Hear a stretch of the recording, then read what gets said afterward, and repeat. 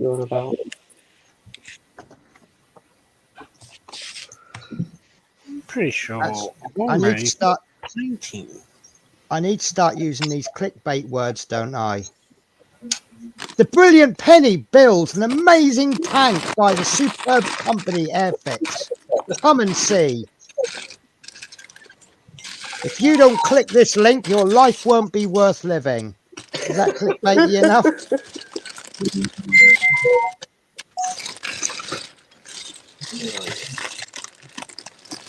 I don't mean to make noise, but I do. It's okay, Tash. We like your noises. I know Did that you'd come miss out me wrong? otherwise. Did that just come out wrong? I know, yeah. Mind you, that pointy thing you just held up on the screen, that didn't really help, did it? Well, that pointy thing, I know where to shove it because it works. Well, let's just hope it does. 12. Is that it, or is it a different one?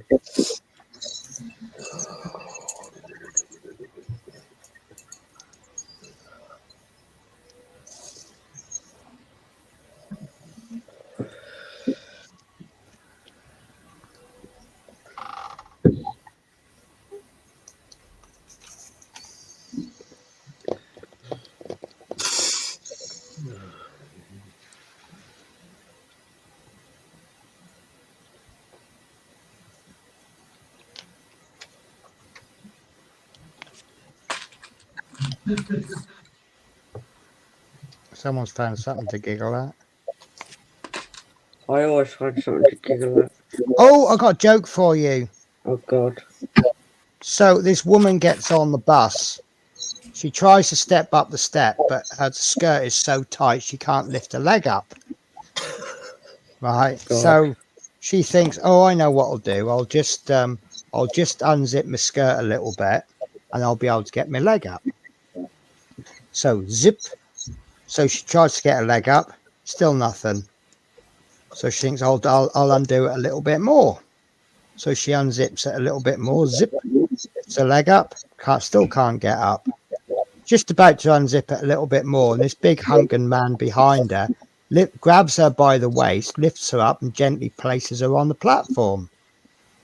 So she turns to the man quite angrily, and she says, "How dare you manhandle me like that?" He says, "Well, I'm sorry, love." He goes, "You've just undone my flies twice. I thought we were friends."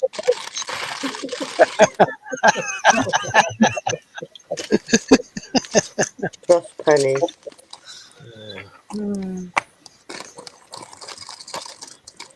Wouldn't that be more than friends? Wow.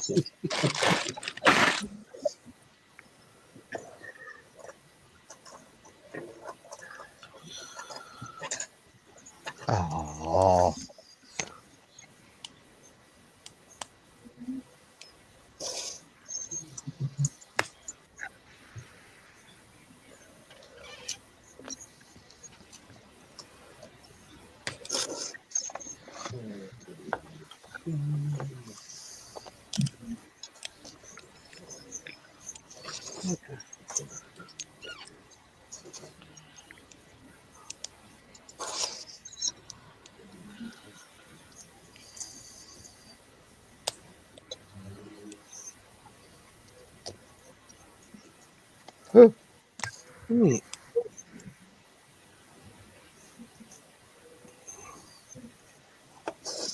Okay.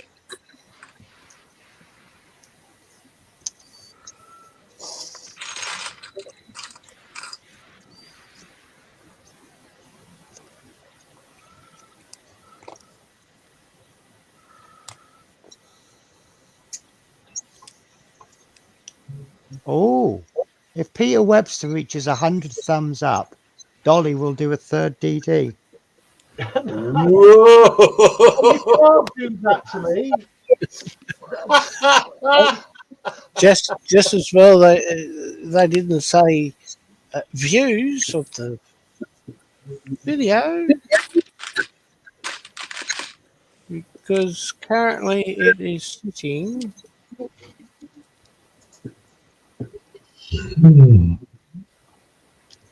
342. That's not a bad. That's not a bad video, is it? You're in danger though, Terry, because it's got 81 likes. That's all right. I've got 19 fake accounts. Now it's 82. It's only been up a few hours, though, hasn't it? Yeah. Yeah. That is absolutely amazing. 4 hours. There you go. It just goes to show if you annoy someone who's well loved, you might as well just do a runner. Yeah.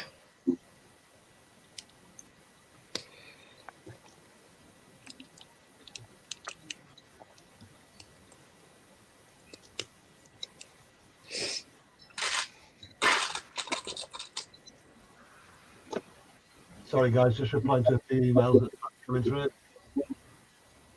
Oh, it's all right. We're kind of used to you ignoring us.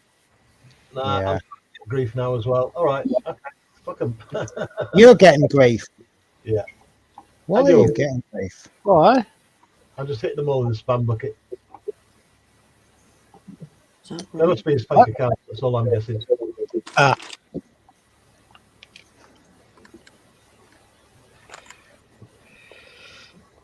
Well, I've got to be honest with you. Doing the same thing over and over and over, I don't know if it's a good thing or a bad thing.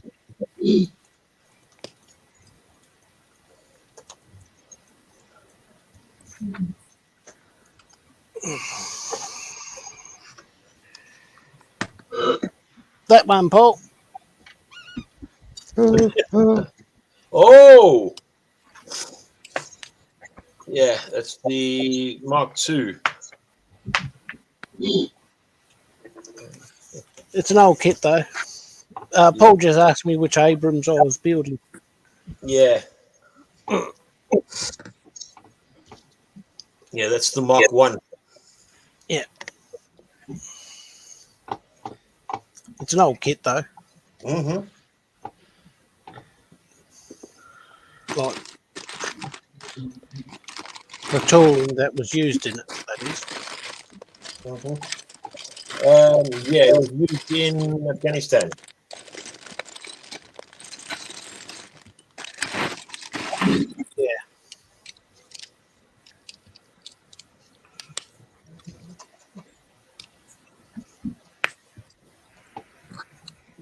So let me ask you guys a question, right? You talk about old kits and we talk about the tooling.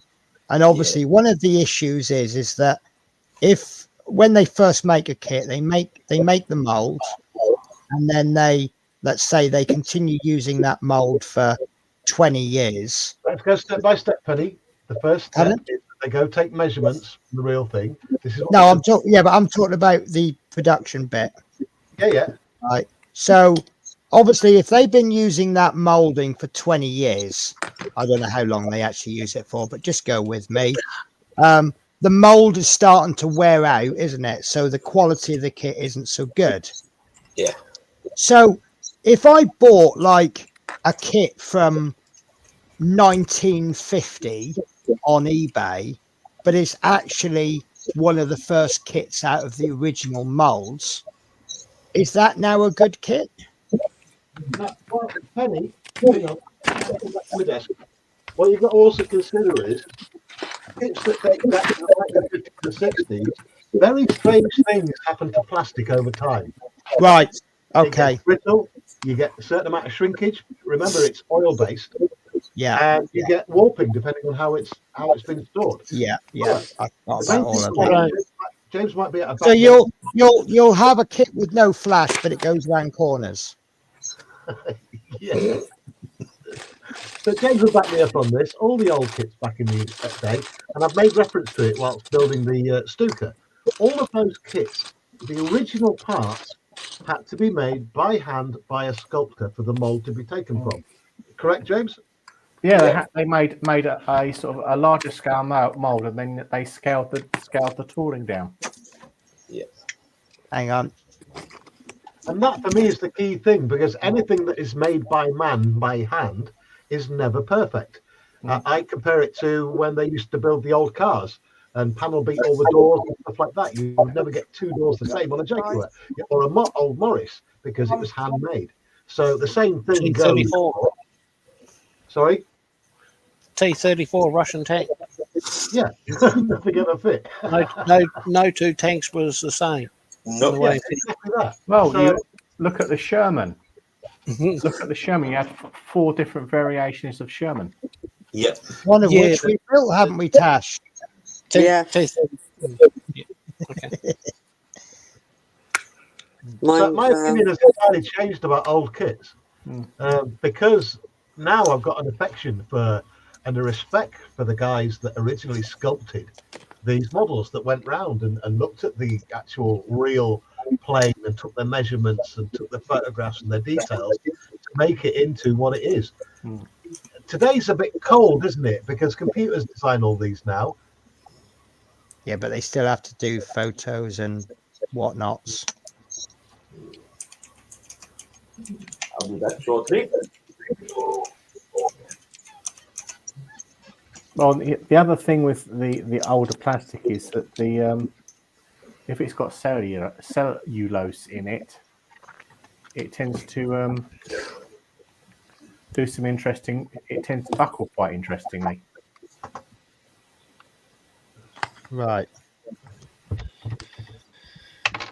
But I must say, I've got that 1964 IMI Panzer IV, and the plastic on that is really, really brittle. I mean, I broke a bit of it just getting it out of the box when it arrived.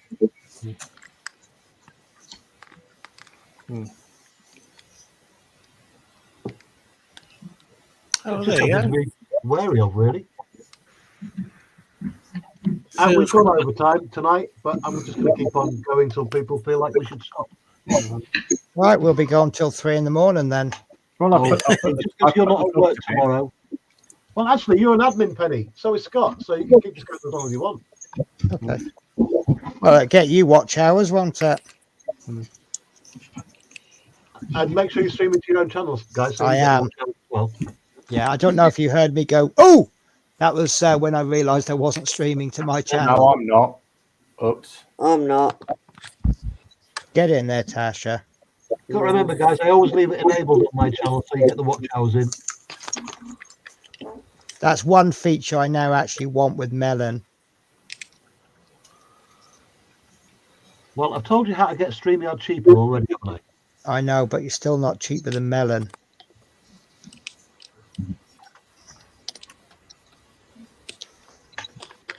Oh, I hate wheels. Okay, guys, I got to go. I'm done for today. Thanks, buddy. Okay, Dominic. Okay, so- see you later. Bye, Dominic. I can't wait. Bye bye. To be honest.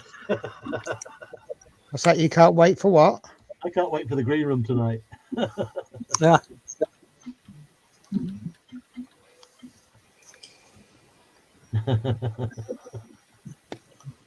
This has been interesting. That's one way to put it.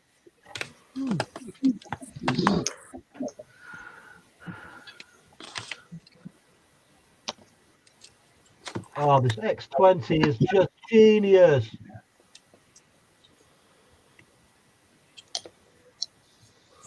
Don't put too much on it because it'll split the decals. I can't help myself now, James. It's working so well. I'm doing Dan Yeah. Dynamite things. Splish splash, You see- splish splash. You see that empty bottle of thinners he's got on his desk? That was full up an hour ago. Oh, that's a point. You know, you were warning me about leaving the lid off the extra thin.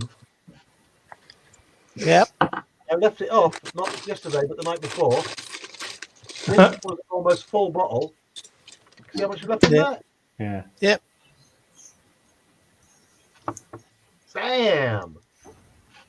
I'll do the same. I forget. Sometimes I'll forget to fill it up and go to bed and come up. Oh, shit. Where's all the glue gone? That's all right. Nip down Screwfix and get some tool clean. You can top that up. Hang on, I've got some chat. The chat's escaping from me. I do apologise. Hang on. Where's the Joshy B when you need it? All Oh, right, I'm going to start there because it's new. All right, Scott says, yeah, we got to that.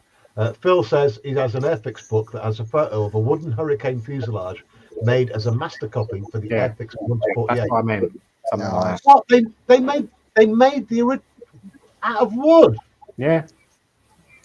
I thought they'd have done it out of a clay or something like that. That's amazing. Oh, No, I suspect they used something like what was commonly available for the aircraft industry at the time, which is Jabrock. who? It's a very hard wearing wood. Right. Okay. yeah, brother, yeah. Live Right. and learn. 16 And wheels. pattern tool makers.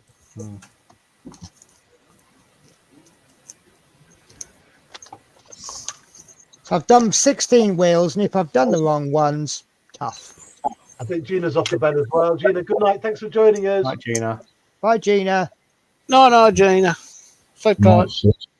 What's this? Stephen Haynes popped back in. Hey, Stephen, how you doing, mate? That is a So cool like for tank, everyone. Lindsay. Sorry? That is a cool tank. Yeah, it's cool, isn't it? I like it.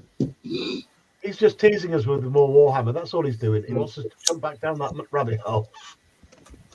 It's getting Hey, there Jake, slowly. how come you haven't been infected by the Warhammer bug yet? Finances, mate, or lack of.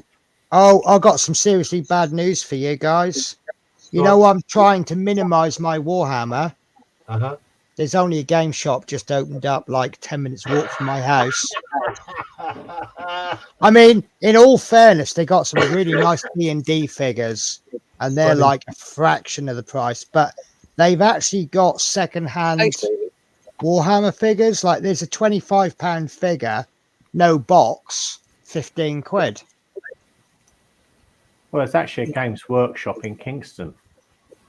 I've been to that one. I knew the guy who ran it. He's a brilliant guy. Because that's near oh, can't remember the. Is it Dave? His name? I suspect he's not there anymore. Well, I haven't been in it for years, but I know it's still there. He's actually the guy. I've got a Corn T-shirt, and he gave me that. They had some big promotion on, and obviously they send store managers stuff to give away to customers. And because my army was Corn, no other chaos, just Corn. And he says, I've saved this for you because I know you'll appreciate it. And I've still got it, and I really look after that.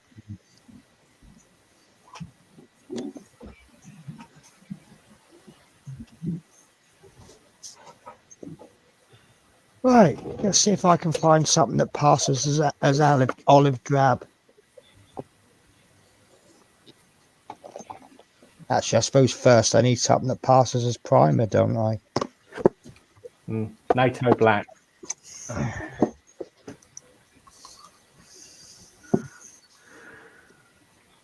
Pretty sure I've actually bought. That's a good point, that. NATO Black. Have you got any of that? I've got a couple of. Actually, bought some of that.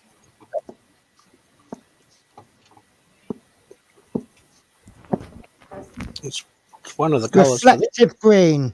That'll do. That's close enough.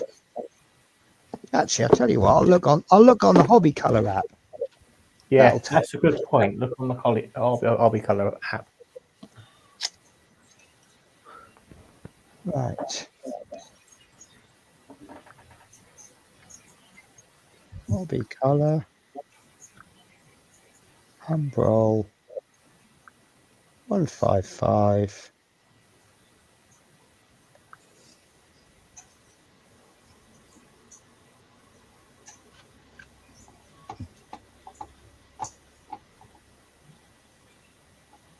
So my nearest equivalent doesn't exist.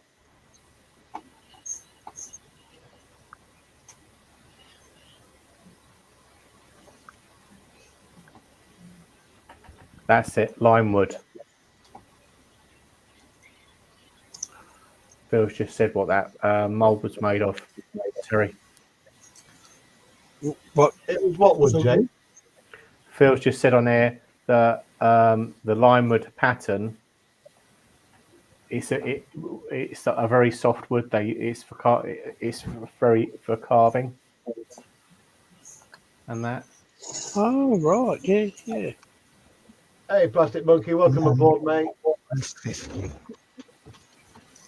Thanks for popping in. I thought you Right, were. so I've got a gunship green, Yeah. which is a 95% equivalent.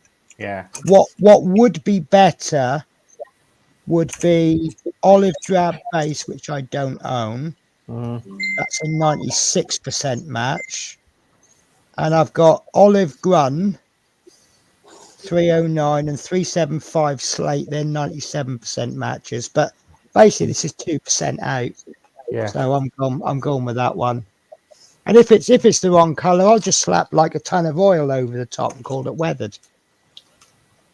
Well, the thing is, you've got to remember is obviously they weren't UV protected for paints. So There you go. Then I'll slap a little touch of yellow in it. Then Yeah. I'll go for 97%, a 95% match. So all I've got to do now is figure out what track color means. Dark iron. I'll find out in a bit. Humbrol acrylic 173 doesn't exist. Terry, you missed a spot. That one over there in the corner. You absolute sod.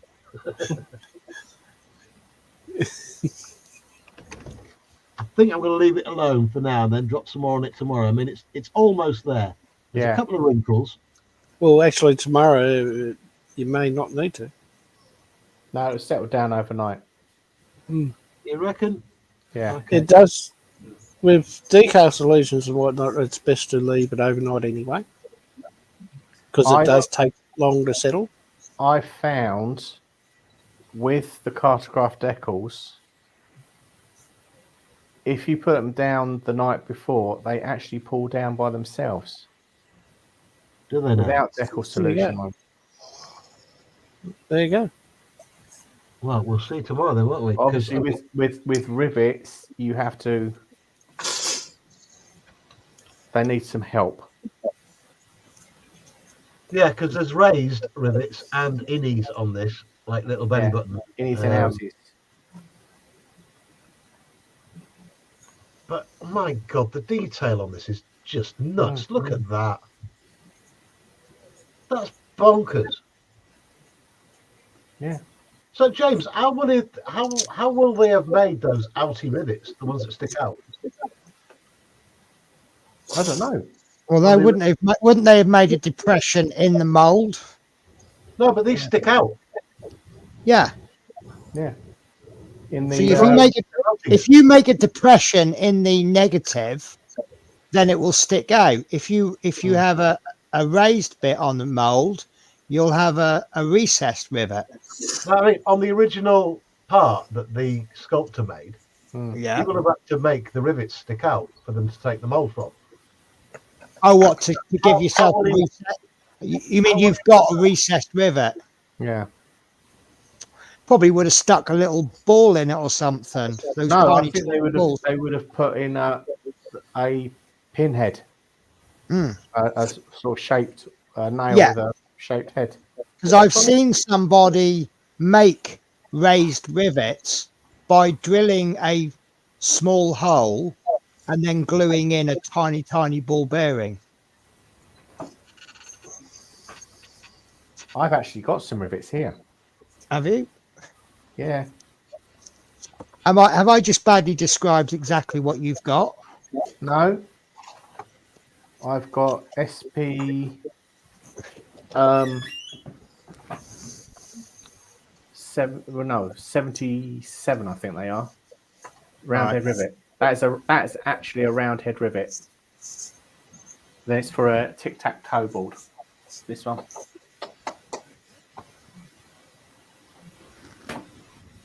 because I built proper aircraft. Robert's joined us in chat. Hey, Robert, welcome aboard. Hey, mate. Robert. Hi, I Robert. will invite you in, Robert, but we're finishing shortly. And we got Gremlin as well joining us as well. Hey, Gary, welcome aboard, mate. Hi, Gary. Sure, I'm stealing one of your brushes until mine come tomorrow. Well, guys, I I'm used to that. think we're going to call this at 10:30 unless Scott and Penny want to carry on. I don't mind carrying on for a bit. I don't know how long I'll carry on for, but I'm happy to. Yeah, no problem. Well, But I will be disappearing at 10:30. Cause some more internet mayhem for a little while before I hit the track. Yeah. Well,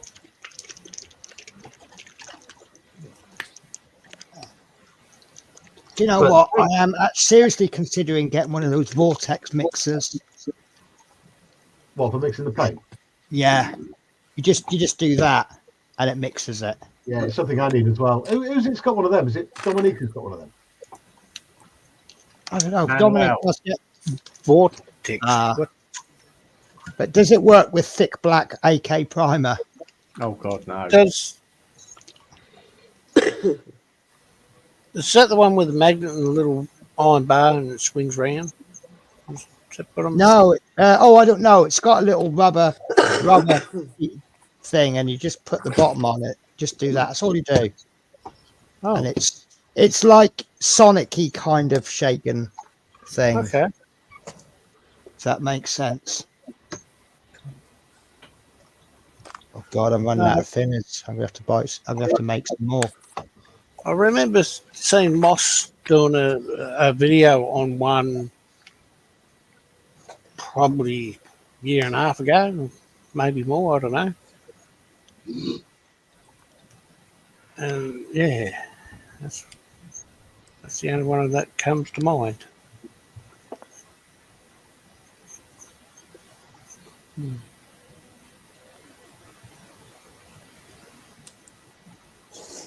Oh, that's good.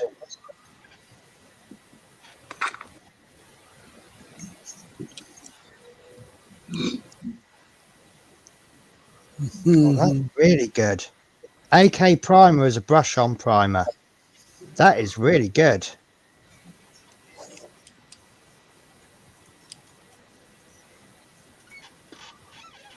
Just wish I had a bigger brush though. So you really are making all the wheels? Yeah. You in that case? No, I'm not. No. Right. So what I've done, I think I figured it out. So I'd do the same. the B wheels, you either do the B wheels.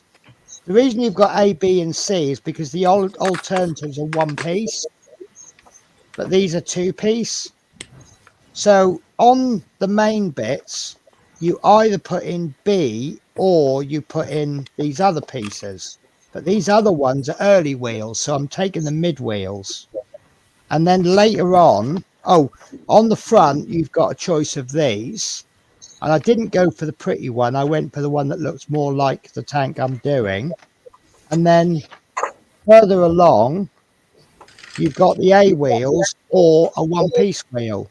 So I've made all of the A and the B's because those C's don't look like the wheels. So I've made all the A's and the B's and these. So I've made 16 wheels. And now I'm just going to paint. I still reckon you should make a trailer for the ones you don't use. Could use that. Use them as applique armor.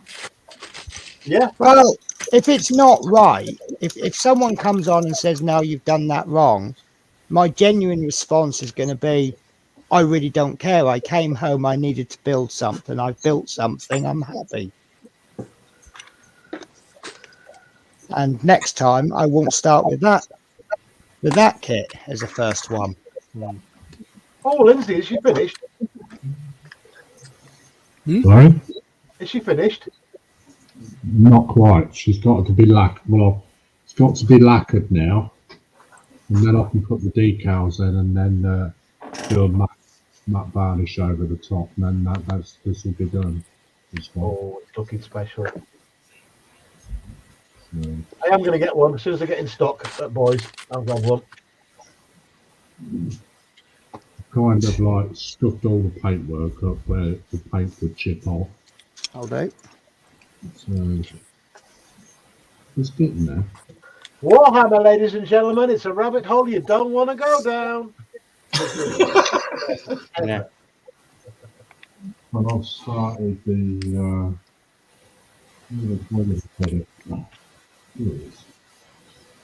I started the base. Got the sand on the bottom. All we've got to do now is just put some PVA over the top of it, dry it out, and then I can start doing the dry over on the bottom. Nice, mate. Look at Ace.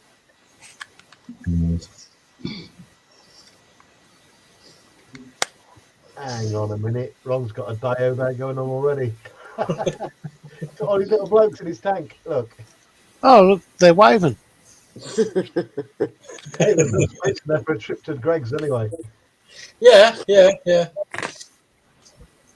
Oh, Looking great, mate.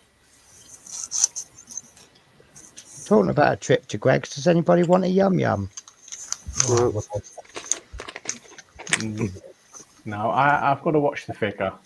Oh, listen, trust me, the more of these you eat, the easier it is to watch your figure. Yeah. You are funny, buddy. How are you getting on with your one, Tasha? Yeah, it's getting to the point where it's getting harder. Good. Good. If it was easy, it wouldn't be fun. If Sprue was here, he'd be having fun with the words falling out of your mouth right now. Well, I'm kind of used to it. Lindsay's off on his way. And the thing is, it's just as filthy as that other one you were making. Yeah. Good night, Lindsay. Yeah, I'm off now anyway, so good night all on panel. Bye, mate. Take Oh, care. what's the pleasure, Night, mate? Lindsay. Hey, that, Lindsay. Night. Goodbye, mate. Stream tomorrow night, Yeah, bye-bye. 7 o'clock. So yeah, Lindsay's got his PPM stream coming up tomorrow night, 7 o'clock. I'm only on for an hour tomorrow night, and I'll be posting links to it anyway. So thank you, Lindsay, for joining us. As always, a pleasure, mate. Do I have a cracked pot? Oh, you bugger. What's the score on the doors? Mike? Smith, IKA Smith Speeds.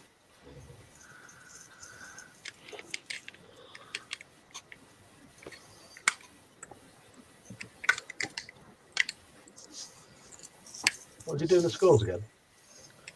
Yeah. The scores.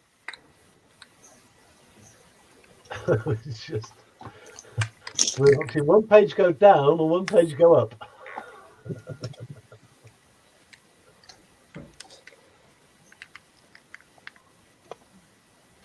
Oh, just break it.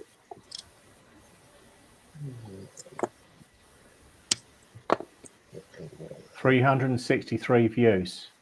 Wow. Wow. 94 comments. 85 likes. 90. Nice. What's the 966? Am I watching the wrong channel? Someone's subscribers. Ah, holy cow. I was well over that.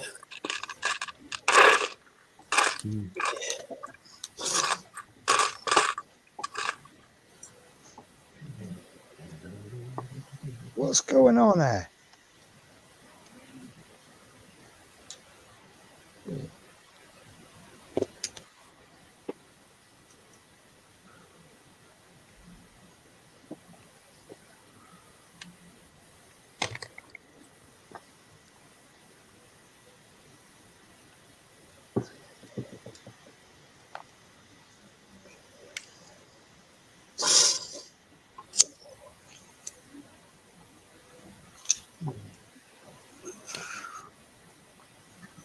like.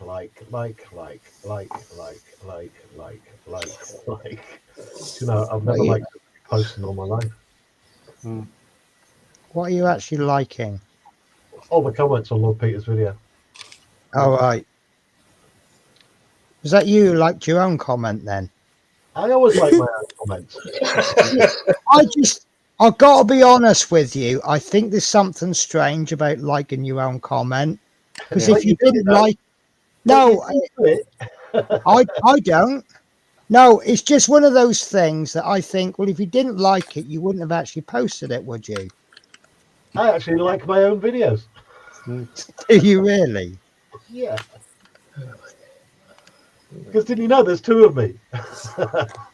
No, it's just that when you get things like Fred Blogs posted on Facebook, Fred Blog likes this. I mean, there's my sister Dolly and there's me now, so Well, yeah.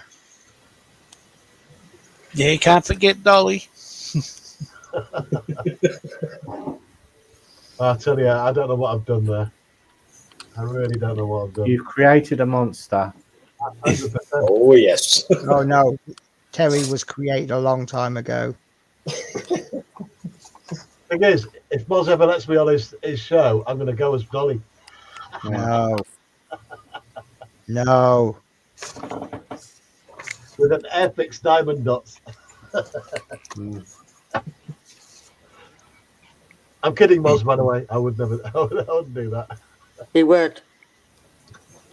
Oh, yeah. You'll have to. Well, Terry's welcome on my, Dolly's welcome on my stream anytime. You're not Terry. Gary T's joined us as well. Welcome, Gary. He's joined me, actually. I'm just Hi, going Gary. by watching the stream, yeah, Yeah. mate. I can see he's from your channel. Nice one.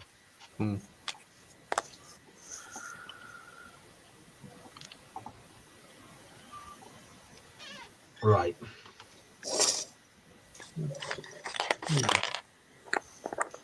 Isn't it weird? Every time I look at that decal, it's settled a little bit more. Imagine what it's going to look like tomorrow. It'll have melted into the wing. It'll be on the other side of the wing when I come back to it tomorrow. Yeah. If you choose something else like enamel thinners, it would have melted. Yeah, Yeah. I get it. So are you saying enamel thinners are good or bad? Enamel thinners can be dangerous. One of the recipes I've got is 1 part thinners, 4 parts IPA. Enamel thinners, sorry. So I'm guessing from that straight neat enamel thinners is a no. Oh, Yeah. guaranteed a no-no. Yeah. That would be like Yeah, a red flag to a bull. Right. Because I remember watching a Phil Flory video once of he was doing an Edard Hellcat. It had the new decals, Mm-hmm. Yep. and he was doing it weathering with oils. So he had the oils and he was thinning it down with enamel thinners, and it attacked the decals. Oh, yeah. Yeah. Is that a case of we make the mistake so you don't have to? Yeah. Yeah.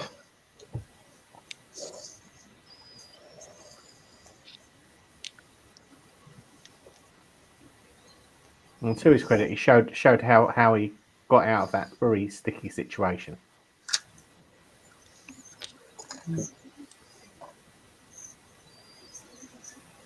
All right. Well, I managed to get some of this primer on my wheels. Mm-hmm. Only about half a gallon on my fingers. Well, haven't you got any cocktail sticks? Yeah. Yeah, you know me. I like to do things the hard way. Oh Yeah, no, come on. cocktail sticks are too small. Good night, Phil. Phil's All right. But I Kebab, just Phil? kebab skewers. Adam. Get some kebab skewers. They're quite useful. That for those wheels. What, that are like long. these? Do you know what? Actually, why did I not think of that? If I chop that bit off,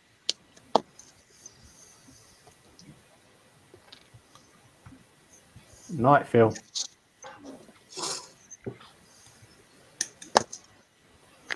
Night, Phil, mate. Take care, buddy. oh, you're a genius. Mhm. Until the next time.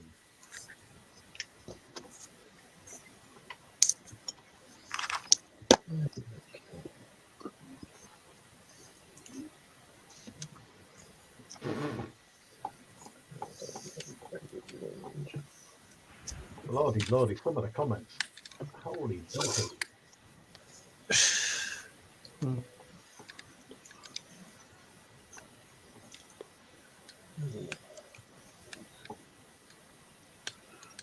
Rob the Builder's just gone live too, guys.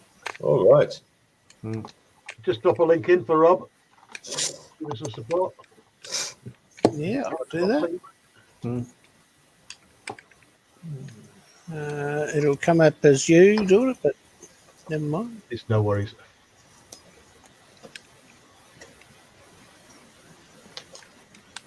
There you go, everyone. Rob the Builder. Mm-hmm.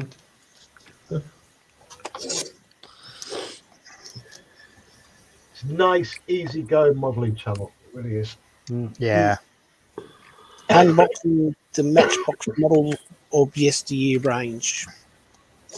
Models of yesteryear. Oh my God, my brother's got a load of them in a box.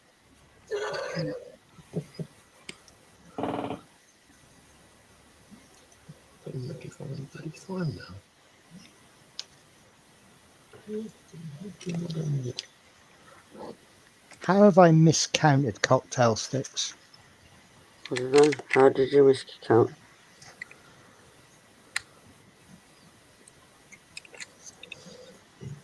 Oh, yeah. Ba, ba, ba, ba, ba, ba, ba, ba. Ah, ba, ba, ba, ba, ba, ba. Ba, ba, ba, ba, ba, ba, ba, ba, ba, ba, ba, ba, ba, ba. Guess the theme tune. Damn bastards. Nope. Hey. Oh no, it's 633 Squadron, isn't it? 3-3 Hang squad. on, Penny. I don't know why I get those two muddled up. Yes, all the mosquitoes were had the glazed noses, didn't they? Yeah, a bit of a mistake. Yeah. Using using a reconnaissance plane as a bomber. Hang on a Yeah. minute. Yeah, but it worked though, didn't it? It did. As a kid, I wouldn't have noticed. Have you seen the version with the big, massive cannon on it? It's Yeah, like I have. the Yeah, like yeah, the World War II equivalent of the A10. yeah. But it didn't have many shots, did it? I don't know the exact details on that, so you'll have to. I think it didn't have an awful lot of shots, but each shot could like completely blow apart an aeroplane. The trouble is with that is it caught fire to the doped linen Yeah, in the fuselage, so they used to come back and they didn't have any camouflage on them.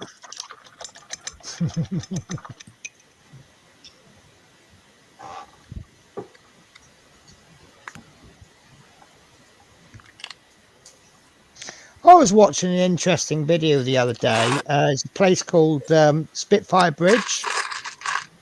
Right? Don't know if you've heard of it. Nope. But Never the heard. legend it is actually fake, but it's a lovely story. There's a bridge that while it was being built, someone flew a Spitfire underneath it. It actually wasn't. The truth is, it wasn't a Spitfire. It was a Typhoon, Yeah. and it was after it had been built, and it took about so many inches of its wingtip off. Yeah. Because as he was flying through, a truck was coming the other way, and he pulled up sharp, took a big chunk of his wing out, and had to explain to his boss why there's a bit of wing missing. But he apparently landed okay, but then the whole aircraft just sort of tipped upside down. And he's like, "Oh, sorry about that. Would you mind explaining what happened?" Yeah. But the actual bridge isn't there anymore. But they still they don't call it Spitfire Bridge. I think there's the road leading up to it is now called Spitfire Way. No. I watched a video the other night of a completely insane video, and I can't believe the RAF do it. But it's where they fly. Oh, what's the latest jet that the UK's got? F-35. Is it those? It's like a mountainside in Wales or something. Yeah. They fly Yeah. real close. And it's just crazy. You get people there taking photographs and movies of these aircraft, and they're like within feet of them. As they're flying Yeah. down the mountain. I had a late friend telling me a tale. He was driving up this mountain road, and the next thing he's looked in his mirror. He's gone to look in his mirror, and there's a tornado. There's a tornado pilot waving at him. Yeah.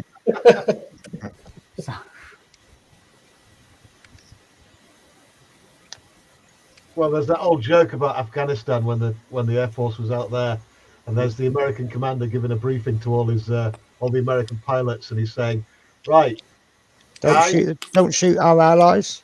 no, well, no, I wasn't going to go there, but he's saying, right, guys, we've got this operation in progress, and we don't want you to fly below 40,000 feet because then you might get enemy flak. But we don't want you to fly below 30,000 feet because you'll get rocket fire, and we certainly don't want you to fly below 50 feet." He goes, "Why is that, sir?" Because the RAF are there.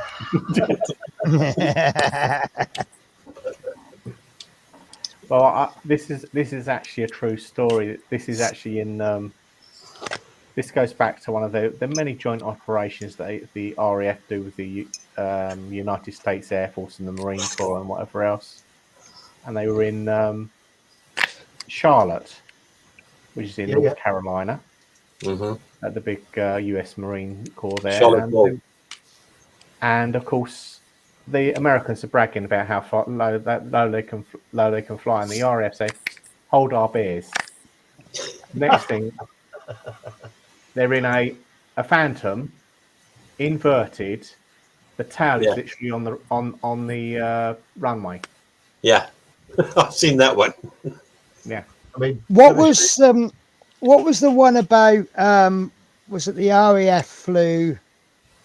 Was it a bomber? Unannounced, they did a low fly pass over the White House. Yeah. And the Americans didn't discover it until they actually went over the White House. Apparently, it almost started a war. Yeah. Yeah. Well, they used to, but it's actually a true. One of the true stories is they used to do tests, and they said, "Oh, we spotted your Vulcan," and they but you didn't spot the 4 Buccaneers that were sitting below it. Yeah. All of which were at the time nuclear capable. Yeah.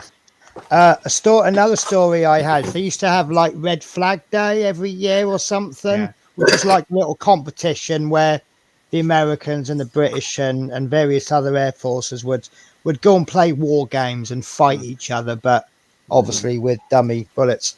And when the RAF were flying Buccaneers, they won that every single year.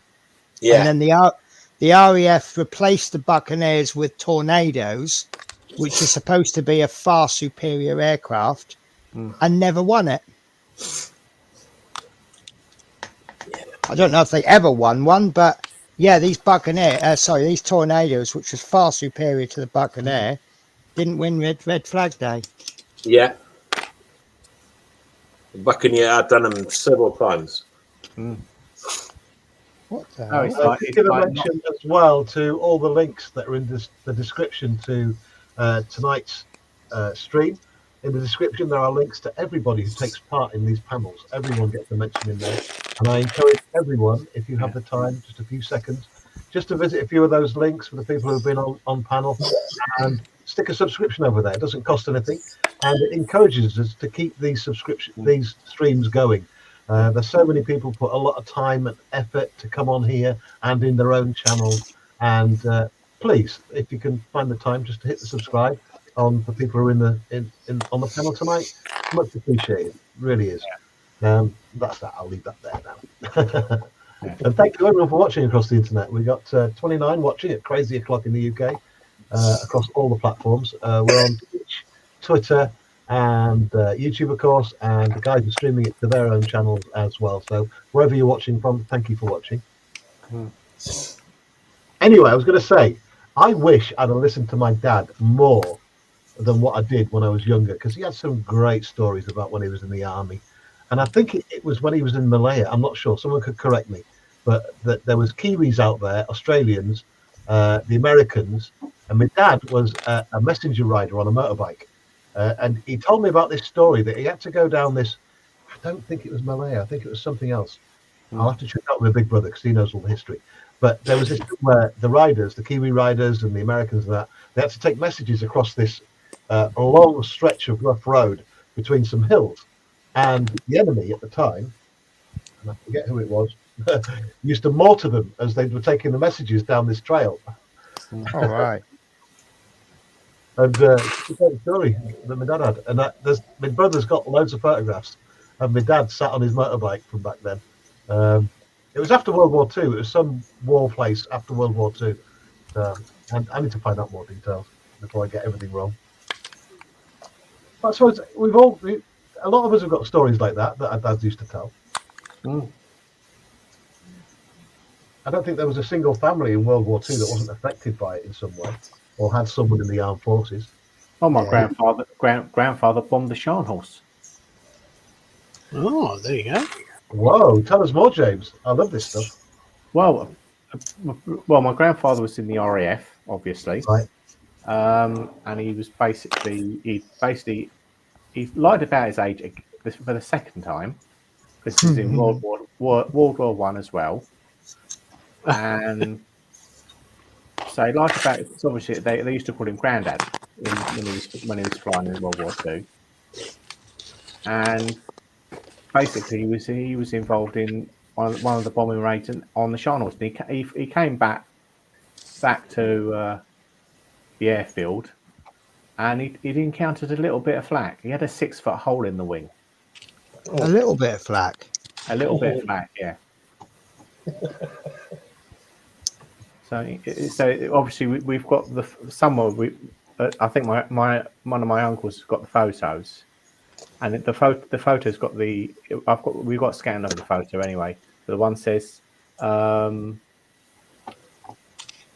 says encountered light flak, and it's got one of his crew, and he's got his head stuck through the hole of the wing. I just love the light flak. Encountered light flak. Yeah. Well, so like my grandfather, he fought in North Africa, and because he was only the shortest guy, he blew up majority of the aircraft that they had there, like the Junkers and that, and I think there was a couple of 109s that he done as well, and he never really spoke about it until I eventually went to the military, and I obviously got myself as an officer when I. And he turned around and he actually said to me that's the first time he ever spoke about North Africa. And he went right up through Sicily, right up to Auschwitz itself. And yeah, he was like, and people say, I said, yeah, but I'm the only one in the family that actually basically followed his directions of going into the military. So. Yeah, that's where I was really disappointed, because I come from a fairly long line of military personnel, but I couldn't get in. My dad was in the army. My big brother went in the army. My dad's dad was in the army. And to this day, I still regret not joining up when I had the chance. My life would have taken an entirely different turn. Yeah, but then we wouldn't be on your stream right now, probably. Well, you never know. So it had a good ending. I might know a bit more about war. No, Shadow, no, because you're in the bad books today anyway, because you're a bully.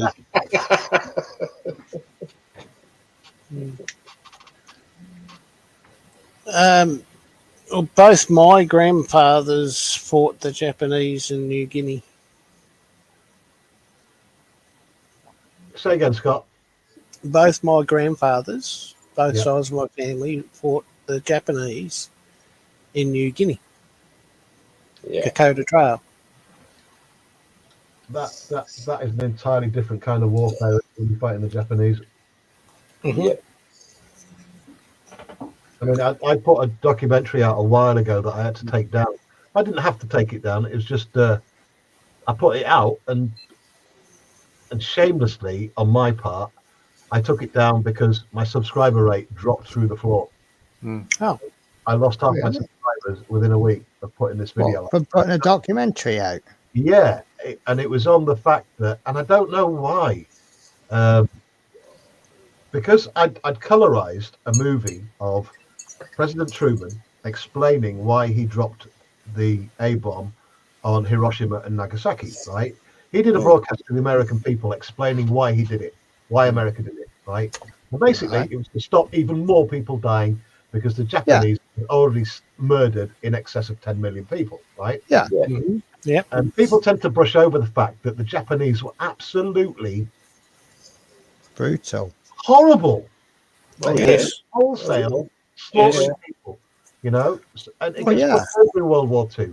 It's always the Holocaust and things like that that take the attention away, you know, Yeah. and the Blitz and things like kind of rightly so. But then again, everyone brushes over the fact that Japan were absolutely awful. I'd say worse Yeah. than Nazis. All I right. was Yeah. watching a video last night about apparently it's against the Geneva Convention and the rules of war to shoot a medic. Yeah. Makes sense, doesn't it? Well, apparently what the Japanese were doing was they were aiming for medics, cutting the heads off the dead bodies and putting them in bird cages. Yep. I mean, that's not just breaking the rules. That's rather disrespectful as well, isn't it? Yeah. Yeah. Mhm. Yep. But anyway, this video that I took down, I went on to explain the amount of people that were murdered by the Japanese on all sides. I mean, the Americans obviously lost the majority of the troops. I think it was something like 250,000 the Americans lost, and I gave totals of everything else. But by far, the people that were hurt the most by Japan were the Chinese. They lost Yes. almost 8 million people. Yes. Right? Yes. 8 million people just slaughtered. You can't imagine that kind of slaughter. You can't. It's impossible for any human Yeah. to even think of that kind of an amount. Yeah. You know, Yeah. I'm not taking it away But- from the Holocaust because 6 million died there, but still, it's. I mean, the thing is, there were no totally innocent sides in the war. I Nope. mean, the British leveled Dresden. How many innocent Germans died when Dresden was well, I'm leveled? not going there because that, you know, That is a sore subject, especially amongst Bomber Command. I mean, we could argue Right. this all night. We could argue this Yeah. all night. But like, anything is all right, done- let's take the dam busters. Okay. Thousands of people died in that one because obviously the effects of flooding the valleys, Mm-hmm. you At know, all and times, at all times, we must remember, all right, who started things, right, and what their intentions were. Japan's Yeah. intention was to conquer Asia, the whole of it, Yeah. together Yes. with the Nazis who wanted to. it's conquer all Europe. about resources again, isn't it? Yep. So You've they were got the something ones who we started it, want. and if we finish it as allies, Yeah. whatever it takes, we're protecting what we have. Yeah. And I that's- mean, if that's if what if you have to kill a few thousand to save the lives of millions, Yep. then you know I'm glad I'm not the one who made that decision, but it is the better decision, isn't it? Yeah. And I use the word better rather than best or good.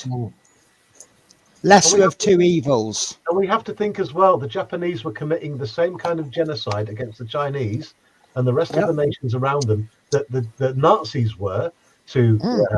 Romanies, Gypsies, disabled people, the Jewish people. Yeah. You know, so when a country goes down the genocide route, I'm sorry, there is no forgiveness. Nope. That's just my opinion. Anyway, I'll get off my soapbox now. Yeah. So anyway, I took that video down. Careful you don't fall. Say again, Careful. Alex. If you careful you don't fall off your soapbox. You risk it.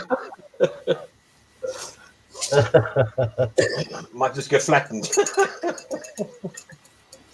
Yep, Scale Model Music just said the lesser of two evils. Absolutely. Absolutely. Yeah. Well, I've just used this AK primer for the first time as a brush on primer, and I'm quite impressed. Oh. Because I can't find, until this, a good primer that I can brush on. apart from Citadel Abaddon Black. But that's rather good. Zinzan Scale Modeling's leaving us. Hey, Zinzan, thanks for joining us, mate. Bye-bye. Bye. And we've been joined by Scale Model Muse. How are you? I would have typed it in chat, but I always get your name wrong, and you tell me off for spelling it wrong. It's a sin. Yeah.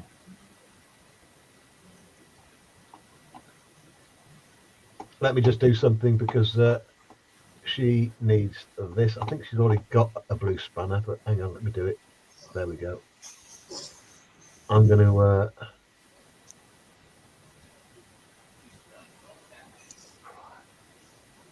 Muse, you're an honoured guest. I've just thrown you a blue spanner your way. Welcome, welcome, welcome.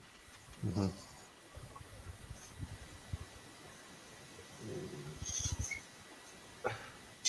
And Andy Preston's joined us as well. Welcome, Andy. Hi, Manuel. Oh, Manuel.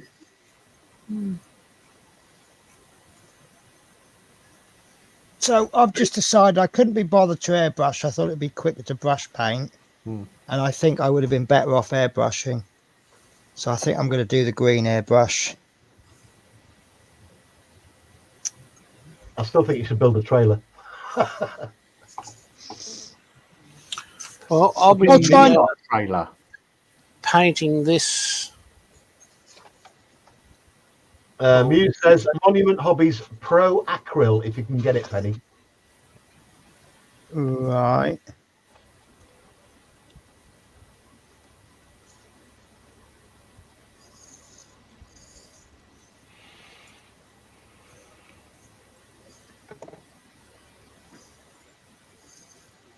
Can I have a part number? Yeah, welcome, Andy. Good to have you with us tonight. I am going to post this again in case people... We've got some of our friends from across the pond joining us right now. And I need to post this link again. Control V. There we go. Yes, we need to direct them to Peter to make them like the video so that we see Dolly Dots. No. Anyway, there's a link there to Lord Peter Webster. If people could please head over there, watch the video. It will explain everything that's been going on over here in the UK. And I think Peter's just trying to warn people about this dude. So if you can go over there, show Peter some love, because he's getting quite a bit of harassment at the moment. He is. This guy's minions by email and hateful comments as well. So we are, as I'd like to say, Oh, they say truth hurts, don't they? oh yeah. So the people on the right side of the community over here, we're trying to give Peter as much support as we possibly can. So head over there, give Well, the video. there seems to be two And leave a comment. camps: those that have seen evidence and those that haven't. Mm-hmm. And currently it is sitting on 392. Yeah, the video is still available. Mm-hmm. I don't think there's no false allegations there, so I don't think Nope. YouTube will take it down. I might have the link wrong. Hang on. Let me post the link in again. You've done the link wrong, Terry. I have. Right, there's the link there. Yes. I apologise, everyone. Ignore that previous. Well, no, I'm going to head over to that wrong link now to see what you have put up. Might be something interesting. He's probably just posted a link for porn. Okay, I've redone the link. I do apologise. The link is there now. I wonder how many times I put the wrong link up tonight. Oh my god. Yeah. That's the correct link. That will explain everything. Oh, 88 likes. You're going to get that Diamond Doctor dude, Terry. Yes. The one thing, I mean, Connie's asked me to mention it on the channel. The one thing that Peter left out was the fact that Connie, one of our American guests that we regularly have on the panel, that's Dragon Lover 68, lent this dude $400 last year and hasn't seen it. So, And he hasn't done with it what he said he would. yep. Yeah. Exactly. Yep. No. Scammed her out of a lot of money. Well, not being funny, because I found out about this when I obviously went to DWP. The Department for Worker Pensions will pay for the license, your license. Yeah. Right. That's So talking on the subject of DWP, yeah, you know that if you're signing on unemployed, yeah, you're only allowed to do up to 16 hours a week unpaid work, Yep. and any income has to be declared. yeah. Yep. And that And includes, that includes get coffee. yep. Your rules are different than ours. Well, I think I don't know how different the rules are, but I think ours makes sense because our benefit system is designed to tide you over while you find a job, not to live on. Yep. Ours is There the was- same. Yeah, see, we have a rule that if you have had £6,000 in your bank account, you cannot sign on for 6 months. No. Oh, right. No, it's 12,000 Because- now, apparently. Is it 12,000? Okay, then. 12,000. So if you have £6,000 in your bank, then you still sign on, but you don't get anything. Yeah. And then when that money's gone or hits below £6,000, you have to provide receipts for everything you've spent it on Mhm. to prove that you haven't just like, oh, let's buy a new car and then I can go and sign on, Okay. which makes sense, doesn't it?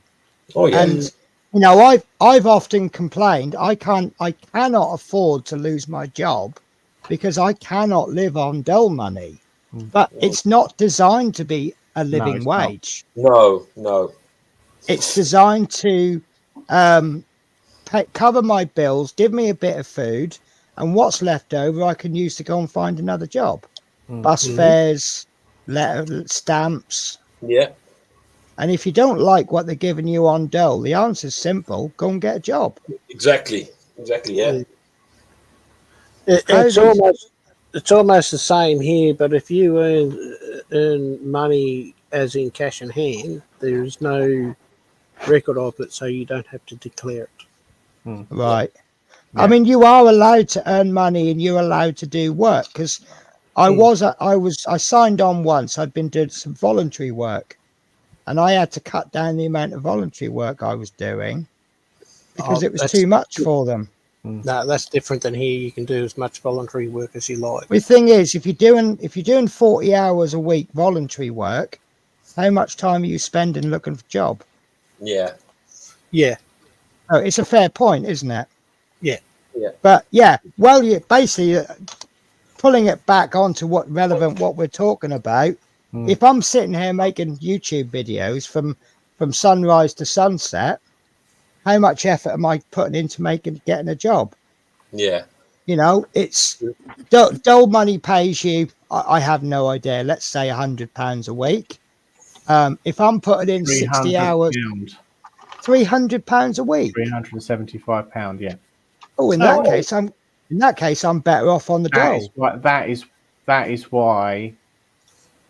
The fact Is that actual unemployment benefit, or is that including things like housing benefit? That is the basic flat rate for universal credit. It's 300. Wow.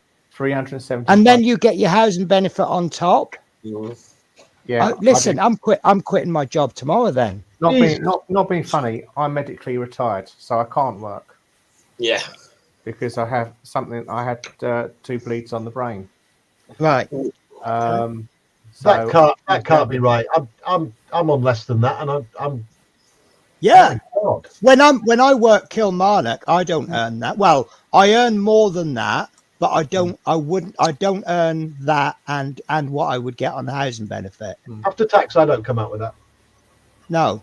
I mean, I do when I'm in London, but I could. So you're telling me I could quit my job, sit at home with my cats all day, and be better off than I am Yeah, in you Kilmarnock? quit No, your job. because you Quit have your to. job, they won't let sign on.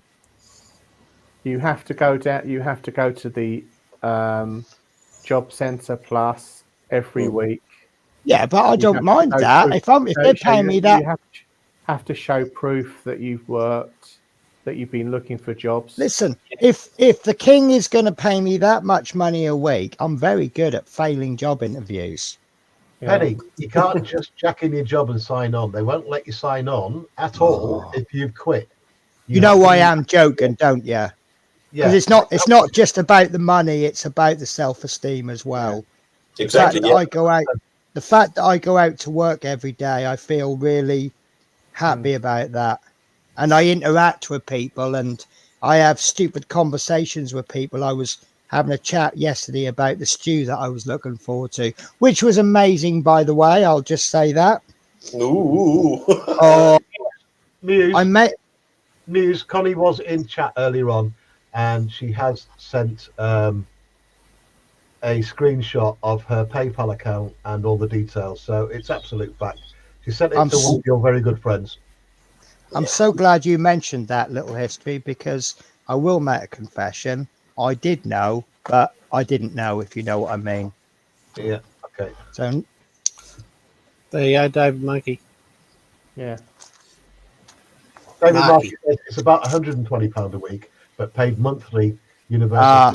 makes Yeah. it includes you have to pay your own housing. Yeah. Gary says, Yes, David, yeah, Well, here we get rent assistance.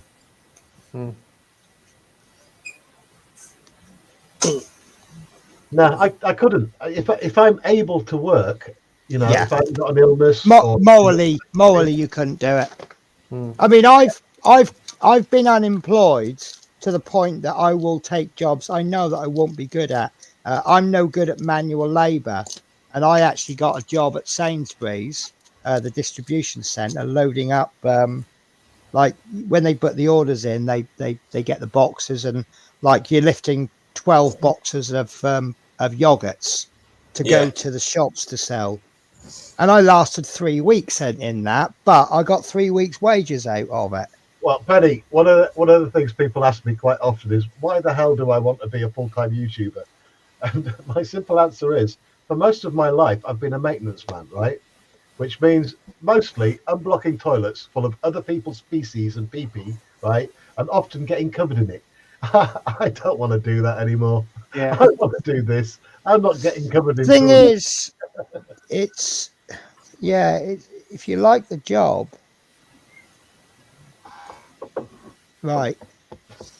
I've just found another mistake on this kit. Yep. Bonjour. Yay, Tam's joined us. Hey, Tam, how you doing, mate? Yeah. Another honoured guest. Welcome, sir. Yeah. Hey guys, I'm going to disappear because I'm feeling myself going on the wrong side of my back again. The arthritis is playing, which is not Right, very Matt. pleasant. Yeah. Rod, It's you time get some to rest, go mate. lay down and behave myself. And it's good to see you again, my friend. You Night, should join Rod. us more often. Likewise as well. No, thank you very much. At least I sat down for about 2 hours, which is unusually. Push me luck on that one. And your troop your armored personnel carrier is looking awesome. Can't wait Thank to you. see it now. Yeah. No, I should Good have. night, Ron. Thank you. Thank you. Bye, guys. Bye. Take care. Bye, idiots. Bye. Back to James we go. Hey, James. Oh, we've got 2 G sprues. I wish Tam was here early. He could have explained them wheels to you. So I think I figured it out to the point that 90% of everyone who sees it will go, "Oh, that's nice." Yeah. And the thing is, it doesn't matter what I do, there will be a percentage out there that'll go, "That's wrong, that's wrong, that's wrong." The thing is, it's your life, you do it around your life. Well, look, I mean, What's always scared me off, and I was told about this. I mean, one of the things that's always scared me off about tanks is it's, in my opinion, it's one of those things that has to be weathered to at least some degree, because once it goes out in the field, it's going to pick up mud on the tracks, isn't it? You've only got to drive it like 10 yards and it's going to get dirty. At least aeroplanes, if you clean them up, push them out onto the airfield, you've just got a bit of dust on the wheels. Yep. So that's the kind of scary bit. Well, when they were going across France and Belgium and Germany, they were getting literally covered in mud. It was one of the wettest winters on record. That one. Yeah. But you've only got to, I mean, what do you call them? Temporary bases where they set up a camp. You've only got to drive it one end of the field to the other, and you've got mud. So it's the weathering that's always scared me off. But someone said, yeah, just make it and give it a go and see how you get on. And this is why I have this kit. And if I don't, fire. What's that? I'm just adding fuel to the fire. But the way I see it is, if I don't like this kit, yes. Yeah, if I don't lighter fluid on it. Well, no, I wouldn't do that. I'll That do was on my it. stream, that wasn't it? Yeah. I'm just Yeah. fanning the flames. That's the best comment ever I have received in all my life. Well, I always say when you get negative comments, you're making it, Yeah. because they leave you alone if you're a crap channel. He's got no choice now. Yep. But yeah, if this is a horrible kit and I don't like it, I just won't build another one. But at least I've given it a go. Scale Model Muse says we have so many here living on the system, it's disgusting. They get more money for squeezing out kids than I do working. Yeah, to me that's the difference. If you're purposely living off the system, I've got no time for you. If you're on the system because of circumstances and you're trying to get yourself out of it, then I've got all the time for you. Absolutely. And people on disability benefits is a completely different entity as well, because I don't know one person claiming a disability benefit that actually wants to be claiming it. Do you know what? Incredibly difficult. I was allowed to have it, but I wouldn't claim it for 3-4 years. I always said to myself, there's got to be someone worse off than me that could do with it. So I wouldn't have it for about 3-4 years. Oh, don't get me wrong. I'll claim it. If I lost my job, if I'd have lost my job today, I wouldn't be on this stream right now. I would be filling in the dole claiming form. I'll claim what I'm entitled to, but I will be doing my absolute best to get off the system. And I also know the longer you're on the system, the harder it is to get off it. So the trick is to get off it in a matter of weeks rather than a matter of months or years. Yeah, the benefit system is there for those who mentally or physically cannot work. Yes. Yeah. That's what it's there for. Yeah. I mean, everyone has bad luck. I'm not going to judge anyone who's on the benefit system. It's what you're doing to get off it. I like to say why you're on it. I'm not judging anyone who's disabled, and I think the system should be doing a lot more to help them, because I think the system is against. It's like this PIP application form. It's so confusing that people end up with a lot less money.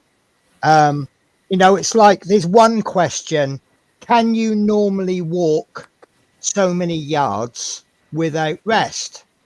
Now, the way it's worded, people will go, well, yeah, I managed to walk that far last month, so I'll tick yes.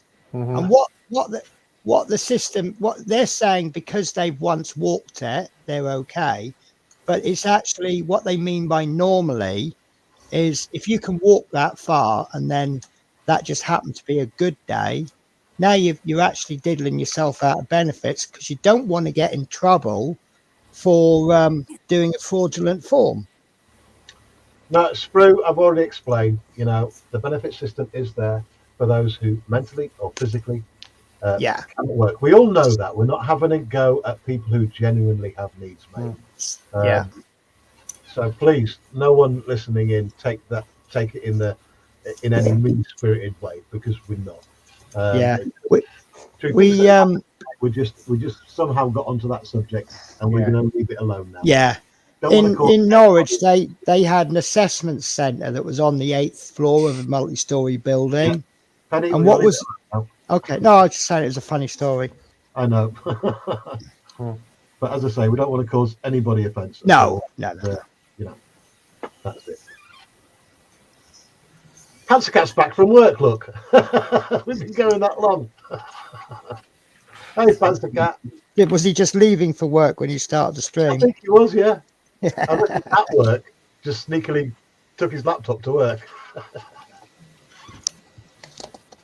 Great stream the other night, by the way. I forget whose it was, but one of the guys, I think it was, I can't remember now, but he was driving his truck. It was just him driving around. And there was loads of people on the panel. Who was it? Oh, God. That was on Collins Street. That's Randall. Yeah, it was Randall. It's brilliant. Well, we were I was hoping and praying he didn't fall asleep. No, the thing is, their reckon would be so light years ahead of ours. To be able to stay streaming while you're driving. Yeah. In it was 1080p, 720p as well. Yeah. He only dropped out when he got a phone call. Sam just said, we don't want to cause offence at all. Speak to yourself. I'm here to offend as many people as possible. Yes. Sam, you've been on the whiskey again, mate. There's too much iron brew. Tam says, bows, evening Panzer. Thing is, I like Tam's first comment when he first came in. Hang on a minute. Where's it gone? He says, hi to everyone at Jeff Light, David Markey, Grandma's Model Mayhem, Teresa and the Smiths, Model Muse, and all you effers on panel. Yeah. Man. Right back at you. Why do I think that's... No, I don't.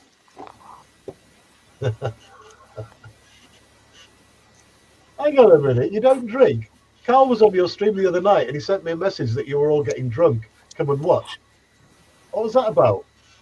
He was getting drunk on dehydrated water, wasn't he? Dehydrating. Oh, dehydrated water, I get Yeah. it.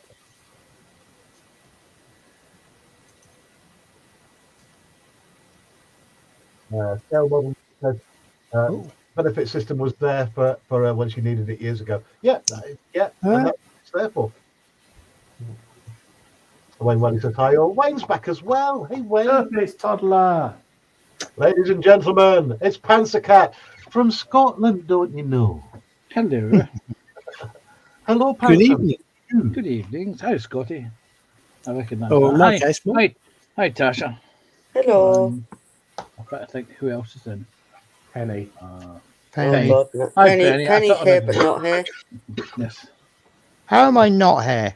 I don't know. And who's top Yeah, but left not- hand? Who's top right hand corner? That would be me.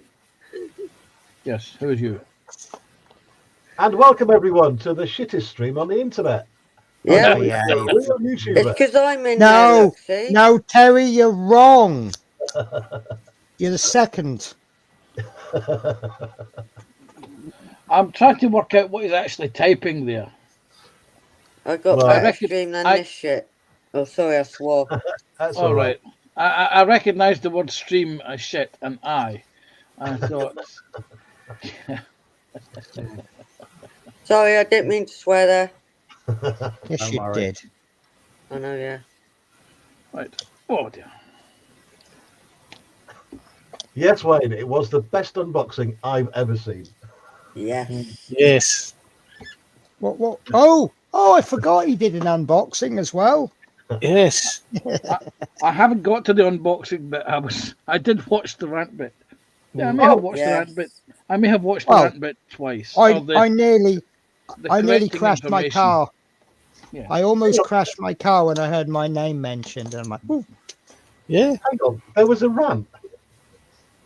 yes. I only watched the unboxing. Why? What happened? Oh. Well, apparently someone's been a bit naughty on YouTube, and Peter got some stuff off eBay, and he got some really nice paints. Someone's been a bit naughty. Wow. Yeah. That's mild. Well, you know me, I'm a rather mild person.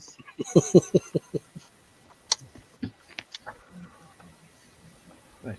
Thing is, Uncle Tam's got something coming up as well. Jesus Christ. Oh, really? Yeah. Yeah. Tam The doesn't Salem know- witch trials come to mind when about this now. So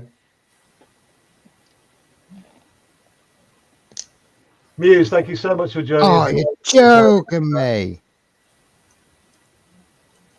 What's going on now, Penny?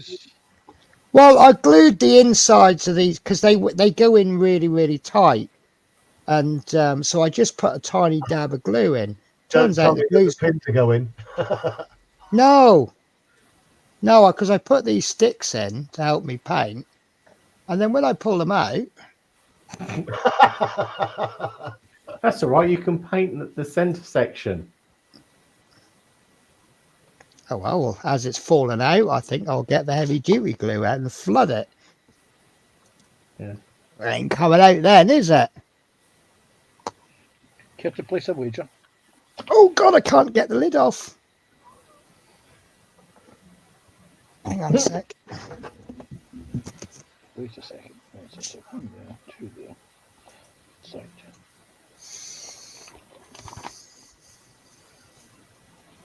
One, two. Jeff Light, good job you spot the name right. You're the- Nothing on this earth will defeat me. Except that.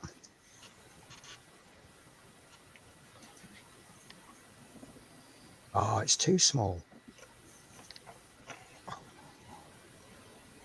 This is like a 58th in one opener. And I can't.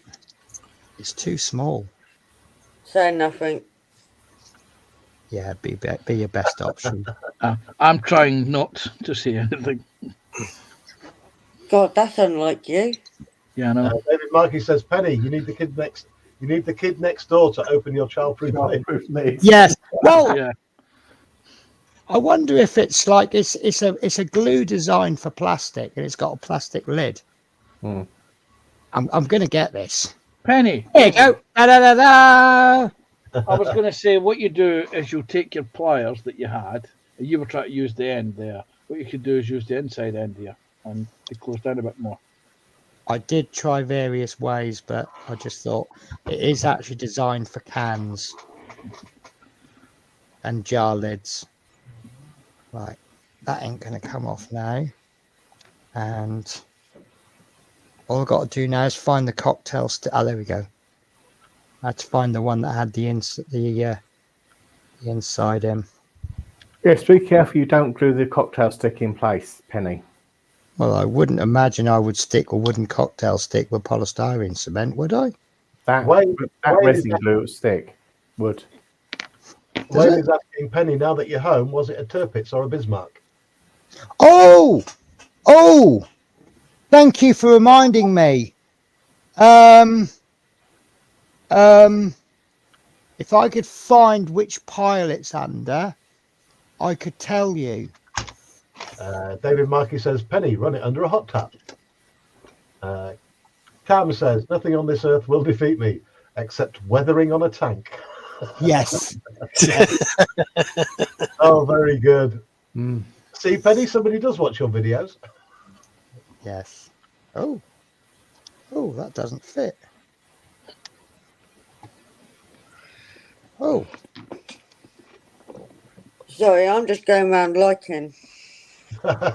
Oh, I haven't done that for a while. I bet there's way more comments now as well. I don't know. I'm just going around liking and just smiling away. And Well, that's no good, is it? Wow. Wheels wow, don't wow. fit. Those look remarkable Sherman wheels, Penny. They are. Don't go there. That's Go what on, it is. Hellcat. like, M10. M36. I don't know anything about an M36. It's a Sherman. It is a Sherman, it's, is it? it's a tank destroyer based on the Sherman chassis. Right. But these wheels, Don't fit. unless I've got the wrong wheel, I've got the wrong wheels. That's why. Oh, look, they fit when you put the right wheels on. They do, don't they? Yeah. Learn something new every day. Yeah. It's like having a bicycle and trying to fit car wheels to it. They don't fit. Yes. Unless your name's Colin Furs. It looks a bit like a soapbox derby racer at the moment, doesn't it? But it'll sure look interesting. Now, will they be glued on? Wow, nice comment, TBG, by the way. What's that? I'm just saying, TBG, nice comment on that video. don't know. I haven't seen it yet. Well, there's a lot to get through. Oh my God, how many comments? Yeah, there is a lot. There's big, huge ones. I'm saying nothing. 98 comments. Oh God, it was 40 odd when I looked at Uh-oh. it. That was He's in trouble now. Who's in trouble? No, because Nigel's watched this video. Nigel, what? As in Nigel's modelling bench? Nigel's modelling bench, yes. Right. Ah, Does he have any involvement with the person who's being ranted about? No. no, but Nigel recently produced a video that because somebody that he was streaming with, he had a disagreement with. Yeah. Okay. And lost that person quite a few subscribers. Okay. That's good. Not going to name names. Well, I'll have to worm that one out of you another time then. Okay, I'll tell you, Penny, just because it's you and because I like Ah. Ah, Okay, thank you. you. Sue Chaplin, known as Ice Queen. Really? Yes. Yeah. No. Nigel's modelling bench was involved with her, and there was, and he lost quite a few viewers because of that on its own. And then they apparently had a falling out, Okay. quite a big falling out by all accounts, because the person who she used to stream with was her neighbour down the road, Chris Conybeare, Right. and he stopped streaming with them as well. Oh, I always thought she was lovely. I mean, I don't watch her as much as I used to, not because I don't like her or anything. It's just because I just don't get the time. Well, might put the cat amongst the pigeons. I'm gonna rename my channel EastEnders. Yeah. Oh, Oh, you reminded me of a joke. Your mum's so fat that when she fell down the stairs, I thought an episode of EastEnders was coming on telly. Bum, bum, bum, bum, bum, bum. Yeah. Sorry. Oh, look, talk of the devil. Yeah. So I see. I need to keep watching streams then, just to get the gossip. Oh, yeah. Basically, yeah. That's what I do at night. Well, No one's live. As soon as I come off this, when Terry goes, that's it. I'm gallivanting around YouTube, me. you love that word, don't you? Gallivanting. Well, I've always said it now, haven't I? Since when I used to gallivant every day, near enough, wasn't it? It's been a while I since I've think done this that. colour Really. is wrong. I don't think this is anywhere near olive drab. What colour are you using? Well, God, no. I found a 95% match with, My God. but that's not anywhere near, is it? Just use dark green and get away. Right. Just gonna use the put it- dark Right. green. Okay, do you have black, Penny? Funnily enough, it's in my hand. I'm just about to put a tiny drop I was going in. to say, do you have yellow? Yes. He looks Okay, like okay. Oh, See- are we talking about going up and down with the black and the yellow? No, Oh what my we're going to do God. is we're You're going to Bumblebee. we're going to teach you how to make olive drab paint. Tam says that looks like RAF dark green.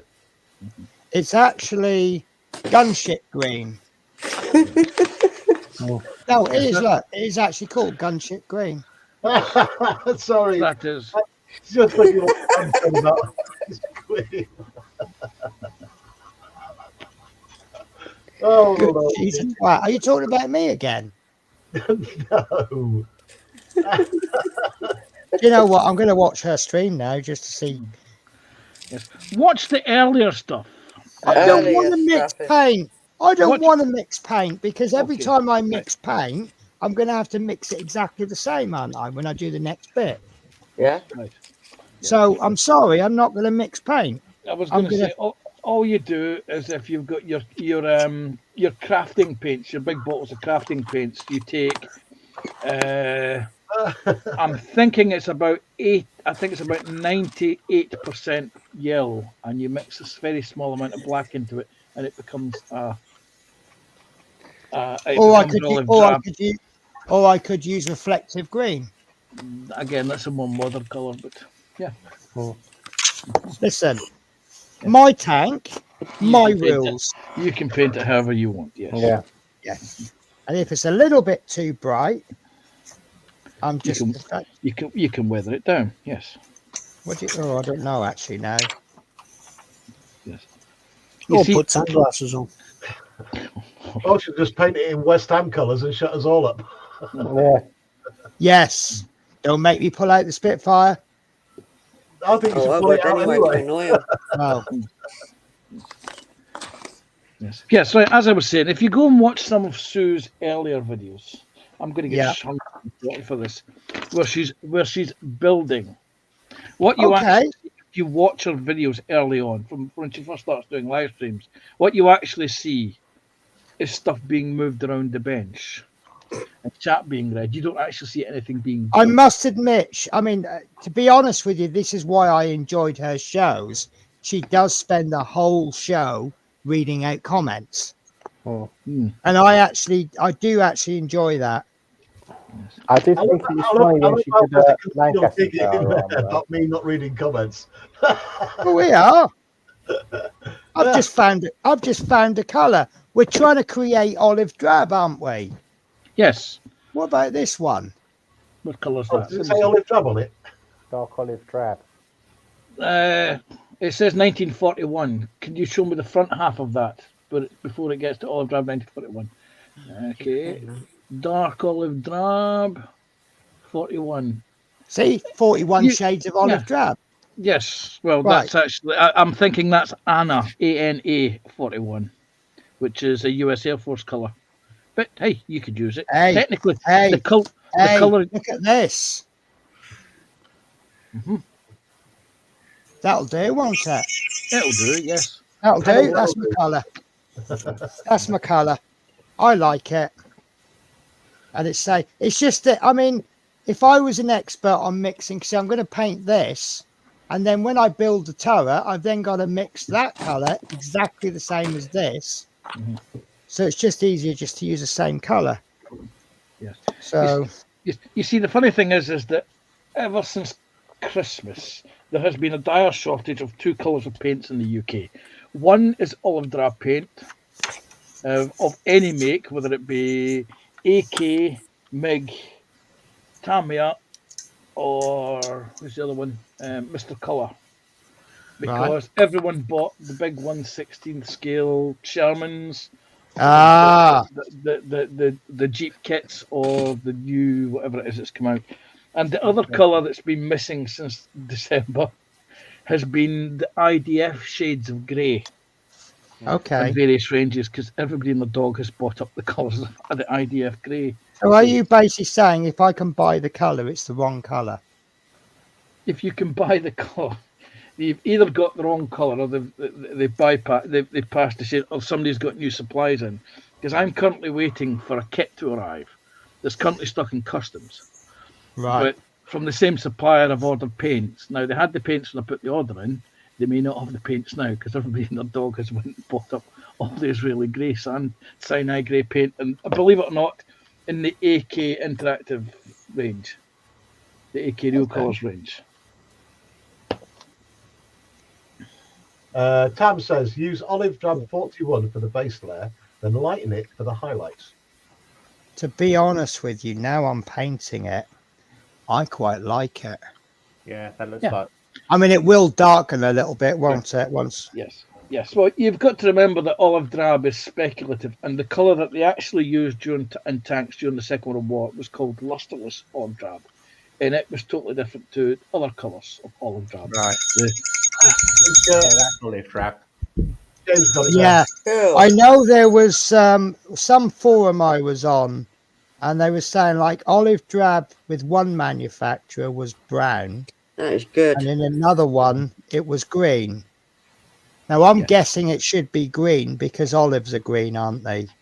Well, I'm assuming that's what I'm assuming that's what olive drab means. Olive as in the vegetable-y fruit thing, whatever it's. Is that fruit or vegetable? It's a fruit because the seeds are on the inside. I don't know. But you can. The thing is, you can influence the color that you of the green or the yellow or whatever else by the color of the primer you put down. Yes. Yes.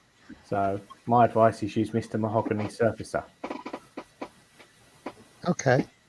We've got Sprue Glue asking if he's missed anything. And then we've got Dave from DS Models joining us. Says hello, everyone. Then there's lots of hellos going on. And then Tam says the olive drab the US Air Force uses completely different to the olive drab the Army used on. Yes. Yeah. Yes. Right. And then you've got modern olive drabs. Right. Let me just say an example. Oh dear. Orcs is best says, I like your little medic truck. That's a Yeah, that is cool. Yeah. I like that. Right. Here we have olive drab. And that's been done with. Are you now about to do the here is olive drab and here is olive drab and here is olive drab? Yes. Here we go. These are olive drabs. Okie dokie. Yeah. Answer, why so many? Because it came in a box set, that's why. And nobody had that. Nobody had that colour. This is the olive drab that you get from Tamiya, right? Now, this is a modern olive drab. It bears no relation to Second World War armour. This is olive drab. This is 3370. Right. It's a dark olive drab. And if memory serves me right, this is, let me see if I get this, the colour of olive drab up to 1943. After that, they used lustreless olive drab, which is, if memory serves me right, is this one. Nope. This one. Now, you notice there's a big difference between those two. Yes. Big difference between the two colours. Because the way that the paint was stored and manufactured. And then you've got a colour shift again, and then you have the colour up to 1950, which is this colour here, because it changes again. And that's just in the span of 10 years that this colour has went through its colour sequence.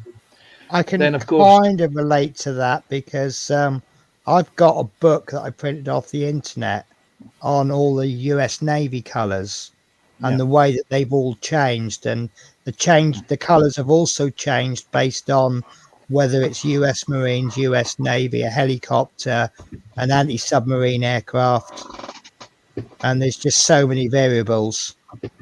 Wait a second, I have it here. Here it is. This here.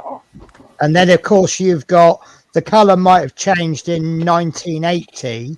Yeah. But this particular aircraft might not have been repainted until 1984. This is what you need to get your hands on if you can find one. And they were available in the UK. They were about 60 quid last time they became available. It's the Federal Standard Colour Chart It's the Oh US. yes, I keep looking for that. And this literally has all the colours mixed in the colour rainbow to the federal Yes. standard, the US equivalent federal standards. Yeah. And you'll find that a lot of colours from the Second World War are no longer manufactured, are no longer painted or produced, because they were produced with what's called ANA codes before they introduced the ANA, federal yeah. standard. Yeah. Yeah. And this is one thing. Now, I inherited this from a very good friend of mine who passed away best part of 30 years ago. And this one was printed in 1989. And I think I Right. got this about 1995, 1996. If you can buy them, I don't think the federal government in the US actually make these anymore. But Right. there are equivalents for British, which is the BS, the British Standard Colour Stains, and the German, which is RAL, RAL. Sorry, I've just seen that comment. This topic is anything but drab. Wayne, you still got it. Yeah. Do you know what? This is all information that, you know, you have these funny little conversations like, must be about 10 years ago. We were having a conversation about the B-20, I've forgotten the name of it now, the Doolittle Raiders. B-25. B-25, that's what I was going to say, but I thought it was wrong. So the zinc chromide inside, I think it's yellow, and I was going to do it green because that's what zinc chromide is. But it turns out there's a zinc chromide yellow, and the B-25 is not what you think it would be, and it was all down to the factory. It is green, is it? Is it green and they're usually yellow then? Depends whether they've mixed it. Right. So. Tam, that's not too strange actually, because there was obviously pink Spitfires in World War II, because I know, what was it, the female pilots used to take them from base to base? They were PR, photo reconnaissance planes. They were pink to begin with, and then eventually they turned to blue, photo reconnaissance. I think Tam already knows that anyway. He's just taking the mickey. But I was told by a very professional modeler, right, one of the most respected people on the internet, that all Spitfires should be. What are those colours again, Penny? What? West Ham colours. Oh, yeah, the blue. Do you know what? If I could figure out what I'd done with this Spitfire, I'd show you. Because it is after the watershed. It is a thing of terror, of pure terror. I mean, I will admit, I'll be the first to admit, I think it's blasphemy. But I did it for someone who thinks it's absolutely lovely. But then, if you're a West Ham fan, you're already delusional before I made the Spitfire, aren't you? I mean, they still believe they won the World Cup. It's the most horrific aircraft I've ever seen, Penny. Yeah, I totally agree. Unleashed But aggression. to be honest with you, it's a little bit fun, actually. Oh, you've got to get it out, Penny. If I could figure out what I've done with it, I would. I think it might be in the fireplace. That wouldn't surprise me. No, it's Nope. oh, I'm so sorry. I don't know what I've done with it. It's no worries. It's either under that pile or under the pile that's under that pile. Penny's filing system must be very entertaining. Oh, Thing is, Penny's got a thing out loads of times on my stream, so I'll just go back and I'll clip a bit. yeah. You're looking at the person who had a go at their lodger for losing a plate. He's denying it, and I'm gone, well, you must have done. You've must be. No, it's not in my room. 3 weeks later, tidying my my room up, there's the plate. Hey, that's a good point, by the way. David Marquis just said camouflaged. Is your room decorated in West Ham colours?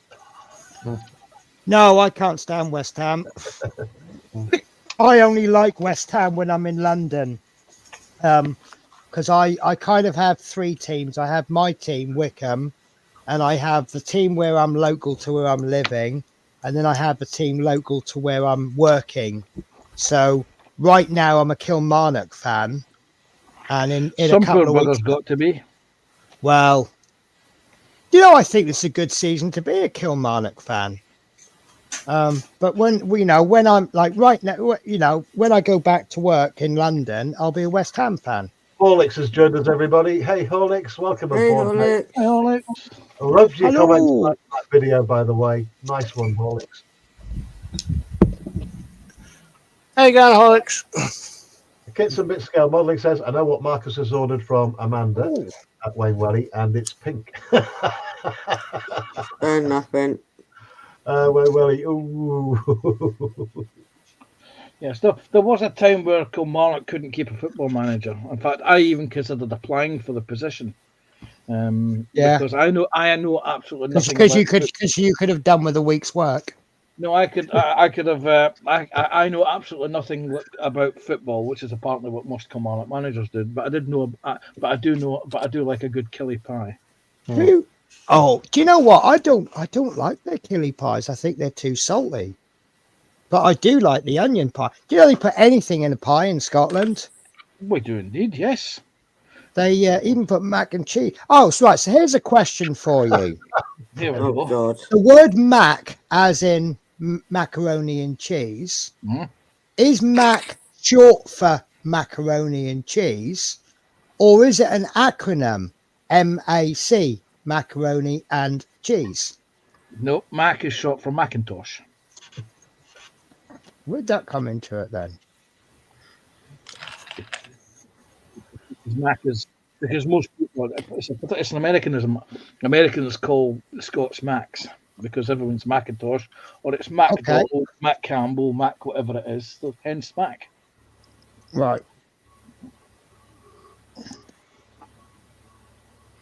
And that's ended that conversation. And Kits and Bits has also said tarmac, Adam. Yes. Tarmac. Yes. Basically, Mac is anything that's Scottish. Doesn't Mac mean son of originally? You got me there. It also means it's a form of coat, Macintosh. Get your Mac. But I'm sure that the original naming system in Scotland was you would just be called son of your father.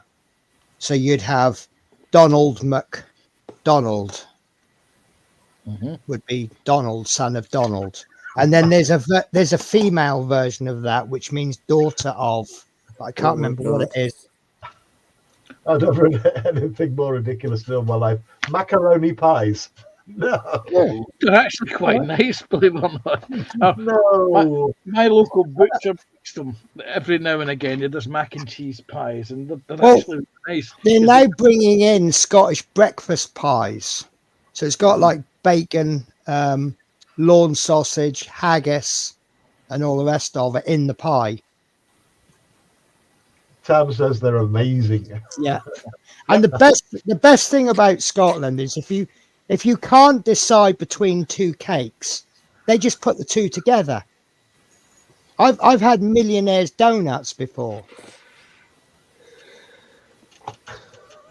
Yeah. And that's just millionaires can afford to buy more donuts, you see. Yeah. No, but it's got like caramel and chocolate and donut and cream and all sorts, and it's just great. It's like they all go, I can't decide between that one and that one, we'll just bang the two together.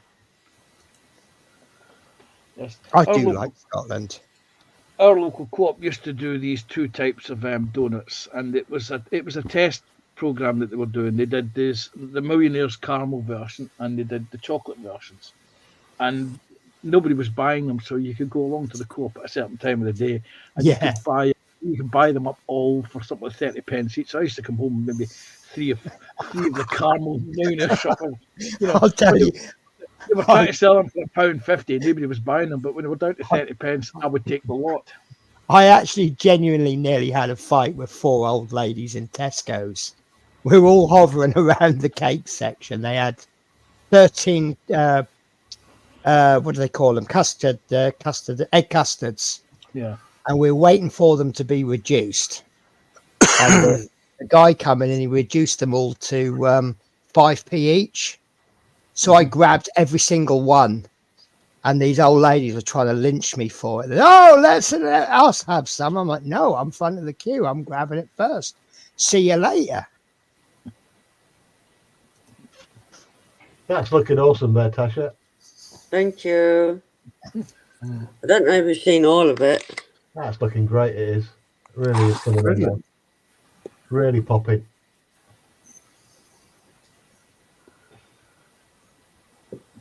You're not going to get me down that rabbit hole, though. No, never said a word. We don't need to, Terry. They just turn up at your door. Yeah.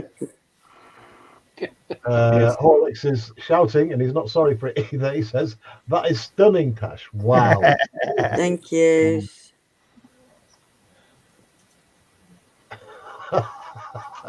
You can make stickers of that.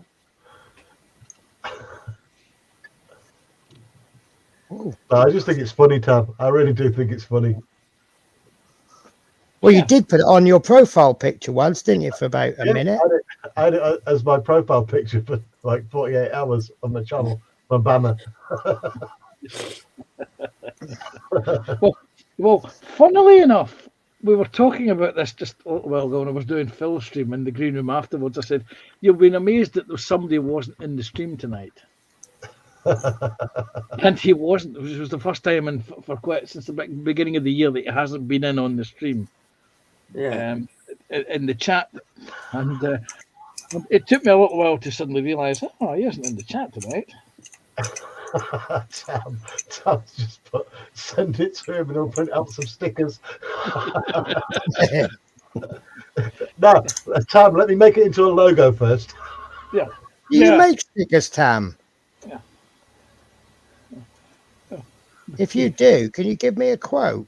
What you want to do, Terry, is get it as have it as merch, have it printed in mugs and sell it as merch. Yeah, that's what Tam does. Do you know it's not a daft idea, is it? Well, it's funny you say that because I've just got my cricket machine and I'm trying out different things. And one of the things I do want to try out is mugs because I want to make a mug. I actually had, I don't know where it is, I had a mosquito mug made with Vistaprint. It's got my logo on one side and it's got a picture of a mosquito on the other. And I want to do one for every project I do, but it'd be much easier if I printed my own. But Yeah. I'd like to make some stickers up for my channel. Oh, Tam's your man if you can do it. Yeah. I mean, once I figure out how to do it myself, then I can sack him. But in the meantime, I need. Well, I'll just put a few orders through with him. You know, pay for them, get the goods, and then just suddenly one day I'll email and go, I can do it myself now. You're sacked. Tam's just said, yeah, he can do stickers, but he can't cut around the edges, so you'll need to do it yourself. Oh, that's not a problem. He's only got one hand at the moment, Annie. Sorry, Tam. Oh, of course, yeah. Yeah. Now I've got one of those trimmer things. Jeff confirms that there was a name that he didn't recognise. They didn't stay around for very long. No, they didn't, but they typed in chat, and they were actually the spelling was accurate and correct.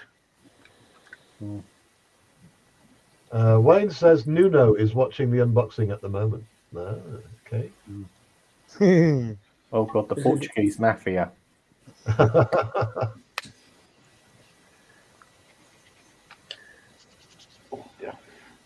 Jeff White says there was one name I didn't recognise, Panzer. They stay around for very long. Yeah. Yeah, no, it's the spelling. The spelling's atrocious. That's what gives them away, I'm afraid. Yeah. Yeah, And but best comment I've ever had on my channel. This channel is Absolutely love it. What, that one? Yeah. Well, the thing is, can anyone actually genuinely understand it as opposed to just picking out keywords? He posted exactly the same thing on Connie's stream one night. Exactly the same thing. Thing is, if he's got a problem with Connie, you know, those two have fallen out. You know where that's coming from. But Oh yeah, absolutely. What was the reason for him posting it on Tasha's channel? Unless he doesn't like rejection. No, that was to get no. It'll Without a be the doubt, rejection, and I blocked it. no. Penny, I actually think that was to get to me for kicking him out of my as you know, I used to do the show and tell show, and there was one of the show and tell shows that he tried to destroy, and I kicked him out of the green room and banned him from the channel for what he tried to do, and then got all ties with him. And since that point, he's been calling me out on loads of his videos for whatever reason. Right? I've done nothing back to the guy whatsoever, and it makes me think that going in, because he was banned from mine at the time, going in through Natasha's channel, she was streaming my stream to her channel. It not only got to Tasha, but it got to me as well. So maybe he thought that if he's posts on Tasha's channel, there's nothing you can do about the comment. But he's that thick, he doesn't realise that all the comments stay in StreamYard. Well, yeah, I don't know. I mean, it's one of those comments where you'd go, well, no one can be that stupid, can he? But then, obviously, we've invented a new stupid, haven't we, in Lee? Well, that was opinion, by the way, not fact.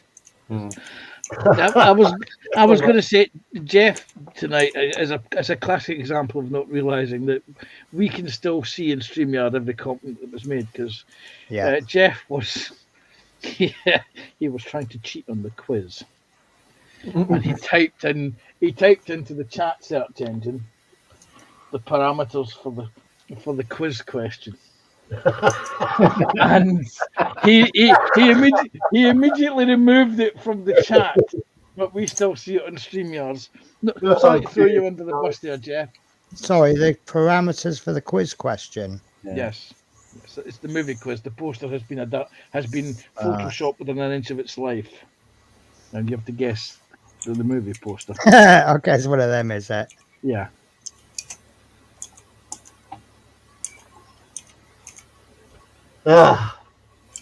Now, if I did on our stream, if I did here's a real close-up picture of a piece of a part on a sprue, would that be blatantly copying a certain stream on a Sunday? And would I get lynched for it? I have no idea what you mean. So is it the Model for Heroes show they do on the Sunday? They do. Tom will be able to tell you because he's in charge of that, isn't he? Is it? Yes. Yeah. I did not know that. What is this? What is something like that? What is this from? Yes. And I tried taking part once, and I once got 1 out of 3, and I was really pleased with that. That's how bad I am. You have to guess the scale, the manufacturer, and what it is. And I think that is absolutely brilliant. And I might just have enough kits to be able to do it. Just one. Pluto. Well. Yeah. Oh, I see. Go, Penny. What one is it again? Well, yes, we've just got you up to the stage of knowing the difference between a plane, a tank, and a car. We're still calling a Jeep a car, but it's progress. It's a bloody damn car to me. It's a car. Technically, I'm not wrong. Utility truck. No, but like I keep saying, Tasha, don't ever change. To answer your question, Penny, would it be copying? There's nothing that hasn't been done on one stream that isn't copied by. Yeah, but would I have like loads of people coming on and going, "This is a shit stream"? What would just bring that up again? Little history. This is shit. You just copy what everyone else does. I mean, I prefer. Yeah, but that's also been mentioned on someone else's stream recently. That comment. Yeah, we won't mention that just yet. But see, I don't like the word copying. I prefer the term gaining inspiration from.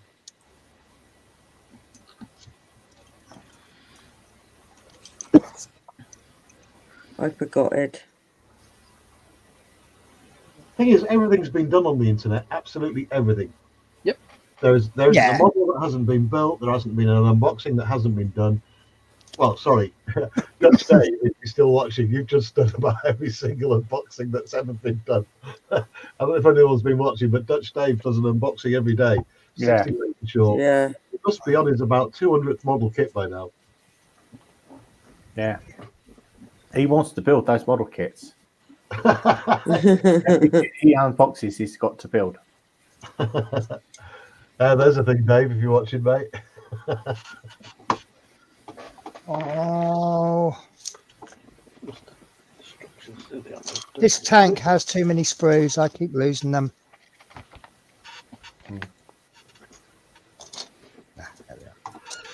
That's Academy for you.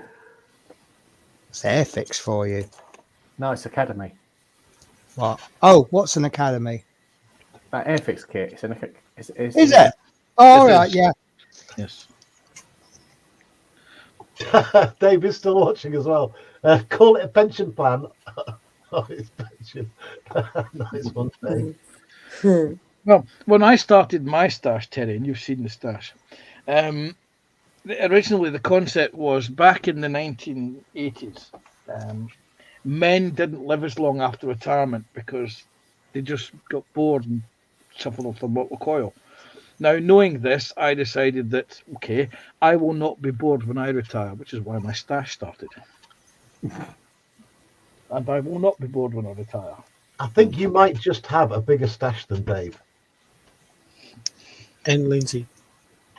I actually think it makes sense building a stash because, see, at the moment, I'm earning money building up the stash. When I retire, I will have less money and I'll just have all those kits that I've been buying over the last years. And you've also got to remember that when you start your stash, when I started my stash, it was the mid 80s. The quality of the kits were mid 80s. You look at a 90s kit and there's no comparison. You look at a kit released in the 2000s, it doesn't stand up to it. A kit from the 1970s doesn't stand up to it. You look at something that was released this year. I'm thinking of companies like, if you look at Ryefield as a classic example, and you look at, I'm trying to remember the name of the bloody company now. It's, where's the damn box? It's down here. Here it is. I think Dutch Dave said he had about 2,000 kits. Wow, 2,000. 2,000 kits in his stash. How many have you got in your stash there, Panzer? You know? I can tell you that it's valued for insurance purposes at about £35,000. Wow. What? There we go. What? To answer you, I don't have the Dalek kit. No, that was traded away about a year ago for someone who built it. I used to have a Comet Dalek kit. I remember that kit. Oh, or was it exterminated, Panzer? Very good. Well, including this kit that I'm currently building and not including the kit that's coming, I only have 10. I think I've got about 30. I'll build on it. The average stash, believe it or not, is about anywhere between 15 and 30 kits in the UK. Really? Yeah, that's the average stash. That's not a stash. That's a Christmas present. Yeah, No. that's just a pile of Christmas gifts. Yeah. Yeah, that's Christmas Day. In the US, you look at the stashes that some of the guys have. There's one guy, I remember him showing a photograph of his stash. If somebody posted a picture of, I think it was 20 models that they had in their stash, and somebody else put in a picture of their stash, which was slightly more. I put my photograph in of my stash, and then somebody beat me hands down because they had two of the Dora, the Sora Art railway guns, the Dora Art Sora Art rail guns. He was using the boxes of the unbuilt kits as a coffee table. Yeah, and he had that's a massive big box. Yeah, and he literally had a massive selection. He puts what I've got to shame. I remember watching Squadron Hobbies doing the unboxing of the Sora Art Dora gun. He had all the sprues spread out in his house. Mm-hmm. It's huge kit. Yes. It is the biggest 1/35th scale model to date, and it's the most inaccurate kit ever produced. Yeah. Wow. because I originally contemplated getting one when it was first announced because I thought, yeah, I want the biggest 135th scale model ever manufactured. And then I started reading reviews, and I started looking because this was just as the internet was starting to take off. Yeah. And that's when I started to realise it's really bad. Yeah. This is the problem with doing a claim, isn't it? You know, have they just pumped that kit out just so they can say this is the biggest 1 to 35 scale kit? Yeah. Because for a while, You've got to remember as well that model companies tend to pump these kits out again for another reason, in that customers bust their balls to get them re-released again once they've gone out of production. Especially with Airfix, they get a lot of people just busting them to say, "Oh, re-release this, re-release that." And every now and again, I've seen it on Moz's stream where Airfix will put out a question: which ones should we re-release next out of our vintage classics? And because there is no new tooling around, they'll just re-release it, and I'm happy they do. The Stuka is a case of example. I knew that Stuka was coming in. yeah. He was going to get a mention of that Stuka at some point, wasn't he? I can't Just, help it. yeah. Or in Moz's stream, it's we have bets on when he's going to mention the Bearcat or his Humbrol 3D printer. I just, I'm sorry, but that Humbrol 3D printer, I was no way I'd part my cash for that. Just going to catch up with a bit of chat, guys, because it's running away with me right now, and I know it will start whinging at me that I'm not doing it. Wayne Welly says, "Yeah, Dutch has a ton of kits to build." Yeah, we know that now. Tam says he's only got about 250 in his collection, and he's not buying any more new kits. Well, I think that's reasonable, mate. If you've got 250 to get through. Hobby Time says my stash started in the 70s, got well over 2,500 kits. Now, Wow. Bedrooms and a loft full. Any chance of you giving me your address, Hobby Time? I'll come round with that. Tom says second-hand kits aren't new though. Good point. Paul Price from Down Under says I only have a stash because Pete moved to Thailand. Oh, you got all Pete's stuff. That's a good point. Nice. I'm jealous. Paul, was it you that got the Yamamoto? No, someone else got it. Oh, just delicious kit. I've Wayne got Welly the says, Yamamoto. I've got the Yamato. Oh, I remember that. You showed it on the show and tell, didn't you? I'm not getting the bloody box down to show you, but it weighs a sodding ton. I'm not planning on starting up the show and tell anytime soon, to be honest. I'm going to let things settle for a little while until people are ready for it. Dave says, when I started stashing, my plan was to build most of the World War II air forces involved. Good power. And then it derailed completely. Well, I suppose when you just get kit after kit after kit, you get a new shiny thing and it takes your attention away. Wayne says, derailed. David Markey says, I only have about 192-ish. Seems a bit precise, that. I think you know exactly how many you've got. 192-ish. Give or take none. That's still a lot, though. Crikey. Wayne Welly, I'm around 80. Bigger stash than me, Wayne. Jeff Light, there's a guy in the UK that stores his kits in a 40-foot container, and it's all but full. Wow. Wayne says, and I think that includes my Warhammer stuff too. Still a lot. Dutch Dave says, well, I'm building a Bond bug now. So much fun. Is that all right? Because I've seen there's problems with it. Well, Moz built it. He's got a build thing on his channel. Yeah. And But yeah, that's it's a nice kit, and it does have That's problems. just one of many, though. Mind you, not as bad as that hovercraft. Yeah. Paul Price says no, but I have all his other video builds. Oh, nice one, mate. You are so lucky.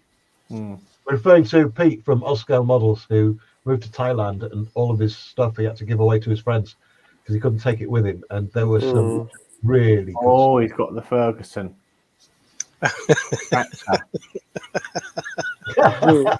That's worth a lot of money, that kit. What he just gave away. Lindsay has entered the chat and he says he's only got 300 in his stash. I think you're kidding us, Lindsay. But that doesn't include his emergency supply at Fort Knox. Yeah. Well, I obviously have a baby stash then.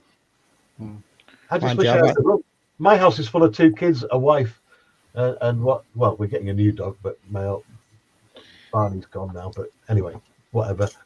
And all my stuff, everything is mine. All my tools for work, everything is kept in a shed that is 1, 2, 3, 4, 5, 6 meters by 4 meters. So this is where I live. David Markey says, "Welcome back, Lindsay."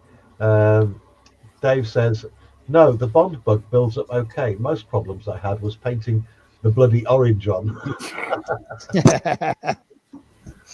Yeah, orange is not an easy colour to paint. Paul Price says it was either that or he's going to toss them out. No, mate, I'm don't get me wrong. I'm so happy one of the modelling community got them because they're precious. He's such a good modeller, and I mean that, really do. Yeah. Yeah, I've only been modelling like 5 minutes, he says. Yeah. But he obviously watched his dad build models. Yeah, must have. But some people take to it naturally, though. You know. Yeah.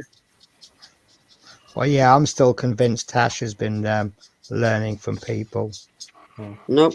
before she met us. She's probably got a secret build room, you know, where she's done literally hundreds of builds, and she's probably got a stash somewhere, a container or something containing thousands of models, and been doing it for years. Yeah. Only in my dreams. No, Natasha, you're doing really well. We are so proud of you. And for those that don't know, watching in for the first time, Natasha is a brand new lady modeler. On what, your 3rd build now, Natasha? I'm on a 3rd one. I've done 2. And Penny from Penny's Pit Stop is guiding me through the ins and outs of building. So, and she's doing really well.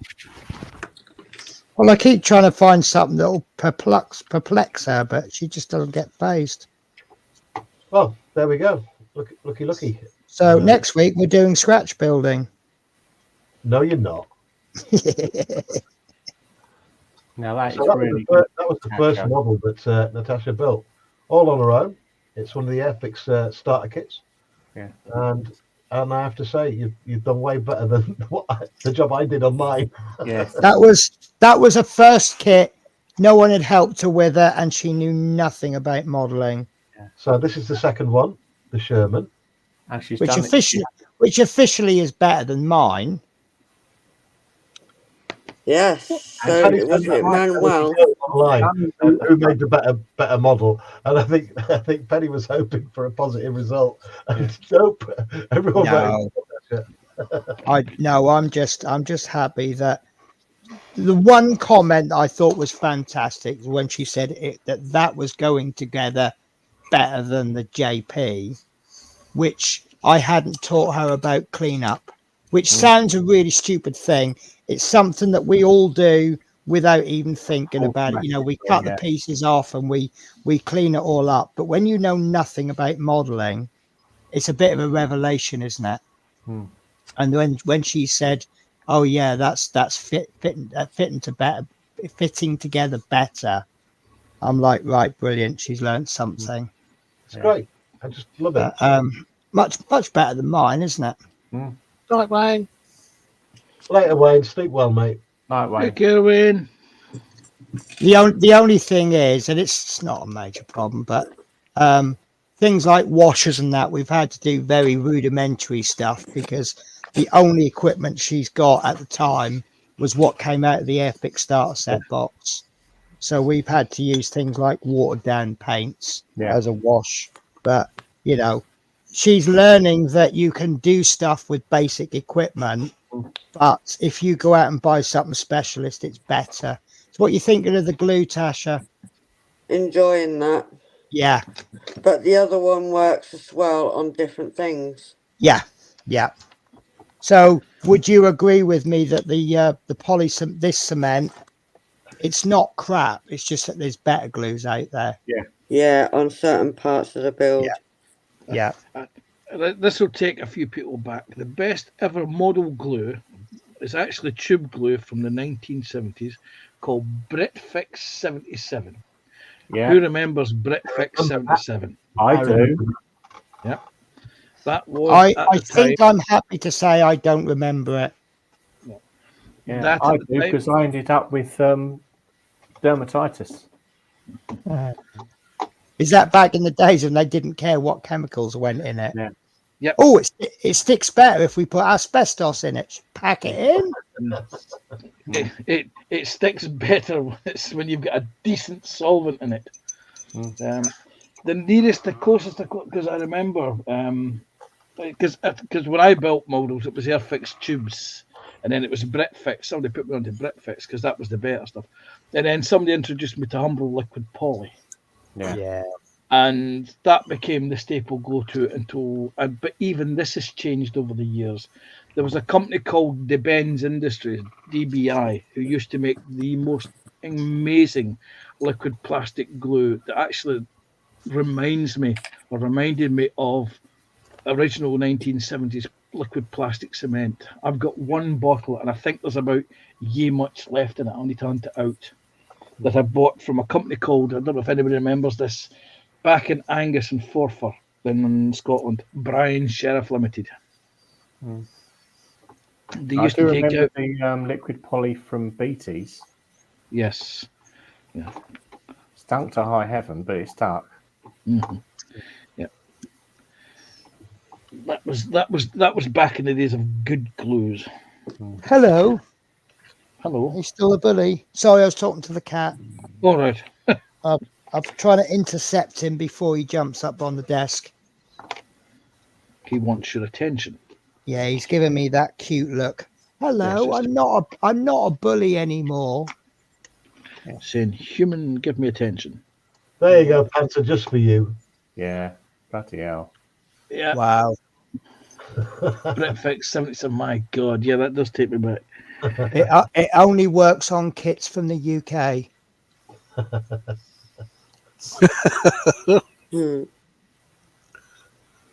Big props to Scalemates, by the way. What a great website that is. Yeah. Do you know what, Panzer? I was just saw your screen and I thought it was mine because you got the same pattern board. And I thought, oh, I'm gonna have to move those filter tips off my desk. Nice. Yeah. I quit smoking great many years ago. I think it was I wish I could. 2011 I gave up. Well, I had no option. I couldn't afford to pay for my solicitor and smoke it as well. So I gave up one, and I haven't looked back. And at the time, I used to smoke proper cigarettes, and I used to keep the old packaging because I used to put super glue on them. Now, because I don't smoke, I've got a friend at work who does, and they keep me their old filter tip packets because they're great for putting super glue on like this. Yeah. Because I could always buy what do you call the damn things? A roll of kitchen foil and just bring it up and have it kept in the den here. But I keep forgetting to buy it and bring one up. So Horlicks is leaving. Horlicks, good night, mate. Thank you for joining us. Take care, Horlicks. Take care, Horlicks. Yeah. Guess what, Terry? What, mate? I think you'll have another Diamond Dot kit in the morning. Get 91 likes the video now. No. Dolly has to die. My channel. No, she doesn't. By her. So Dolly has to rise again and again and again. Like the classic. Oh, look at that. It's 98 comments and 98 likes. Yeah. What is this I'm missing out on? Sorry. Stitching up Terry. Oh, what's this? Oh, man. Thing is, I don't know why I'm staying up so late. I think it's because I'm addicted to watching the comments and the thumbs up just tick over. I might just have to go through those comments again because when I commented, there weren't that. I think there was only about 10 comments. The thing is, everyone's liking each other's comments as well. Yeah. I think, to be honest with you, what strikes me about that video isn't what he's saying, although there was some keywords. I loved the way when he just held his hands up and said, boy, you're done. But it's just he's straightforward, says what's on his mind, gets it done. Oh. The only Oh. negative. What's Tammy the and Ray have only- seen it. What's that? Tammy and Ray have seen it. Mum and son Yeah. rail fans. Oh, are they? Oh, Yeah. they're very, very popular people amongst the rail community. Yes, Yeah. they're very well known, them two. They're really nice people. Mm. Well, to me they are. Is that the same Tommy and Ray that sends sprue pictures? Yeah. Yes. Yeah. I know who they are now.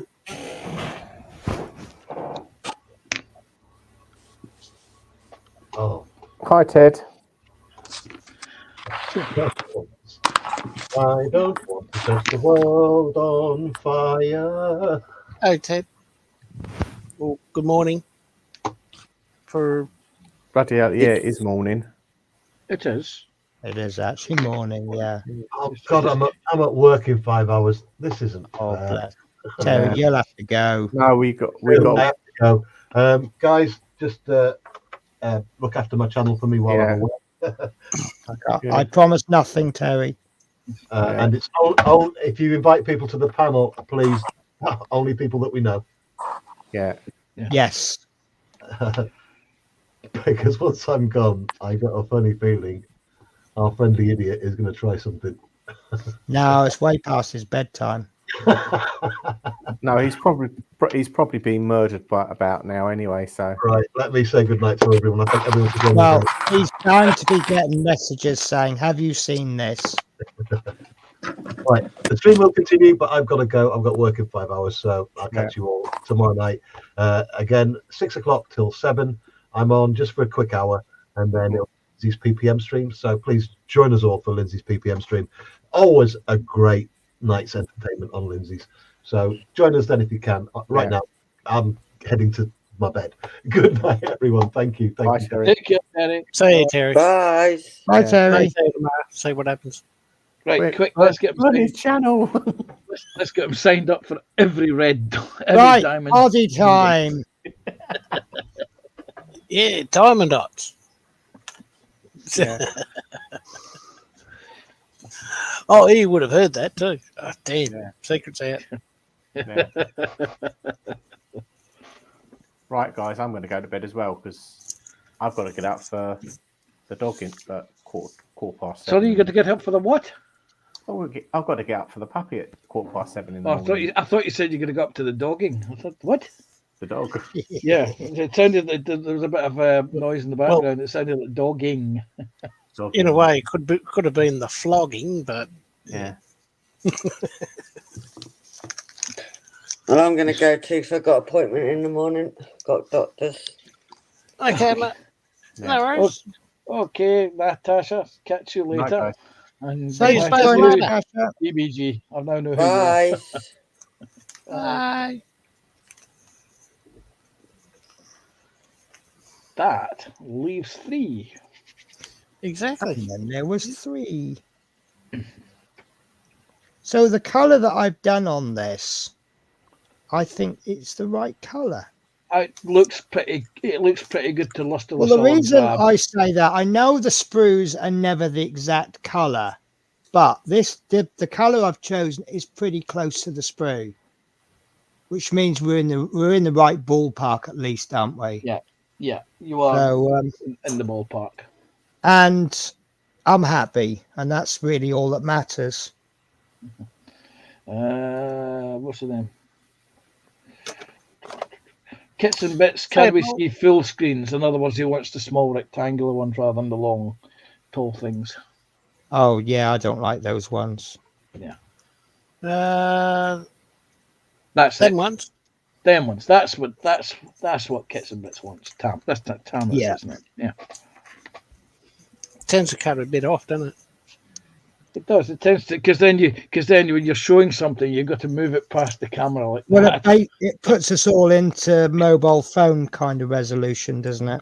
It makes us all look like we're that little idiot from Scousland. What's his name?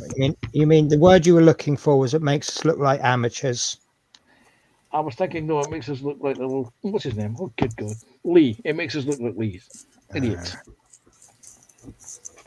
No, we'd have to be wearing hats to cover up our baldness. Some of us might be wearing hats. Oh.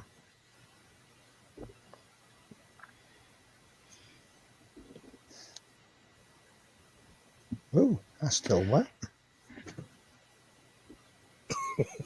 Yeah, Jake has joined us back again, saying, "So who left on? Who's left on? Me. Him and her. Them two. It's good night for me. It's good night from him. Got to refresh the chat because we've just had an advert break. Oh, all right. Well, I'm going to take a short break because I want to make a cup of coffee. Okay. Sounds like And a one of plan. these wheels is a terrible fit.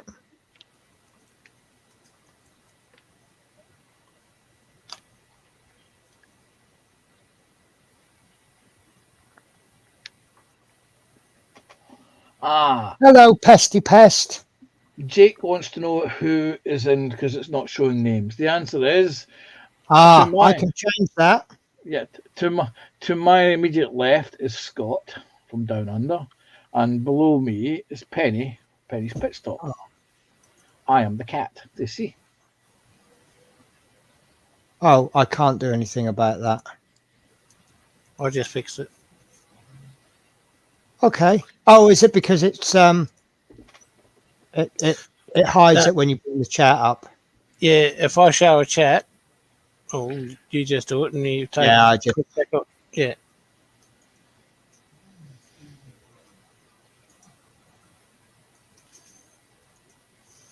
I so need to get a green screen. Right, guys, I'm taking a short break. I'll be back in, I don't know, 10 minutes. 10. No, not that long. This is it's what I love about having a night off. My hardest decision is whether I have instant coffee or pod coffee. That's the toughest decision I'll be making in the next 24 hours. Right, see you in a bit. Okay. See you in a bit. All right.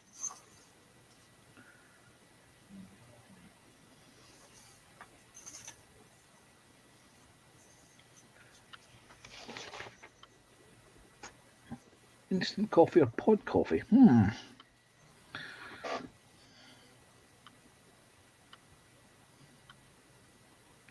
The real coffee aficionados out there will be burling through 180 degrees.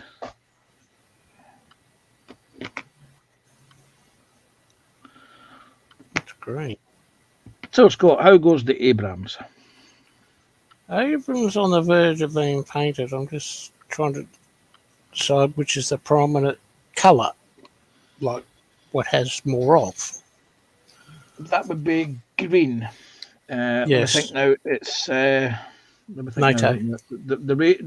The ratio was, I think, 60% green,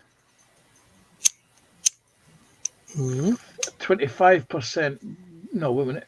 It was 55% green, 25% black, and 20% brown.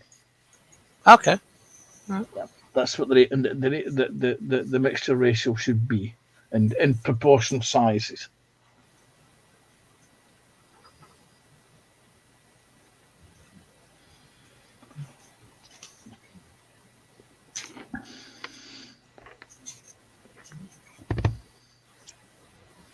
What am I doing? Supposed to be doing some stuff on this. So that colour. Yes, NATO Green XF67. See, I looked at that and I didn't even look at the screen. XF67, 68, and 69. Those being the green, the brown, and the black. Yep, those three. Already have them.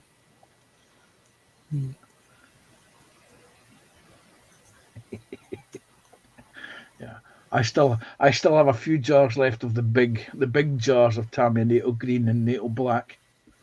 I think I've run out of the big jars of NATO Brown. No, that black sort of looks.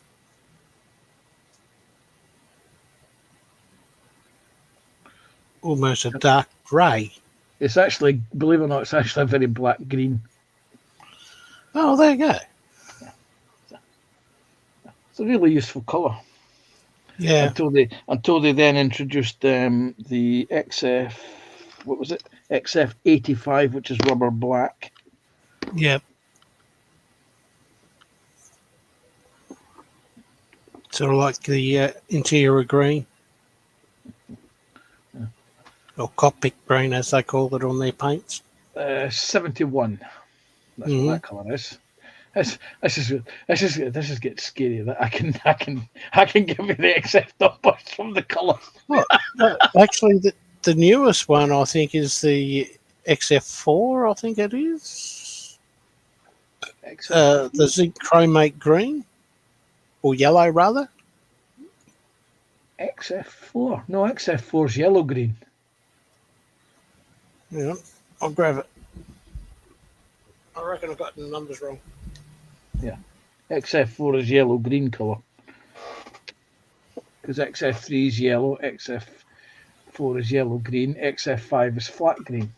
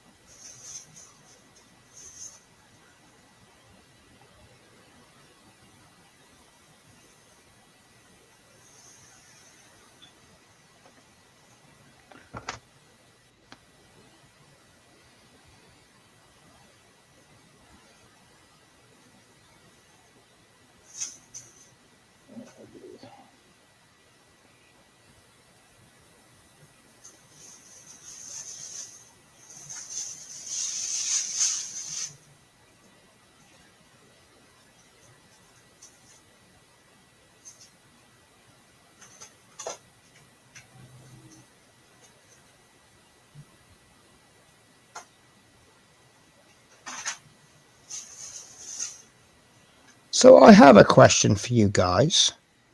Anyone who knows anything about tanks? We might have an answer. So these wheels, the colour call out is to do the inside, these bits the green, and then this bit black.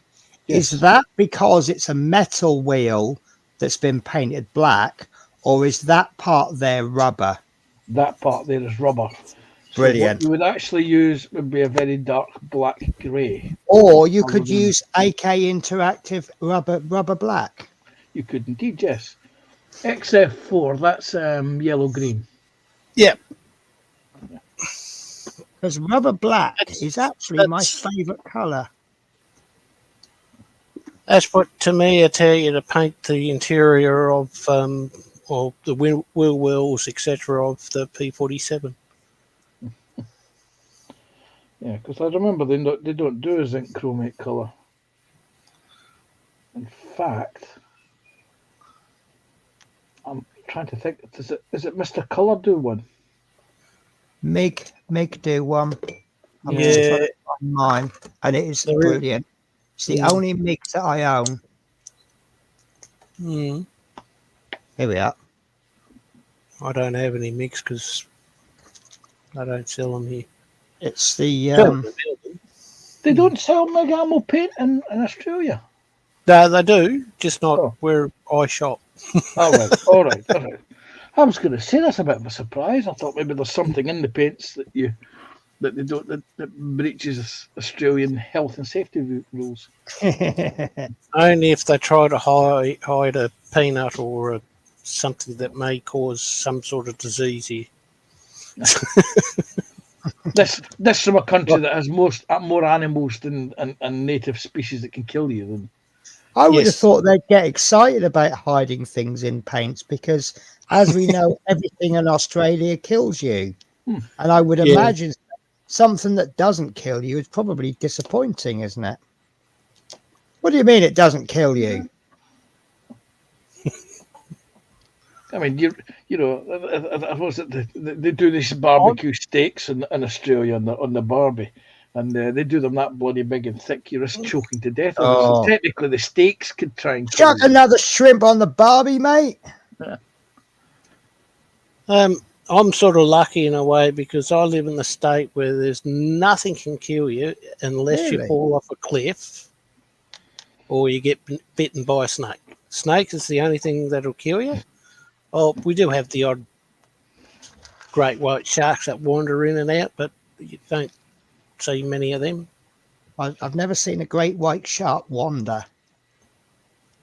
I've seen a great white shark being eaten by an orca whale. Have you? All right. That's quite exciting. It was, because that was the first time anybody had ever seen orca whales attacking a great white shark. I don't know who had the bigger shock, the naturalists or the shark. But aren't orca whales those sort of animals that when everyone's debating what the most dangerous creature is, they're sitting there going, "Hold my bear." Yeah. They can quite easily attack humans, but Yeah, because they do attack small It's- children. Like small children playing on the beach are just prey for them, aren't they? I don't know. I was about to say I don't think I've ever heard of a human fatality from one, other than what's being kept in a pen.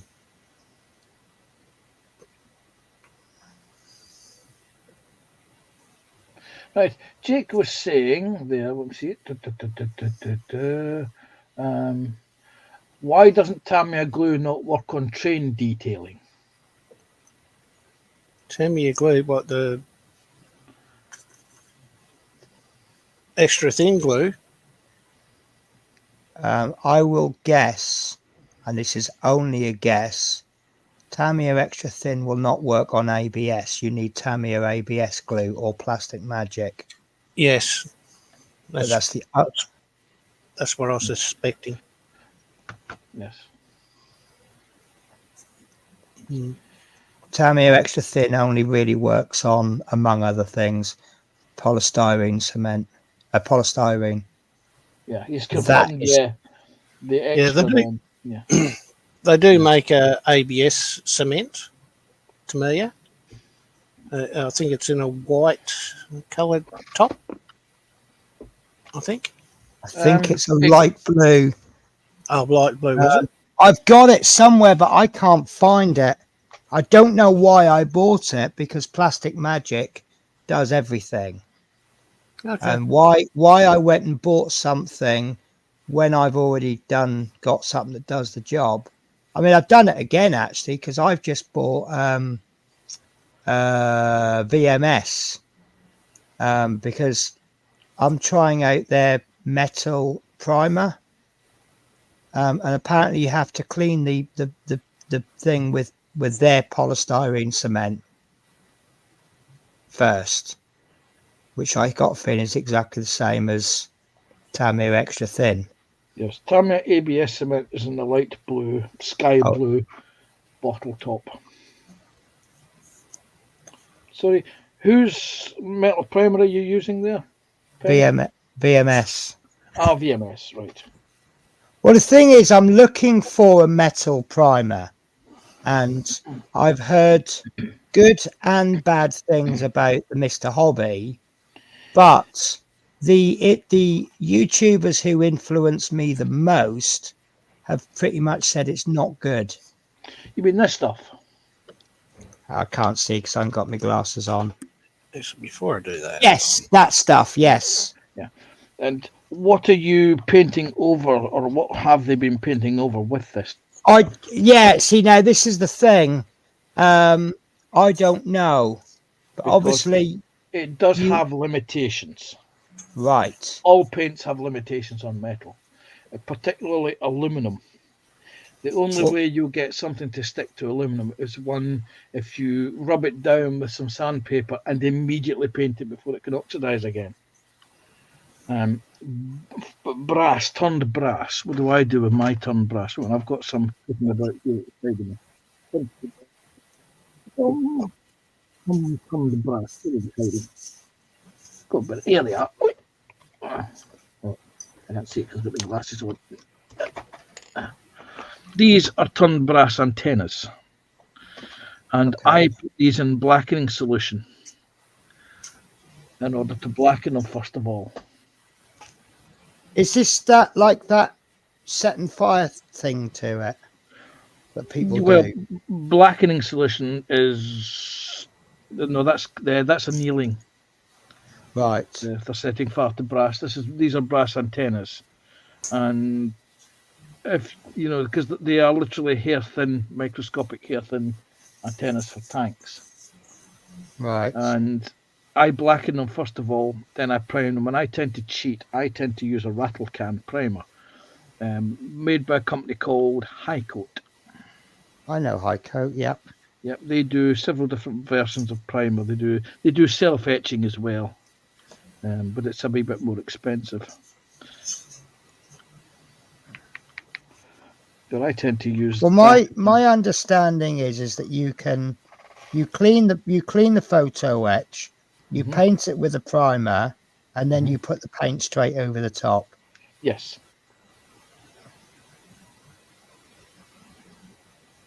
Right, that's my tank wheel. I'm very happy with that. One down, several hundred to go. 15 to go. Yeah. Well, actually 13 because this one doesn't need to be painted. 2, 3, 4, 5, 6, 7. But I do love that rubber. Yes, you should have 14 wheels, rubber wheels on plus return rollers. Yes. That would be those are rubber. Yes, on the Sharons. 14 wheels plus 1, 2, 3, 4, 5, 6, 12, 13, 14 plus this one, which that's a dry sprocket that won't have rubber on it. Which that saved me painting 2 wheels. And you also have the return rollers on the suspension bogies. They'll be rubber as well. The return wheels? Yep. If you have it's not an Easy 8, no, it's a VVS system. So you will have. I'm trying to look for one. I should have one on my bench here. You're not talking that bit there, are you? You see part A8. Yes.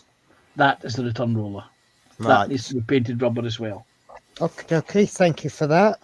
Because I probably wouldn't have spotted that, and I probably would have ended up doing it green.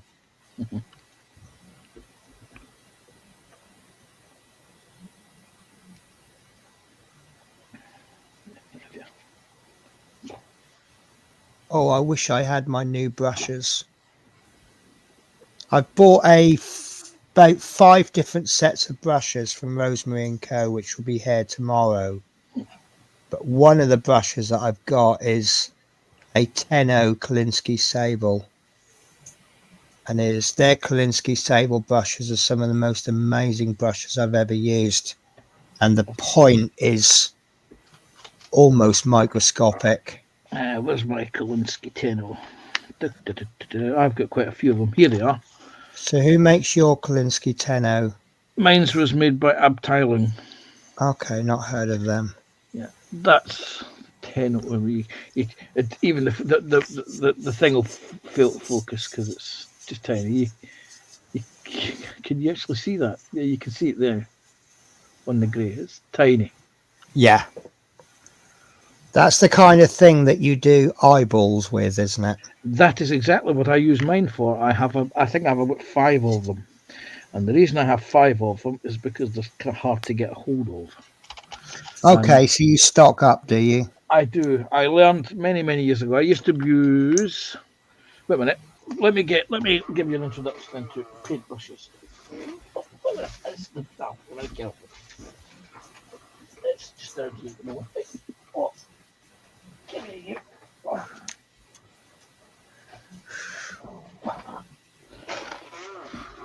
Brushes. This is my paintbrush box. This contains a varied selection of what I refer to as the finest dead dog hair brushes in Europe.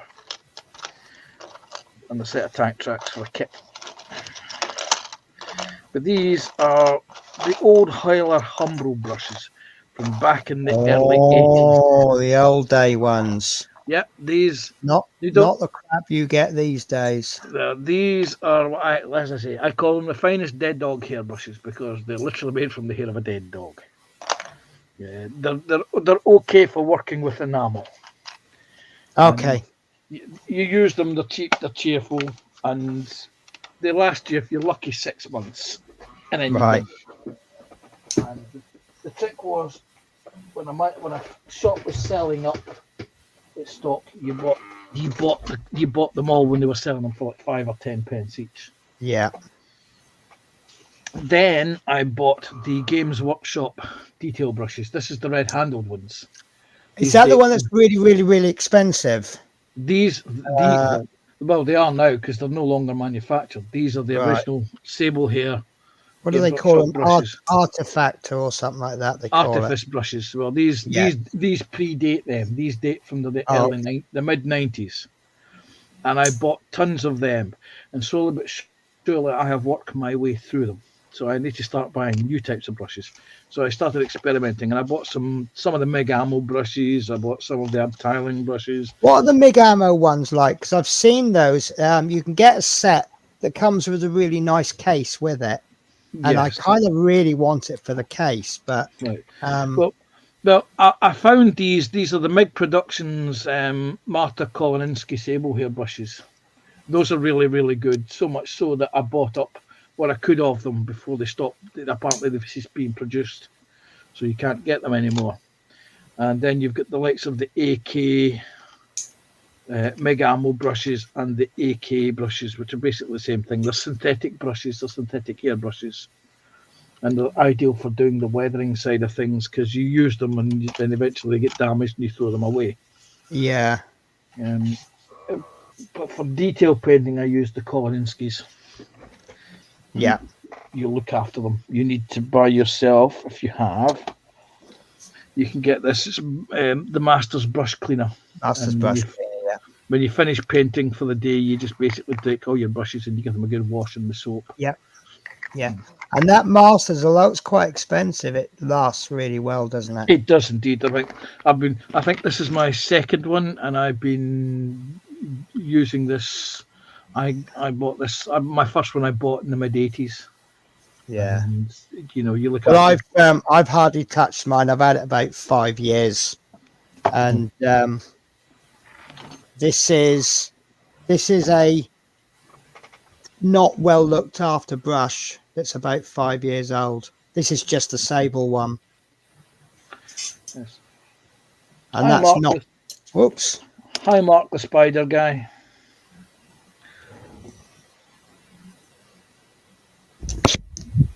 Hey, Mark. Hey, go.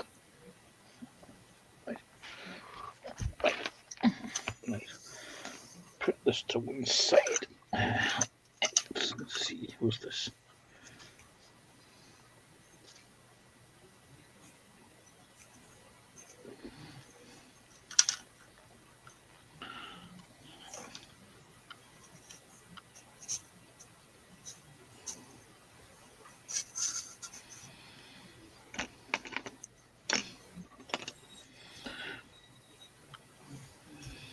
Yes, so what's this about Dottie comments and the diamond art thing? Sorry? What Terry was complaining about. Oh, so Smith Speeds had dropped a comment saying that if Peter Webster's video gets 100 likes, Dottie's got to do a third diamond painting. All right.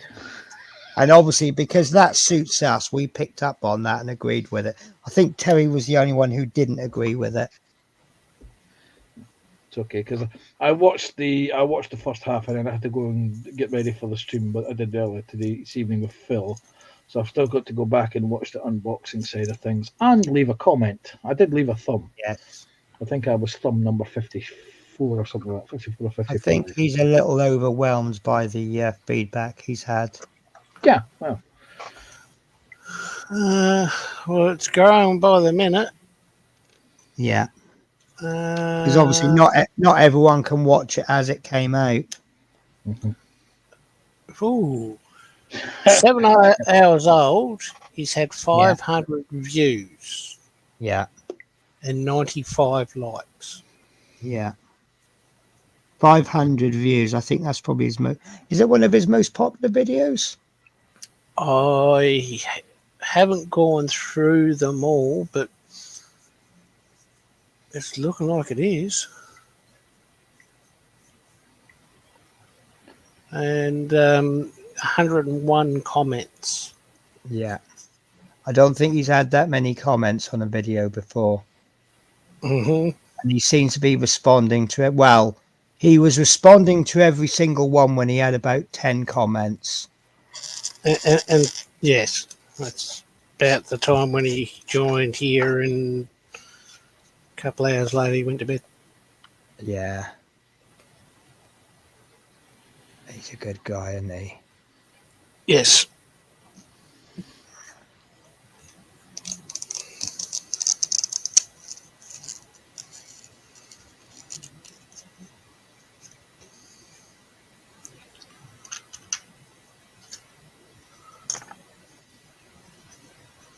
So now that I'm delicately painting the rubber on these tyres, ask me if I'm still enjoying it. Still enjoying it? No, I don't How know. many have you done? This is my 4th one. Let me give you a tip. Do you have an airbrush? I do. Okay. What you do is spray the damn wheels, the tyre park first, and then you get yourself one of these. Hang on. Every time you do that, every time I take my glasses off, you show me. Oh. Oh yes. You mean one of these? One of those. One Oh, of look. those very same And look, thing. it's got some white sprayed on it. Yes, look, mine's what- got some Russian green spray on it, and it's got some other Russian green spray on it at that end. This is actually what I used for my mask for my Lancaster seat. I got one of, not this one, but the smallest one of these that I've got. I put the masking tape over and just ran it round, and it made a slightly jagged circle. What is actually worrying me is that I found one. I have 4 of those, and I've only found one. So Why do you have 4? Because when you're busy doing one particular type of wheel, Right. if you're doing multiples of them, it's easy just to take one, put it to one side, and bring out a fresh one, and to continue. Then when it gets covered up with paint, or the paint starts. Oh, until you wait for the paint to dry, and then yeah, you can peel off or clean it off. Yeah, that's the Yeah. reason why I have so many of them.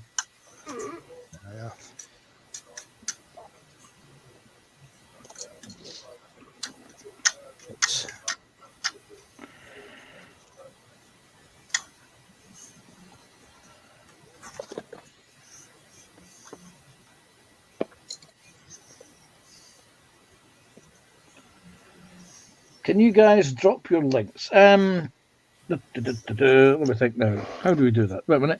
If memory serves me right, if you go to Little History. If you look in the description, there should be everyone's links there. There it is. More. Let me have a look. I can drop a link There we in go. chat. There it is. It's in the description. It's under more. If you click on the more button on just underneath the video, depending on what you're looking at, all the links are listed in here. Oh, I've just spotted that premiere that's happening today on my day off. The There's a premiere. What? The Kits and Bits has dropped a link ages ago, probably. Yeah, this one. Yeah.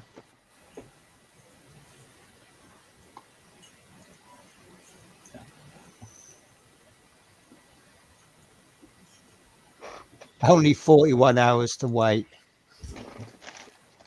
17. I tell you what, I'm going to definitely watch that. I'm not even going to close the window down.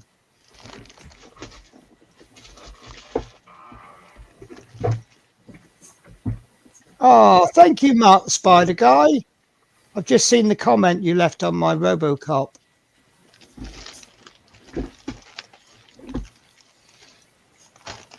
So we've got Mark the Spider Guy and Peter the Chameleon Guy. Ooh. Did you know Peter did? Sorry, what? Did you know Peter? I don't know if he still got it. I know he lost one, but he had a chameleon. Oh, chameleon. I thought you said comedian. No, well, he is a comedian as well, actually, isn't he? Right, I'm sorry, guys. I'm taking my glasses off now because I'm painting this. Okay, so there's no point in me showing you anything new. Well, I know you're about to show me something because every time I take my glasses off, you go, look at this. I'm just expecting it. Oh, I've got an optician appointment in a couple of weeks. I'm just praying to God my eyes don't change because these glasses cost me about £400 or £500, and I just haven't got the money. Mine cost me almost $1,000, and that was for 2 pairs. Yeah, well, mine was 2 pairs, but because I take my eyes, because obviously I drive for a living, I take my eyes seriously. Mm-hmm. So if he says your eyes have changed slightly, I will get new glasses, because if I should have an accident and one of the questions asked is, what's your eyesight like? And I say, oh, they've changed slightly. A barrister or solicitor could argue that I'm at fault because I had inadequate eyesight. Yeah. And I always have my eyes done every couple of years. Although saying that, last time the optician said my eyesight's improved slightly.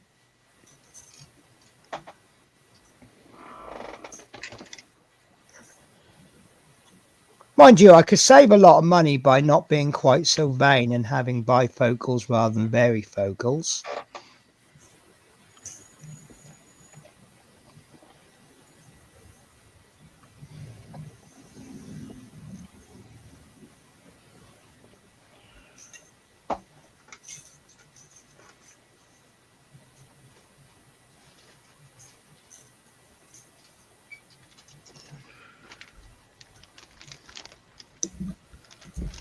Spider Monkey is 5 down, millions to go. If you can drop a link to Spider Monkey Kits and Bits, I can do that. What? To Spider Monkey's channel or to? Yeah. Because a lot of people out there I haven't subscribed to because I don't know them. No. Right. Because when you're a mod, if you click on someone's... Oh, have you come through? Yeah, he's come through my channel.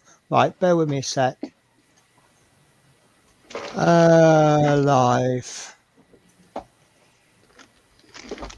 Is Spider Monkey in your chat? Yeah, oh, so no, Spider Guy.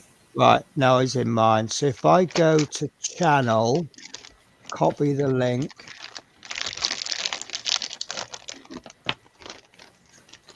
Oh, then, Mark, sorry, I'm tired, mate. I'll keep seeing Marquee and thinking Monkey. I do apologise. Oh, that is quite a big active channel. So I will share that in mine, as well as... Oh, I've just closed it. I've just closed it down again. I'm useless at this. Right. So the link I'm just about to post is Mark the Spider Guy.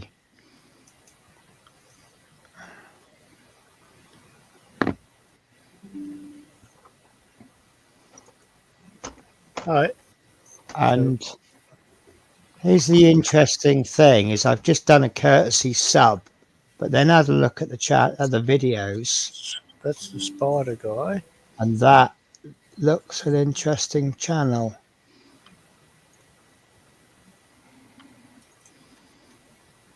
It will not get me into keeping spiders because I can't even stand a house spider in the house. Ah, it's a spider channel, is it? Yeah.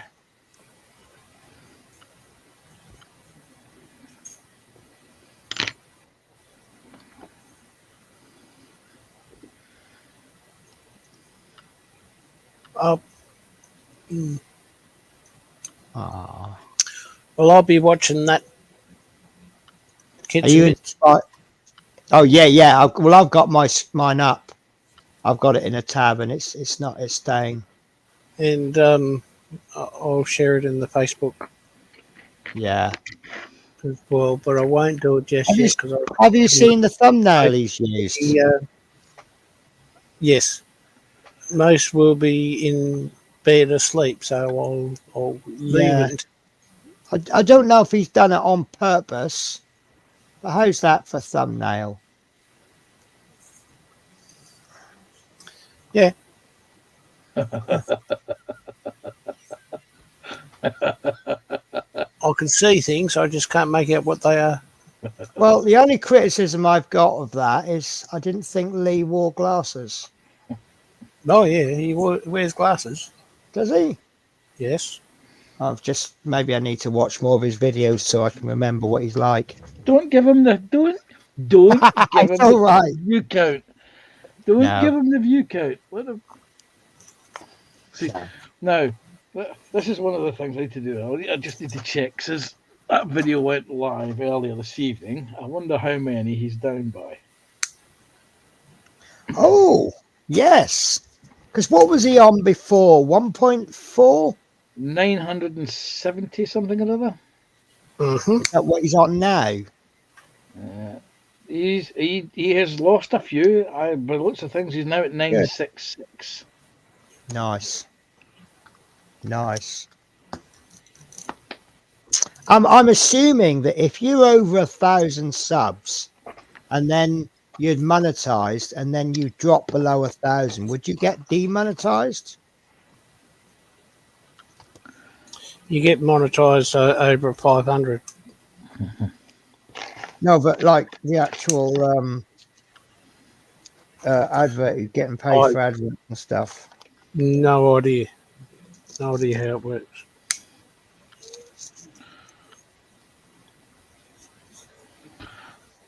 I am unlikely to ever get 500 subs and ever be monetized. Wow.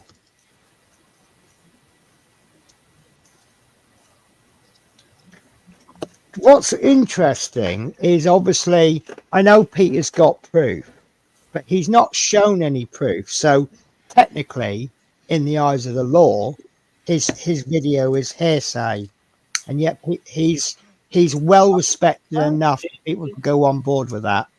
He's got the proof, and there's more than enough proof out there. Yeah. Oh, I know he's got the proof. Yeah. It's just he hasn't shown the proof on that video. No. So technically, it's hearsay officially, but he's got that much clout that people, it's like if I say something, some people will believe it. If somebody else says it, more people would believe it because of how much respect and, do you know what I mean? Mm-hmm. If I start giving advice on building tanks, people would quite rightfully not really just take my advice with a pinch of salt.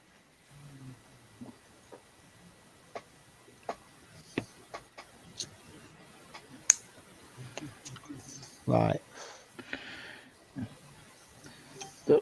There we go. The thumbnail was done on purpose. Yeah, I thought that was a good thumbnail. Little history. LOL, holies. Kits and bits. I'm telling you, if you think this is raw and unclaimed, you wait until you see tomorrow's video. Terry. Are you some kind of Incredible Hulk? You don't want to make me angry. Haunted Railway. 97. Same he was on last I saw the other month. Kits and Bits says once you're monetized, you stay monetized regardless of if you lose. Well, is that fair enough? It needs to hurry up, Kit. I want to see it.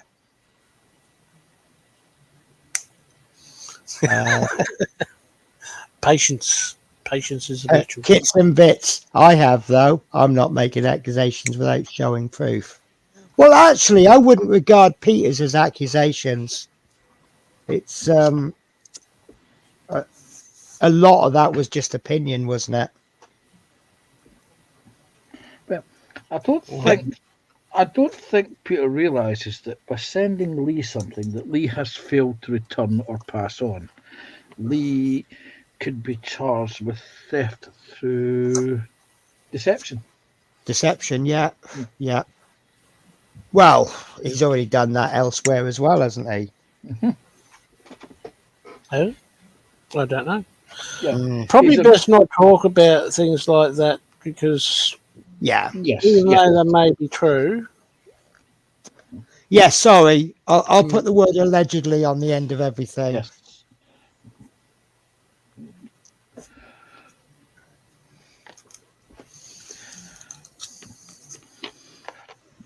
Judging by what Peter said in the video, and I should clarify.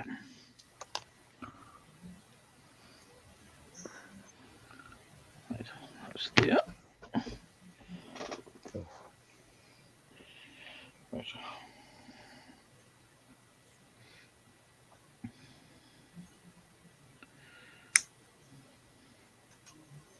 Oh, why are you clicking?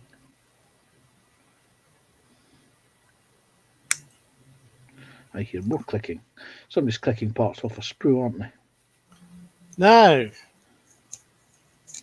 That's probably me you can hear. All right. I can hear clicking.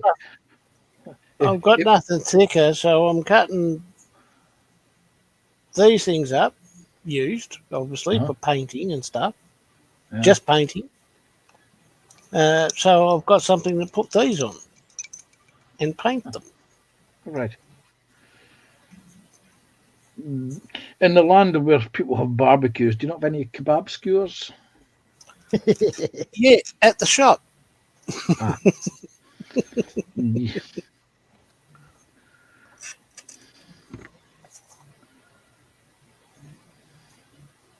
They're no good at the damn shop.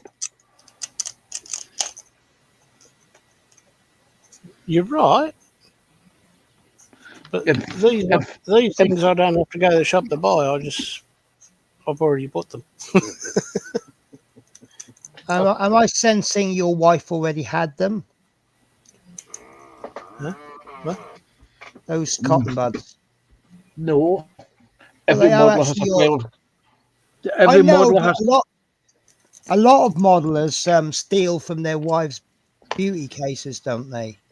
I don't have either, so no. He doesn't have a wife, and he certainly doesn't have a beauty case. Have you seen him? Jeez.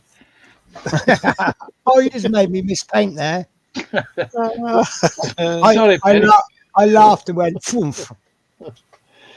Terry's away to sleep. Right, Terry. He can't keep his eyes open. Hello, mate. And we have the GI skill modelling, GI mechanic skill modelling. Sleep well.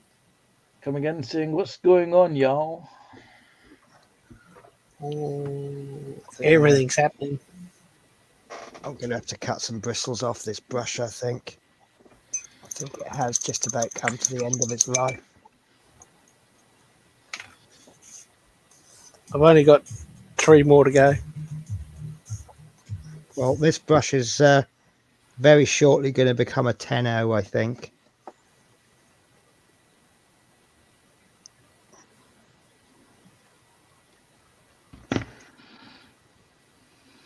It might even become a 20-0 by the way I'm going.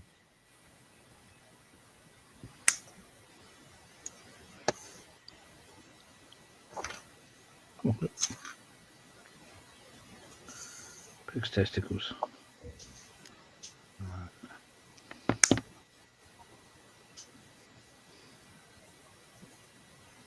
That's much better.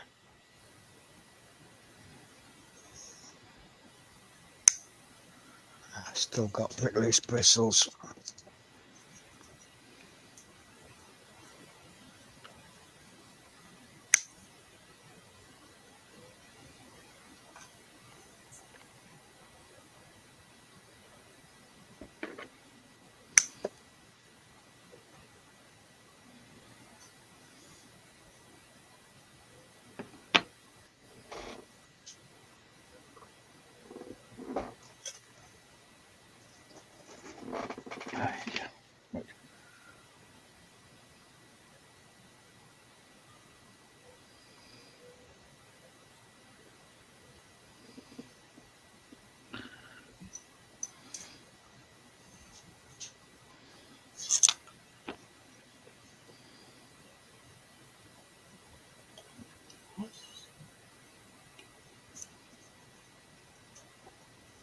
Everyone gets that.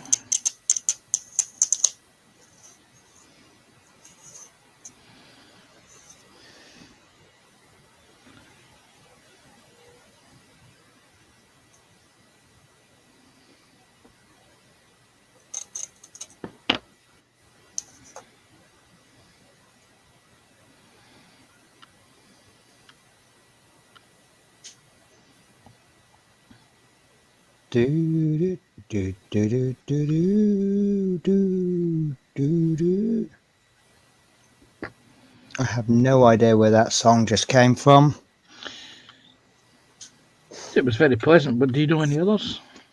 Not really. Not that I can sing and not get my channel shut down. Well,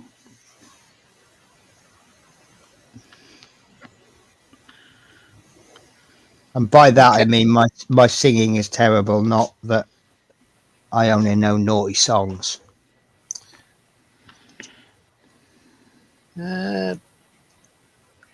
Yes, mechanic scale modelling. I think we are. Although you probably wouldn't call Panzers armour, but it's close. What? Question posed in the chat. If anyone is watching me to try and learn something, please don't. This is my first tank ever. Same with me. Is it? How exciting. In which case, the only person who really builds armor is me then.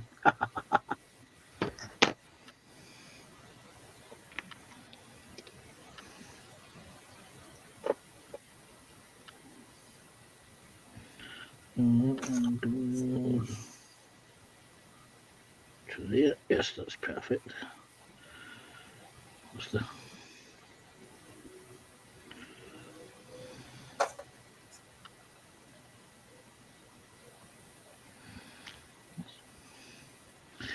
It may not look like armour, it's a boom arm for a military vehicle though.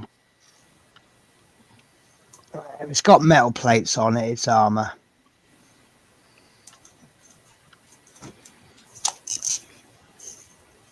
Some sort of well, it's not a tractor. It is the Joshi. The which Joshi. It's been renamed in honour of our good friend Joshi B. Nice. It reminds me of Joshi. It's tall, thin, and lanky. Okay.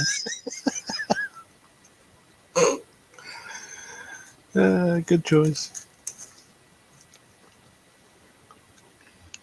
Oh. Okay. You want to be a pin in the butt? You can be a pin in the butt. I'll glue you on now.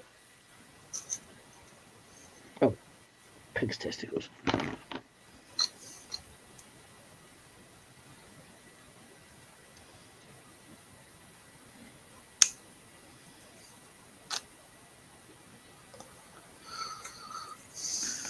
It's going to be one of those, isn't it? Right, but you can stay there then for now.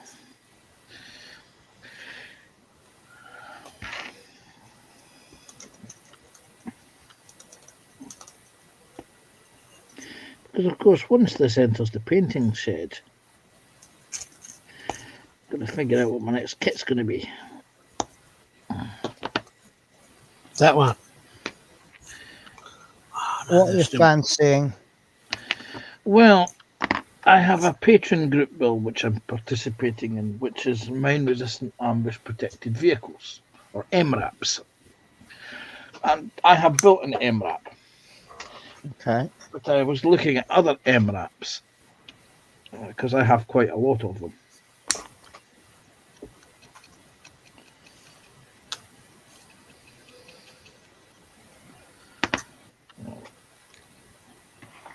I could build one of the resin ferret kits, but I don't want to start doing that until I've actually put the unboxing video up for that.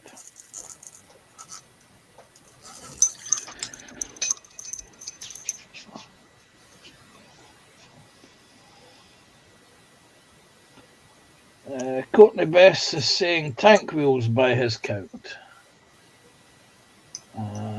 Tank wheels, Oshkosh. No, it's a Sherman that he's building.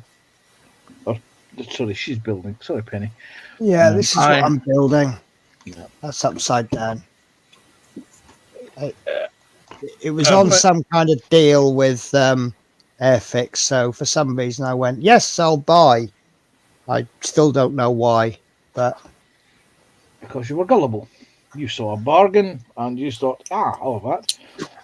Our friend Tazzy, also known as Scott, he is building the Tamiya M1A1 Abrams, the Ukraine version, which has just recently come out. And I myself am building the Joshi B, which is the Husky vehicle mounted mine detector. Nice. That's what we've been up to. Is that the same one that Sprue and Glue gave away? No, this is the Tasha got. Yeah, this is the AFV club build. Okay. Which was, if memory serves me right, about 30 quid more than the Panda Hobbies one. Right. It's far more detailed, far more intricate, far more components, and is actually quite buildable. Although, funnily enough, I went looking for build reviews online, and I could not find a single build review of this kit anywhere. I've seen unboxing videos, I've seen a painting video, but I've not seen a build video. Well, there's your first review there. Oh no, that one. Nice build, Panzer. Thank you, Jake. But the thing about these is that, and after having built this one, I now know why there's no build videos. It does present difficulties in places. Right. So one for your slightly more advanced modeler. Yes. Do you know where we're up to on the chat? I'll try and catch it up as I'm taking a little break. Let me Tank wheels by my choice. Wheels, Oshkosh. Got there eventually. GI Mechanic says nice choices for a build. With the tent, LOL. Haunted Railway, nice build, Panzer. GI says that's route clearance engineer vehicle. It is indeed, yes. And Haunted says you're very welcome.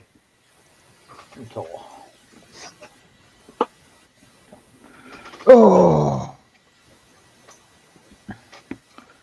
cheer up! It should be Christmas. Oh, it's just I've just been slouched over a bit too much.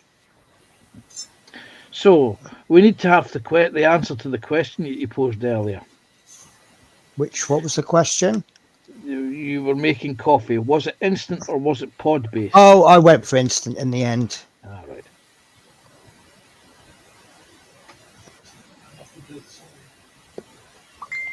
Hello, I pinged. Someone on Facebook loves you.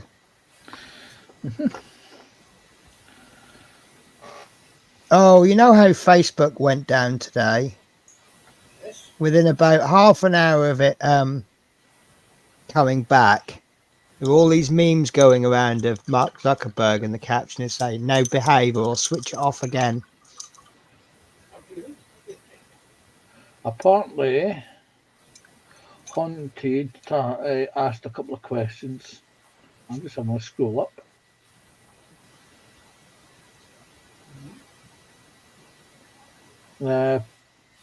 What's this one? Penny, do you know what 1320 millimeters is in scale wing to wing? What 320 millimeters is in scale? 1320 millimeters. Hang on, right. I can't do maths without writing it down, and I can't find a pen. And in what scale? 1,000. 320 millimeters. In what scale? Yes, in what scale?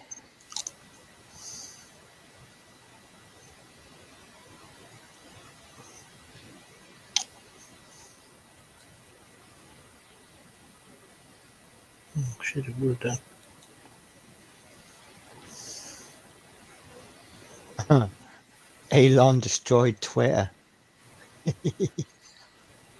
I'm gonna guess if it's anything to do with his locomotive that he's building in 1/35th scale, that will be 37.7 millimeters.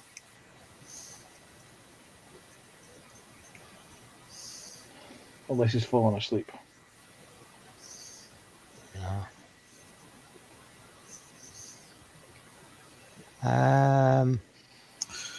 Well,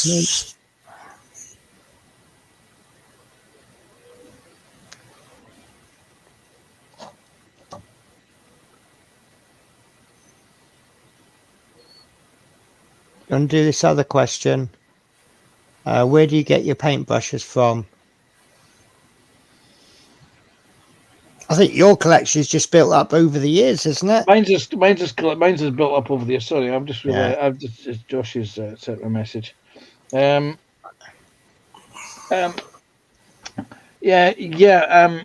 tend to buy from wherever there is. I mean, the likes of mine, as Tam pointed out, my Deed Dug brushes. They were bought from a model shop that was shutting down in the late 80s, early 90s. The Games Workshop brushes, the red-handled things, these were bought from the model shop that I used to be the manager of here in Newton Stewart, because we used to do Games Workshop products. Other brushes I bought from, let me see, the Marta Kolorinsky Sables. These things I bought from my good friends at Scale Model Shop. I bought the AK ones from E-Models. And I think I may have bought the Megamo ones when I was in Leeds prior to 2018, when I went visiting. When I was down visiting Scarborough for a weekend with a friend of mine. So I bought them from all over the place. Basically, if I go into a model shop, whenever I go into a physical bricks and mortar model shop, I have to buy something just in order to help keep the model shop going. Good call. Even if it's a couple of brushes and a bottle of glue, I've always got to buy something from the shop. In fact, the last time was Leeds Model Shop. I believe I bought the Tamiya Sherman Tank Crew, a couple of Sherman paving sheets, and my first 2 bottles of Tamiya extra thin glue. Well, I have 3 kinds of brushes. I keep trying these cheap Chinese ones, yes, and ending up putting those in the drawer for mixing paints and things, because they tend to be rubbish. Yeah, those are what those are what's known as as finest dead dog here. Those basically are roadkill brushes. Any dead dog you find at the side of the road, the Chinese have whipped it off, stripped the fur coat off of it, and made it into paintbrushes. My brushes were so badly made that they went from a 10 to a 5 instantly, because that's how many bristles fell out of them when I washed them. I've got quite a few of the Humbrol brushes, but that's mainly from starter sets. Yeah. My brushes of choice are Rosemary & Co. They do an absolutely massive range. and I just love them. I've not used a lot of my brushing has come from my miniature painting days, and all the top painters are using Winsor and Newton, and these Rosemary & Co are everything that these top influencers describe them as Winsor and Newton's as, and they're about a quarter of the price. But Basically, tomorrow, Jake, you collect brushes as you go. You find brushes that are really good, and then you find brushes that are really bad. yeah, if you find a brush that you really like, just make sure you never forget where you got it from. And immediately go back and buy as many of them as you can. Yes, Because it's I that can one as well. guarantee you, the minute you find a brush that's really, really good, they'll either be discontinued, sold out, and never be or never restocked again. Apparently, what's a really good set of synthetic brushes, if you're on a budget, is it Something and Langer from the range? They are absolutely dirt cheap and pretty good. I don't suppose for a minute the pro painters would touch them, but if you are on a budget and you're just starting out, they're really good brushes. But that is just what I've been told. I can't verify that.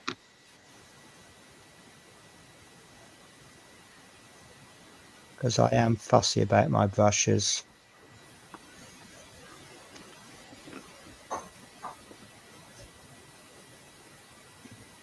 But basically anything that holds the paint well and comes to a good point is a good brush, really, isn't it? Yeah. You like I say, you collect brushes as you change. I mean, the brushes that I bought, the Finest Dead Dog here, when I used to paint exclusively with enamels, they were fine. You would use them. They would last about 4 or 5 months, and then they would go from, for example, a size 6 to a size 4 to a size 3 to a size 2, and they work their way down. Yeah. And then eventually you just stick them on, or you cut the bristles off and you use the ferrule for. Like I've just done with my 3.0, which is, I think I've just changed my 3.0 into about a 10.0. But do you know what my favourite brushes are? You'll love these. These. They are so good for mixing paints. You get these, and I think you get 6 of these and 3 of these in a pack. Like £1.50 from Poundland. For just 1 second, I thought you were going to say your favourite brushes are your double-headed brushes. The double-headed? Yes. These are a well-known YouTuber loves these. These are the best double-headed paintbrushes that you'll ever buy. And you clean them with dehydrated water. Ah, yes. Oh, that's certain YouTube. Yes. Yes.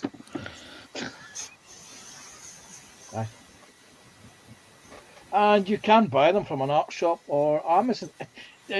Jake, if you have a good quality art shop near you, have a go in and have a look around. And just remember to keep, to keep your wallet in your pocket and keep your hand on your wallet just in case, because it will shock you the prices of some of the brushes, mate. Yeah. It's a bit like airbrushes. Sorry, it's a bit like airbrushes. You can buy a cheap piece of airbrushing, or you can buy a high-end airbrush. The cheap set of airbrushes were how I started. Yep. And learnt. Mm-hmm. And I haven't got the second one you showed, but sort of mid-range. Yeah. Well, I went from, believe it or not, I started off with it. I've got mine. First airbrush I bought, apart from being the basic spray gun that everyone gets suckered into buying, was this. This was a Badger. This is a Badger 250. Was it? Yeah, the Badger 250. Right? Single action airbrush, because that's what I could afford at the time. And these had basically I had just arrived in the UK when I bought mine. And within a couple of years, I'd bought the next one up, which is the Badger 150, which is the Badger 200. The Badger 150. This is it. This is the 150, which is the same basic airbrush, but as it is dual action. Yep. Okay.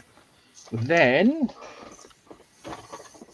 being Scottish, not saying that these Scots are tight, I bought the Badger 100, and I realised that if you have a gravity-fed cup, you use less paint, therefore you save money. So that's why I have the Badger 100, and this was my go-to, or this is my go-to airbrush to this day. Then a few years later, or back, I think it was 2013, I bought this. This is the Neo, the Iwata Neo, which is a Japanese trigger airbrush, and I was stunned by the quality of that. Now this is the cheap version of an Iwata airbrush. And when I bought this, they were about, I think it was about 100 quid. Now I think they're about £180. I've seen them. My second go-to brush. And a couple of years ago, a channel member kindly gifted me this, which was the Harder and Steenbeck Evolution CR Plus. And this is an absolute beauty of an airbrush to use. Is it the same one as Snowy's? It is indeed. He has the more up-to-date version. Yeah. But this is the similar because they do the Evolution and they do something else, but it's basically the same airbrush. Yeah. And it's a really good airbrush.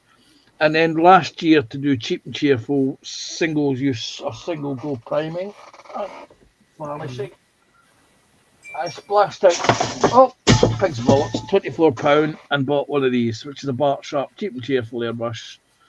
How much? The 24 quid. Wow. Cheap and cheerful. You know. See, that's how much my airbrushes cost. Yeah. And I'm quite happy with them. Yeah. But I'm not a pro with an airbrush. My little analogy I say is that if you buy a pair of top of the range football boots, it doesn't make you a Premier League player. And I think the same with an airbrush. It does make you a better airbrusher, but I think the top of the range one is wasted on me right now. Mm. Yeah, well,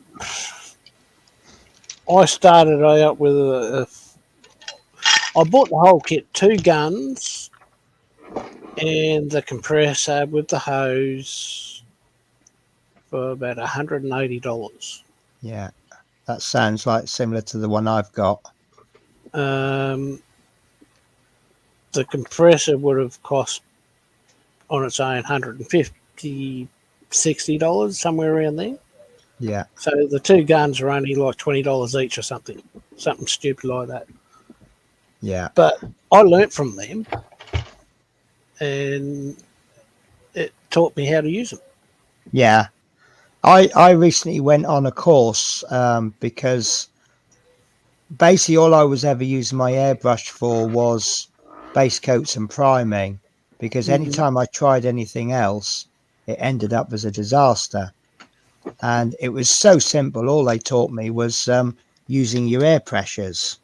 Yes. And then suddenly I've gone up a notch as an airbrusher. So I want to see how far I can push that.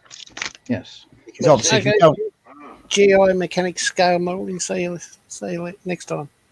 Take care, buddy. Bye. Yeah, my lovely. I don't know if you noticed, I just went into bus driver mode. I went, see you later, my lovely.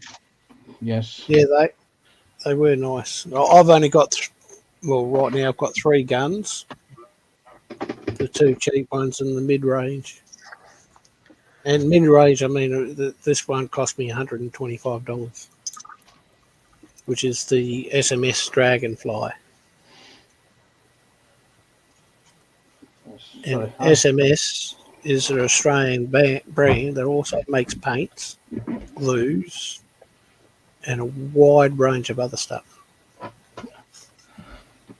I did mention glues.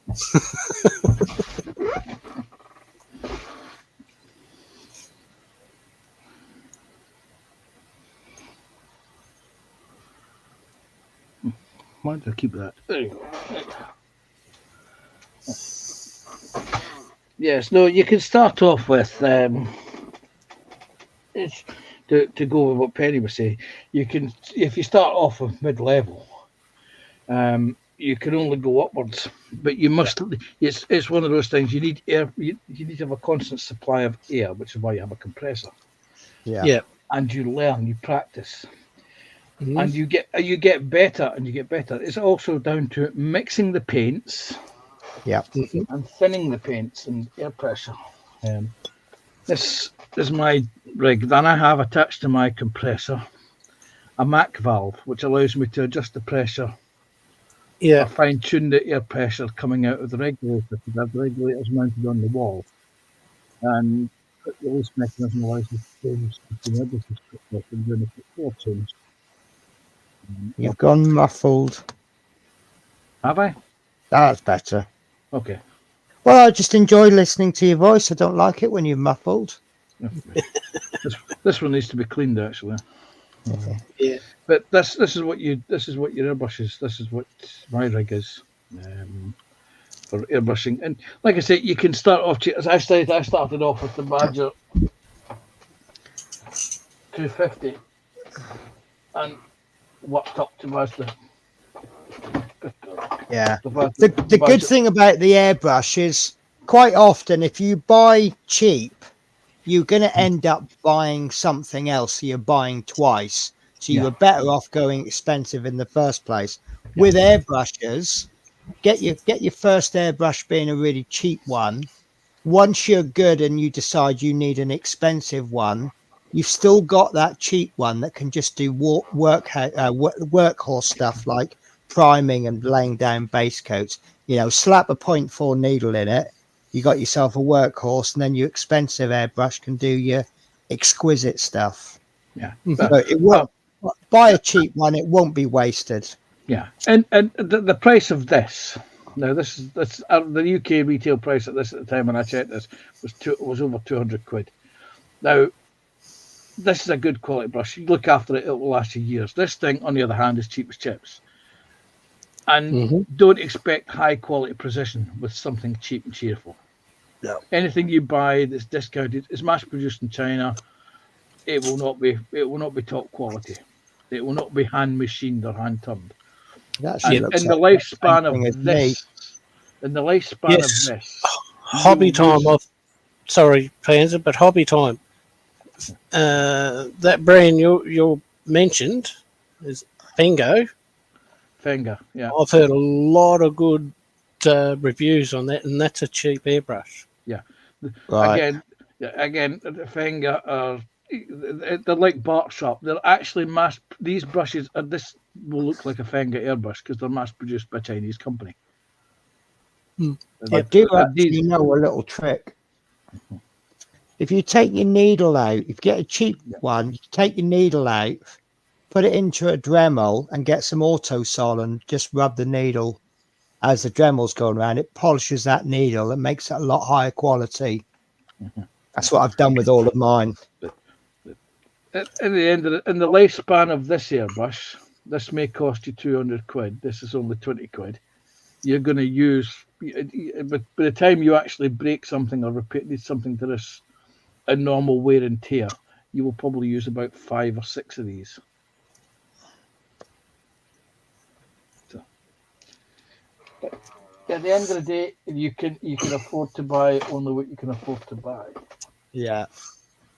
Yep. Well, this is mine. This is a mid-range. This is the one I'm using now. Mm-hmm. It's 0.3 needle. And although I don't have that valve you're talking about, I can do the same thing. I can do the same thing with this end. Just twist it left or right, and it does the same thing. I think that's actually your needle stop. It is. It is. Yeah. But the MAC valve actually reduces because if I do this. Yeah, if you got something like that, you'll have two. I've got one there. That's for the airflow. And that one is for your That's the needle stop. There, for example, Yeah. this one has got a needle stop. If I turn this all the way in, the trigger doesn't move as far. Yeah. So that So limits what- how much movement you got. So that only limits how much paint is coming through the needle. The MAC valve allows you to fine tune the air pressure through the needle. Oh, yeah, yep. Get you. Yep. Hobby Time is airbrush artist for over 40 years, got over 30 different ones now. Ah, Yeah. show off. So I think it's probably fair to say he might know a little bit about airbrushes. Just a tiny bit. Yeah. It also depends on what you're actually painting. I mean, at the time I was buying airbrushes, I was using enamels, so I needed something with a PTFE solvent, a PTFE needle brush in it. Since then, I've moved over to acrylics.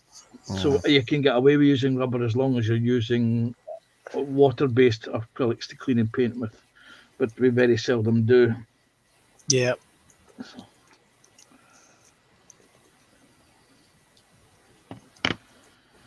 Right. Well, I've actually done a lot more than I thought I was going to do. And I'm enjoying myself now.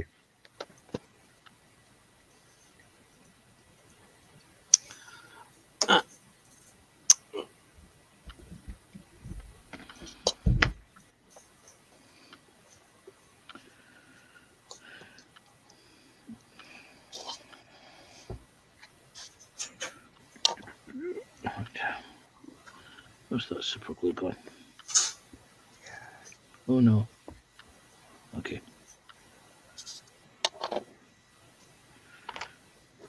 Hobby Time says just a little bit.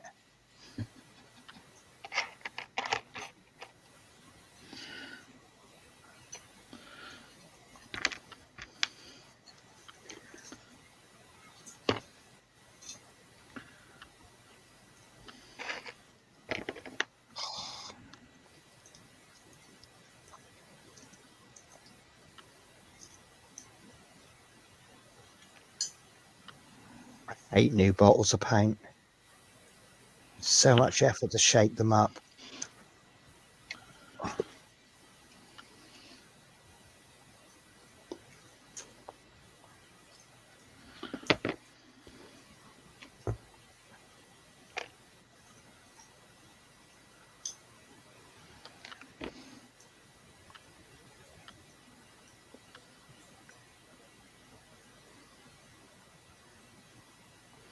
Oh no, that's what I was going to do before I did that. I was going to check what.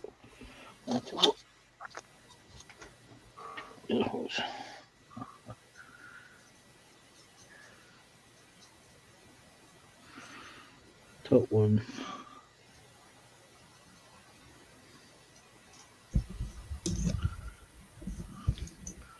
Oh, nice. Hobby Time.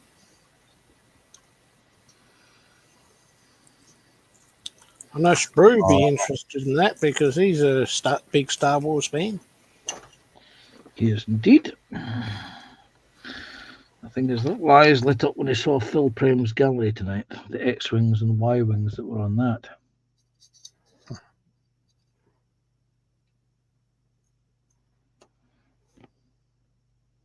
Yes, I did see some of it, not all, but because I was to and fro.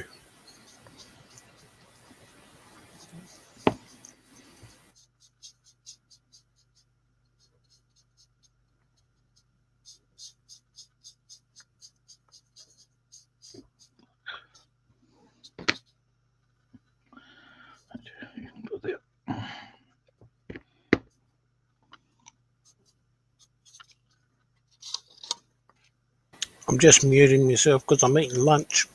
Yeah. It was like I've come off the stream or something. Yeah, I had to check myself. 'Cause you can, there's a hiss, and then all of a sudden the hiss goes, and then all you can hear is Penny painting. And there's no hiss from your mic. Oh.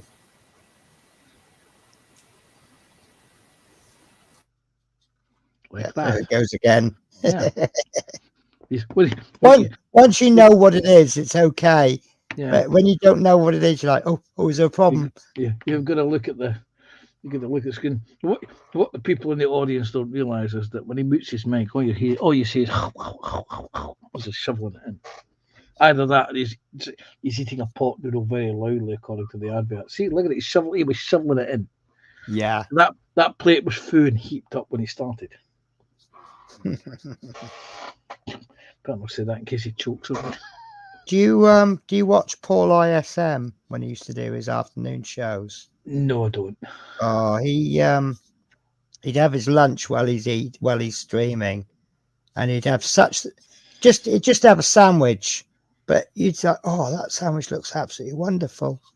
And he's sitting there eating it, and it's like something really posh, like, I don't know, ham hock or something from Marks and Spencer's. And you're like, oh, I really fancy that myself. My lunch of choice lately has been cheese and ham, lettuce and pickle sandwiches with a cup of soup. Nice. I've been getting into piccalilli all of a sudden. Although I do tend to have phases of things. Yeah, for me it's peanut butter sandwiches. It's usually about January, February that I have peanut butter, and then I can't stand it for the rest of the year. But the other thing that I bought recently, which is because our local Aldi had it in stock because it was Pancake Day, was the Cadbury's caramel chocolate spread. We only see it twice a year. We see it at Pancake Day and we see it at Halloween. And I may have bought the 12 jars that they had left. Because I'm bloody guaranteed I'll never see it again. It's a bit like the Jaffa Joe nuts. Do you remember those? Yes. All of a sudden, those have disappeared. You can't buy them anywhere. Yeah. I used to do live-in care, and this woman it was really funny because the brief I got given is that she likes what she likes for breakfast until she decides she wants something else. And that is exactly what she did. But when I first started looking after her thing was hot cross buns for breakfast. Now, have you tried to get hold of a hot cross bun after Easter? Believe it or not, they've actually become an all year round thing now. Well, they're starting to. Yeah. But when you're dealing with a lady with dementia who wants a hot cross bun for Christmas, that's the only way you're going to get a peaceful morning. So I ended up having to resort to making them.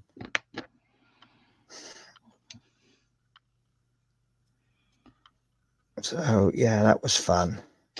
But she had to have the little crosses on the top as well. Yeah, here they're out on the shelf on Boxing Day. Really, that's quite disgusting, really, isn't it? The best people complain about them, but it's like what someone said in Coles. If people wouldn't buy them, we wouldn't sell them. Well, this is the thing. They complain while they're buying them. Yeah.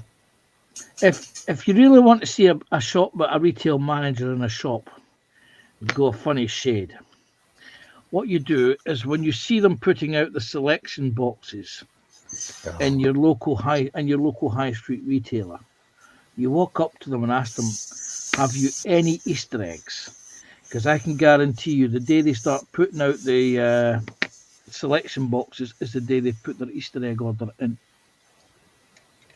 Right. Ready for next year. Ready for Easter immediately after Christmas. Because the minute Christmas is over and done by, yeah, you can be guaranteed that the Easter eggs are out. The Cadbury's cream eggs are everywhere. Yeah. Well, the thing is, as a delivery driver, you are already delivering, because obviously once Halloween finishes, Christmas comes out, doesn't it? Yep. But as a delivery driver, you are delivering the Christmas stuff to the shops before middle of October, before Halloween is really serious. because they have to have all of that stuff.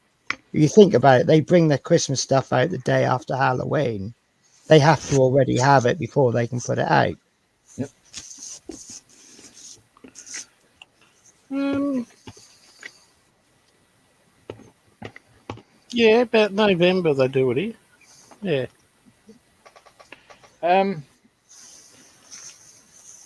Just to let you know, we've probably only got one viewer. That's probably me. Oh. Oh, we've got No, 8. Well, according to live chat, we've got 3 viewers. Okay. Night, Jay. But one of them is me, and if I leave, that'll go down to 0. Yeah, you take care, Jake. Bye for now. Yeah, look after yourself. Thanks for popping in.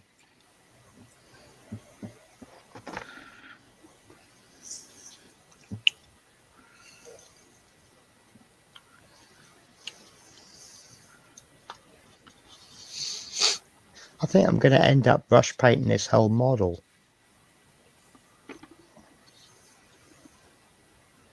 I decided to brush paint this because I thought the bits that I was doing, there wasn't really enough to warrant getting the airbrush out. And I think I was wrong. But I do like brush painting anyway.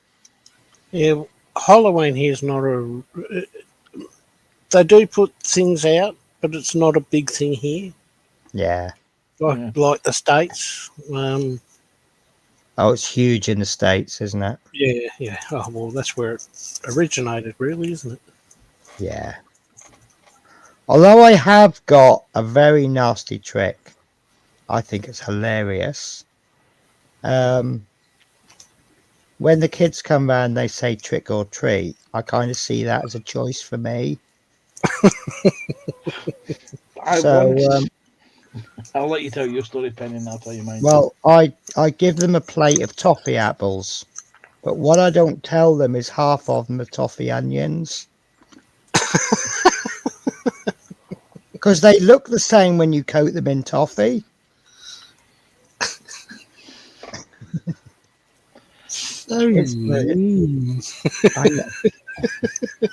Well, they do. They say trick or treat, and I go, let's see. Many years ago, it was one day I thought, right. When you was a wee lad? No, actually, I was my late 30s at the time. I thought, right, it's Halloween. What are we going to do? Because I lived up a little alleyway, and I thought, right, let's scare the hell out of some kids. Yeah. And I dressed up in my ghillie suit and put my S10 respirator on with some luminous eyes. So the gas mask with luminous eyes. Glowed on, and my ghillie suit, which is basically it totally breaks up a human being's outline. Looks like a shambling monster. And I listened, and I heard some footprints of a couple of kids, and I peeked out and saw them coming along the street. I thought, brilliant. 2 little kids to scare the crap out of. Anyway, the 2 little feet, you heard them walking along. And as they got closer and closer to where I was, I waited patiently, and then I leapt out and scared the hell out of a police officer. Oh. At some point, the kids had actually turned up an alleyway up another road junction, and the police officer came out the road junction. And because I didn't hear that there was a change in the footsteps, all I heard was, and jumped out and scared the hell out of this cop. How did he react? Yeah, the look of startled confusion got him a little bit because he wasn't expecting it. Certainly not something with glowing green eyes. Did he go, oh gosh, you scared me? Good Halloween trick. Yeah, something along those lines. Yeah. There may have been a deity or 2 mentioned. Was that before or after or in between him screaming? It was after he screamed. Like a little bitch as well, I might add.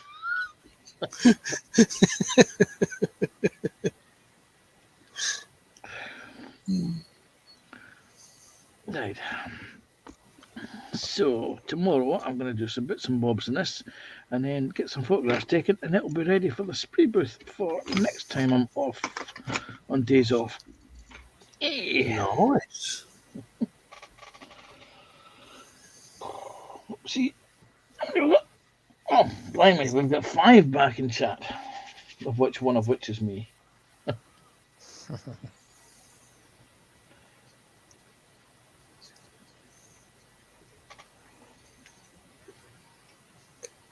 Mm.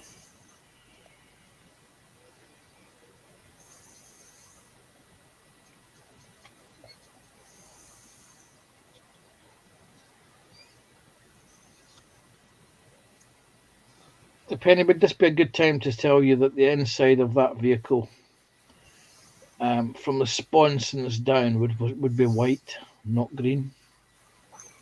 This is an absolutely terrible time to tell me that. Okay.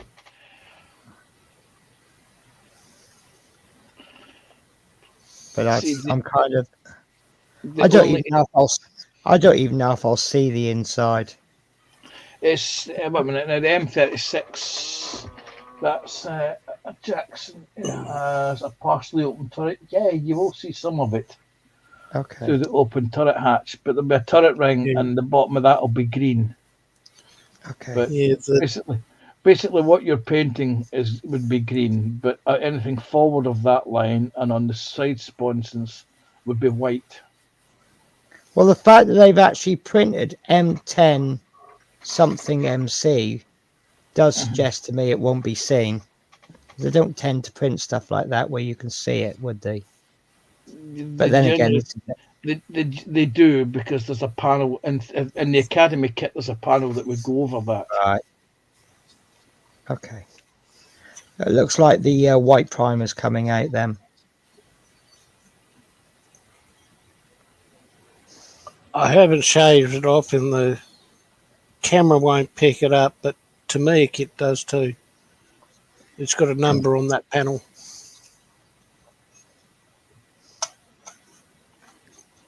Oh, yeah. That panel there. Yeah. And I don't know if it's going to stand out once I paint it, but it's there. Would this be a small 6-digit number? Yeah. That would actually be a casting number from on the real vehicle. Oh, righto. Okay. You can tell you're not an armor modeler. No, Yeah, there's.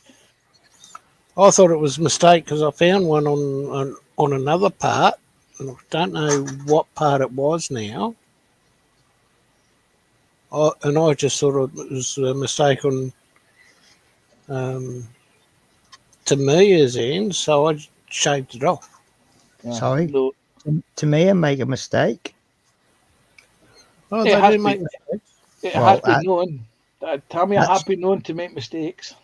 Actually, yeah, because I've got their Tamiya Sea Harrier. Yes. Yes, apparently this kit, or this Abram, is the wrong one that was sent to Ukraine. Yes. That's the A1 version. I'm pretty sure it's the A2 versions. Or the A1 heavy armor versions. Yep. Yeah, which is a slightly different configuration, but externally looks the same. We've got a bunch of Abrams too. I just don't know what sort. You've got they call them the AS. That's true, and AS2. Is it the AS1s they call them, because they tend to name all the tanks AS1s. The Leopard was an AS1. Well, I will.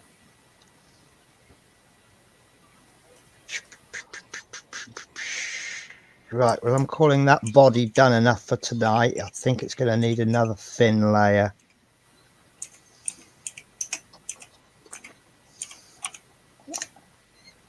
But that'll do.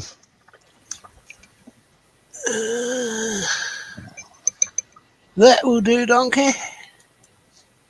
So I'm going to assemble the first stage of the wheels. I haven't even painted the other bits that go on, but I've done the first step and the third step, but I haven't done the second step. M1A1 Abrams. There you go. Yes. Yes, I was just trying to do that, but somebody's messaging me. Jumped in so I could. M1.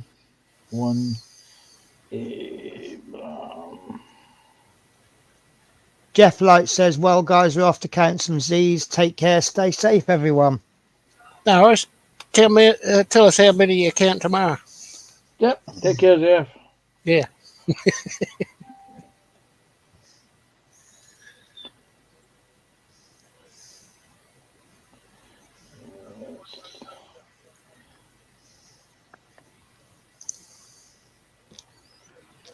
It was 8, now there's 10 views. It seems to have gone up. And Right. Cold water present. Yes. The AS1s.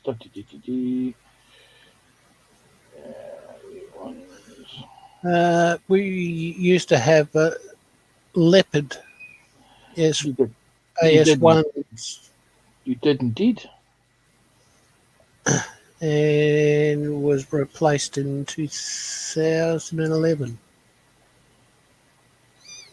by the Abrams.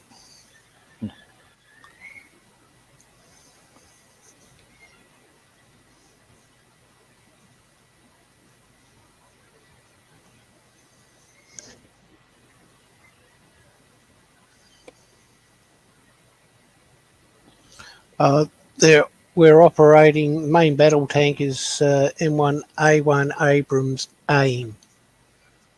Yes, but under Project Land 909 Phase 2, your fleet will be increased to 75 M1A2 SEP V3 variants of the Abrams. Oh, there you go. Yes. Yes, so I'm just reading that same part. Bit of Wikipedia. Yeah. No, I must admit, I almost had my little cat paws on an AS1 upgrade kit for the the Leopards. Until I realised that the upgrade kit had absolutely nothing to do with the Australian Leopards. It was just some components that looked vaguely like the Australian Leopard components. Oh. And there was a company called Mouse House, who were based in Australia, did an upgrade kit for the Meng and the Italiere Leopards to convert them to Australian Leopards. But they're now out of production. It's a bit like the Bushmasters that you guys have got. There was an Australian kit manufacturer made those. I'm trying to remember who the hell it was. I think they were built. We tried to get the contract down here in Tassie, but someone in South Australia got it. And we also sent a bunch of them to Ukraine as well.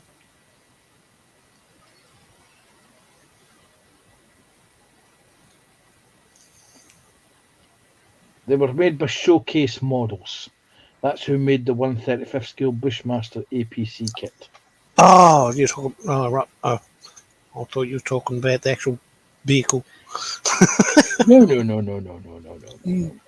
can't remember who the hell made those. They're a licensed built product. But I'm talking about the 135th Scale model because they are uniquely Australian. Well, they were uniquely Australian at the time. Oh, here we go. And now they're also Ukrainian. Yep.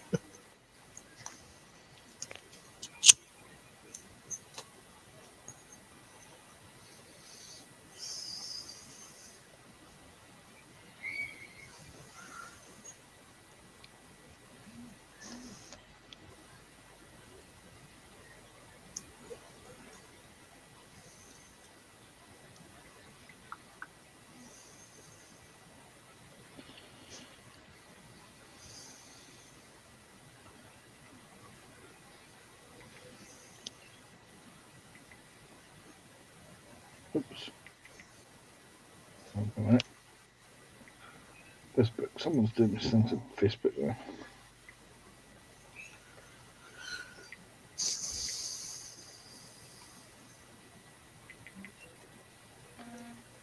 Go away. Stop buzzing.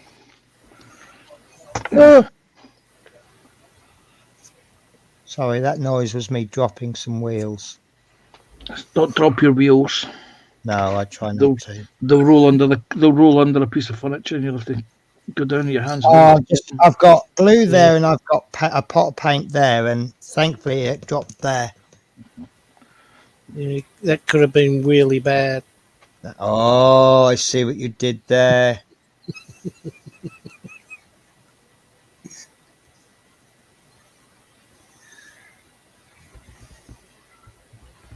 See, I dropped some bits a couple of weeks ago on Sunday, and I dropped a fire extinguisher and I dropped a remote camera from this very kit.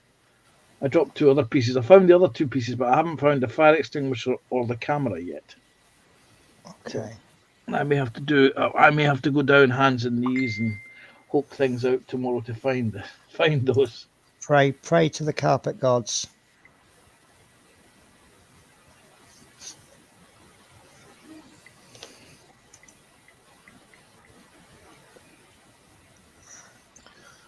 Ah.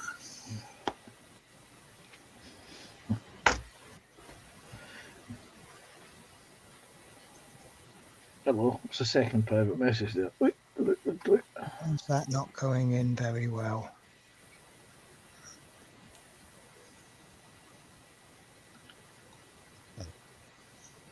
It's interesting.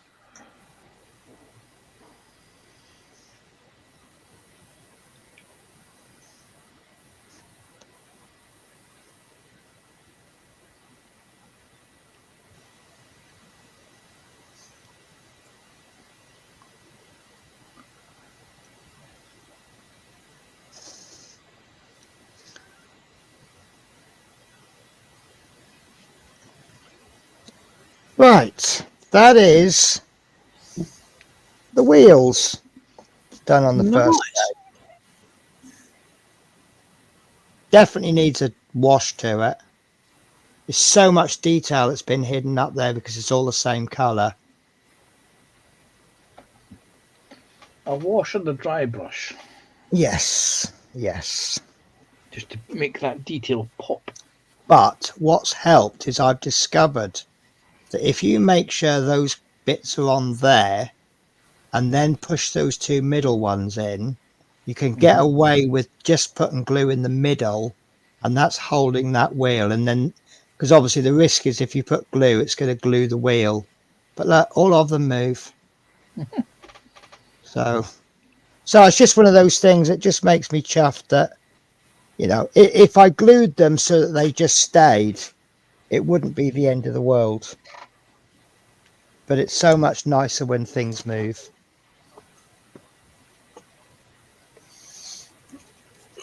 Right. I tried explaining that to the ex,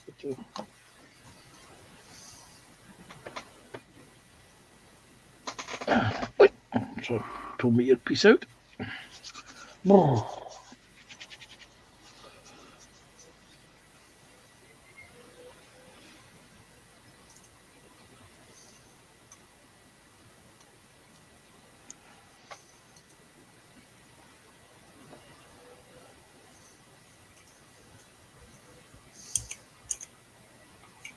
Time is it? No, I won't send it.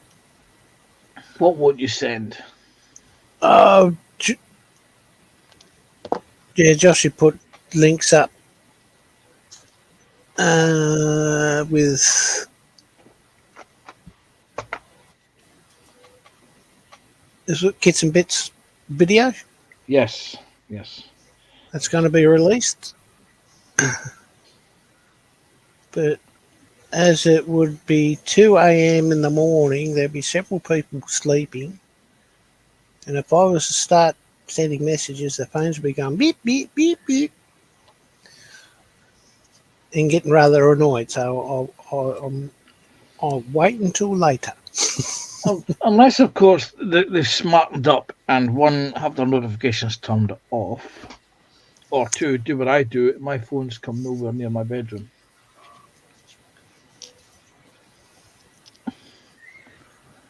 I used to have a boss that used to phone me, and he would get through to me eventually and say, "I tried phoning you." I said, "Oh, really?" He said, "Yeah. Why didn't you answer?" I said, "Well, the phone's downstairs and I sleep upstairs." "Oh, you should have your phone beside you." "No. One, you don't pay me to answer the phone off the clock, so I'm not going to answer the phone off the clock." You pay me to answer the phone, I'll answer the phone. Yeah.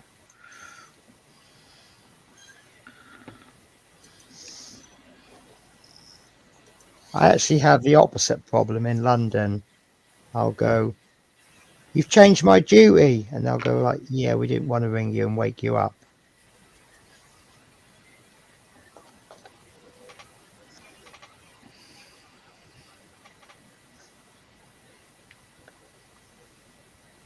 Oh no! Is that an earthquake? You've No. dropped something. And thankfully it landed on my legs.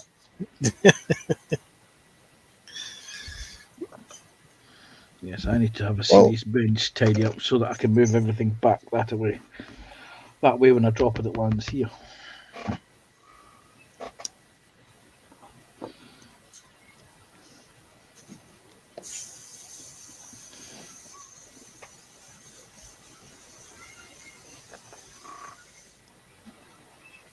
I was going to say, why can I hear kids screaming at this time of night? And I suddenly realised that although it's late in the morning for us, it's not for Scott. Yeah, they're probably just they're probably running around in the early morning sun. What time is it in Aussie then? Well, you can hear the kids through my mic. Yeah, I'm sure I can hear kids. You kidding me? Can you? Is there kids out around? Yeah, I live across the road from a school. Right. So you're hearing the kids playing around in the schoolyard. Yeah. Let me explain something to you, Scott. I have one, an incredibly sensitive sense of hearing. Two, I have a set of very special earbuds in my ears. And three, on my computer, I have a piece of software that allows me to use your microphone and split the input that I'm getting here into various channels, so I can hear and pick out different layers of noise behind you. Oh, right. So and you say all of that, I can hear the kids as well. Yep. And my headphones are like 50 quid for 30 quid from Argus. Well, I do have my door open. Yeah.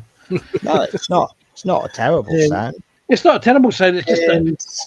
It's just that I live literally 150 meters from a school, and I can hear the kids sometimes playing when they're out at school, when they're out on break, and it's one of those noises that I thought, why are our kids at 2 o'clock in the morning at school?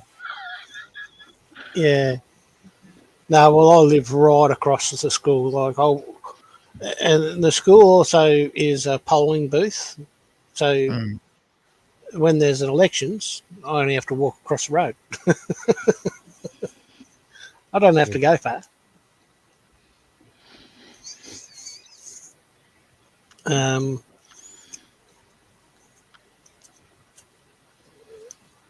Yeah, I didn't think you would hear that. No. Microphone. You got good quality microphone, good quality earpieces, and direct sense of hearing. It's actually quite worrying now because instead of a bell to let the kids know it's time to go in, and actually they should be in because it's like 1:15 in the afternoon. Instead of a bell, they play music. So now it's sort of worrying that you might hear that. Or depends if it's nice music. It depends if we can name the tune. Last few days it's been Taylor Swift because Taylor Swift was here on concert in Melbourne and Sydney. I'm So just, they've been imagine, playing it without. I'm just imagining having a school playing "It's Me, I'm the Problem, It's Me" through the system, I can't or get. I or can't even go. I sorry, can't go go on. over I can't go over the fact that a school would pay to play Taylor Swift. Yeah.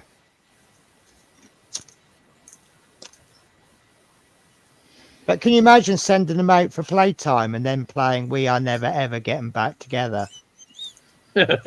Oh, they don't play that sort of song. It's been Shake It Off, and there was another song they had on there of hers, and I can't think what it is. The Barren Yeah. Knights version of "Shake It Off." Toss it off. Yeah. Sorry, only people of a certain age will get the Barren Knights joke. I don't get that one, but I do get Barren Nights. Yeah. Well, the Barren Knights used to take popular songs and make their own naughty versions of them. Oh, like who's that fellow in the US that did that? Oh, Are you thinking of Weird Al Yankovic? That's him. That's the very Yeah. guy. Yeah. Yes, I have some of his. Dr. Dirty is known as. I have a friend of mine created me a CD of some of his more popular songs, and they are quite good. And it's nice. It's nice just to play it occasionally at functions, just to see people's look, because they get into the music, then they suddenly realise what the lyrics are. Yeah, yeah. It's quite funny because when he did his first song, he was asking people if he can do it. And I can't think who they did. He did ask one big celebrity if he can do a take on his song, and he rejected it. He wouldn't let him. So he went and did Michael Jackson's. Right. And anything he did after that was a big hit.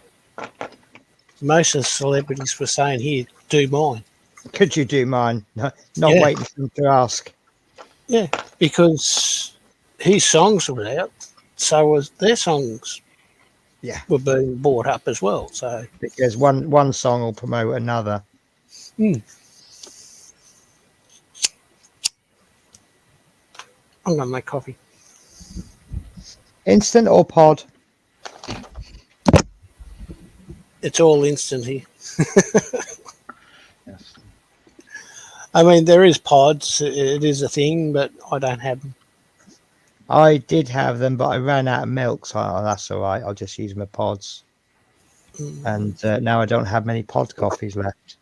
I have one caramel latte left. And I'm saving that for something big. Okay. I have several jars of Nescafe Gold Blend in the cupboard. Oh, love my Gold Blend. Although I'm more of a Kenko person now.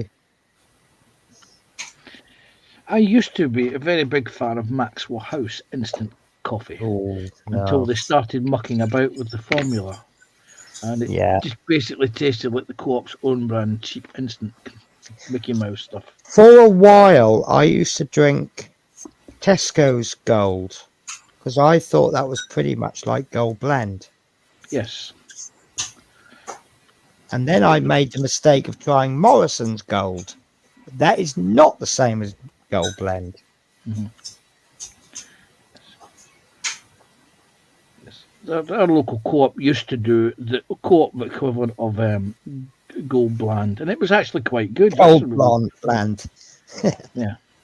And then, of course, our local Co-op stopped selling most of its own brand products, much to everyone's annoyance, because that was the one that everyone got the biggest dividend on. Right. In fact, last time I checked, the only thing that their Co-op does that's its own brand is its fresh meat, produce, milk, and a few other ancillary bits and bobs, but that's about it. It's all branded product.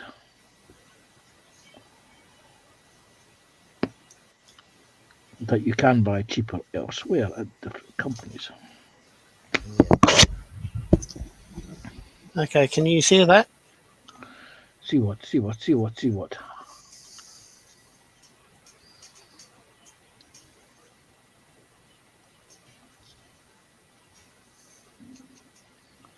No, you can't hear it, can you? No. What have you done? What have you not done? That's good. That's the Taylor Swift "Shake It Off." Oh, yeah. Right, so there is a dry fit mock-up of one of my wheels. Huh? Yeah. That bit you said has to be rubber, Yes. because that I can see it now, because that's where the top of the track is going to go. Exactly. Yeah, once it's put together, you can kind of see it, can't you? But it's probably really, I'm probably being really childish here, but look at that wheel. Nice. So I assume if I drive it up like a bumpy bit, these are all going to move around. Well, yes. Remember that as your tank goes up, only the front ones will move up. Right. So put me better ones at the front. Yes. Now, there's some kind of hydraulic-y suspension-y thing in there. It doesn't give me a colour call-out for it. I'm assuming it's going to be like gunmetal or something. That would be painted olive drab. That's actually Olive drab. It's a piston. It's a piston. It's a compression piston. Right. It will be olive drab. By the time you've actually put leathering on it, you won't actually be able to see what colour it is anyway. Right. Okay. So obviously, I need to paint these parts before I put them on, but yeah, I'm quite happy with that. Very happy. You see, 2 years ago, there used to be an M10 chassis just literally sat down, just down there from me. But unfortunately, I've since tied up that it's no longer there anymore.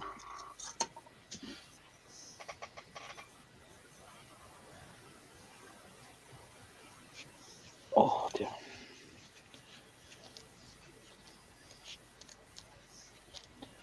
Right, so who's making coffee? Mine's is milk with 2 sugars. Well, mine's is milk with 3 sweeteners, actually.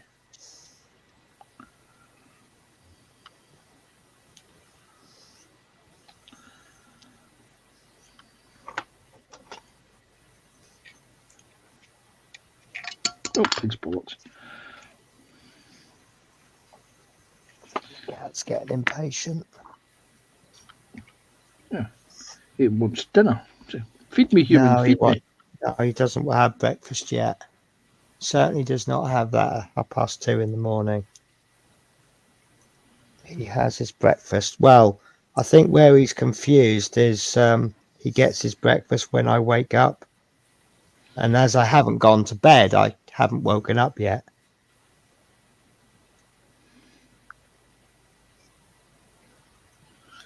So he thinks you've just woken up.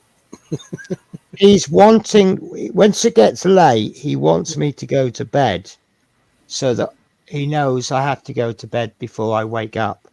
And when I wake up, he hassles me that he gets breakfast. I used to have a pair of Bengals that would just hassle you, period. Yeah. No, he's one of these cats that is a lot smarter than he makes out. Oh yeah, my 2 were smart. You know, you said the word chicken, and they knew that word.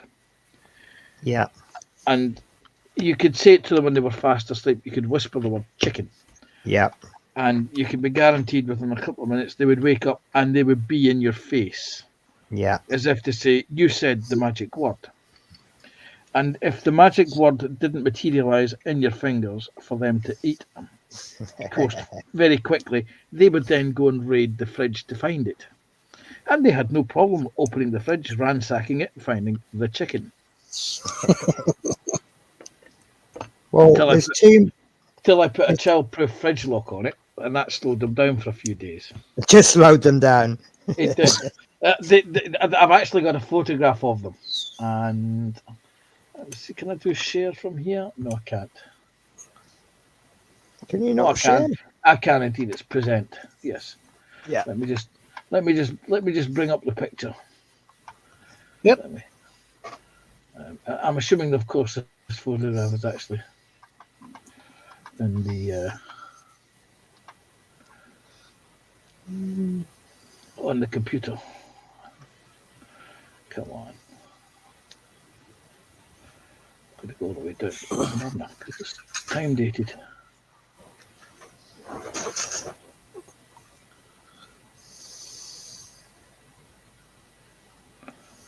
Dear, oh dear. Millennial Falcon.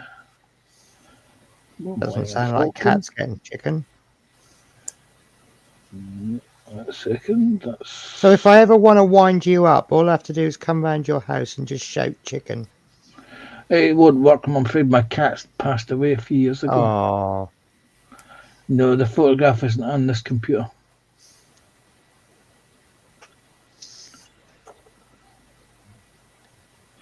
There are photographs of them on the computer, but not of the picture that I want.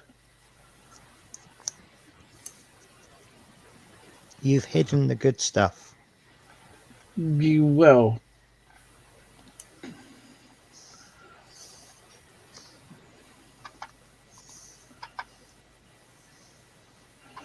The stash.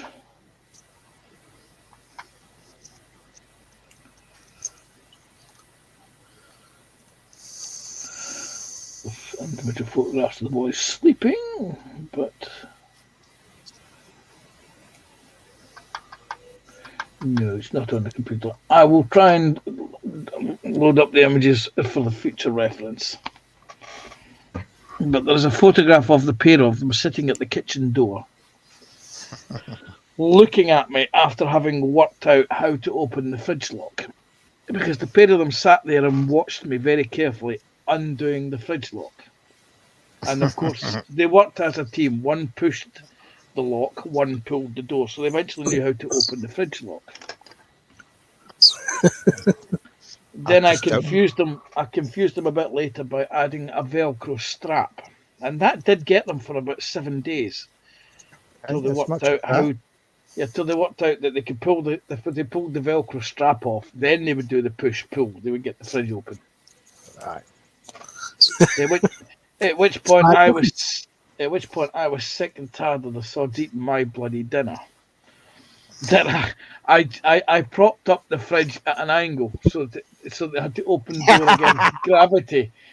It was the child-proof fridge lock, the Velcro tape, and I had a 17-pounder tank shell popped in front of me. So they couldn't. So even if they did open the door against gravity, they couldn't open it very far. And the look of absolute disgust that used to come on their faces was unbelievable. The unlucky, the only things the cats are interested in can go in a cupboard with a lock on it. Mm-hmm. Well, it's a latch, really, but it is handy if I ever want to find the cats. If they're hiding up, because they've got some hiding places. I don't know where they are. I think they're underneath one of the sofas. But I'll just go up to the cupboard and I'll just open and close the latch. And within about 2 seconds, they'll both be right by my feet. These cats have got you trained. Oh, yeah.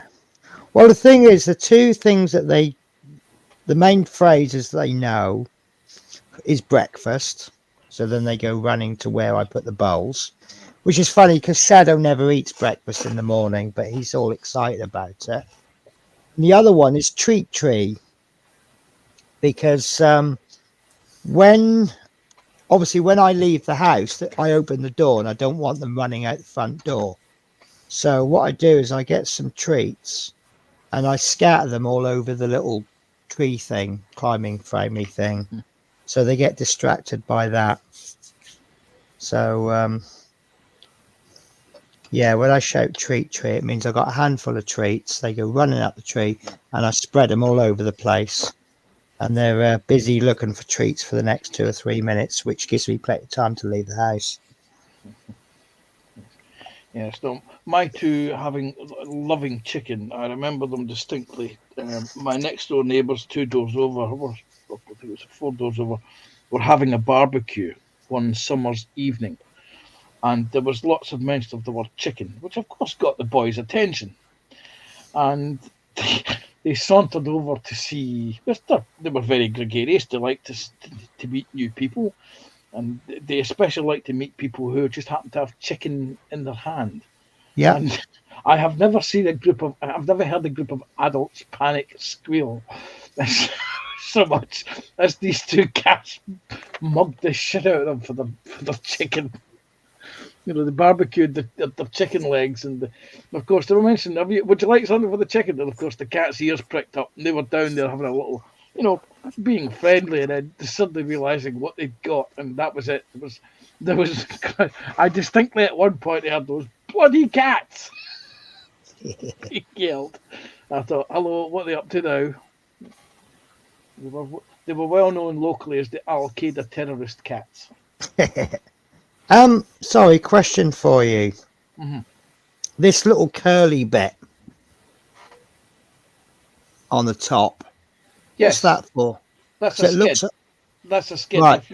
If you imagine that those are actually skids that the track will sit on and skid across yeah, that's what I thought. before it goes to the return roller, which is So that is going to be some kind of silver on the top yes. and olive drab all over, but silver on the top. Yeah, silver and rust, or with grease. Yeah. Yeah. With grease. Yeah, remember obviously that would tracks will get- be greased. Unless it's just fresh that second out of the factory, Yes. in which case it'll be lightly scratched. Try to see it.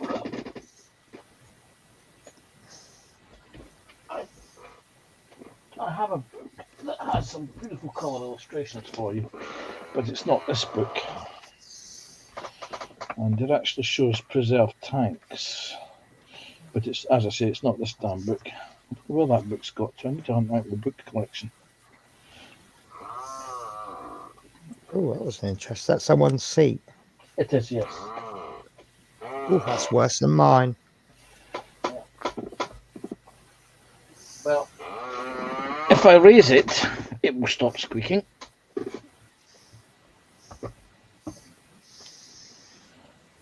Like so. You see, now I can swivel, and you don't hear it.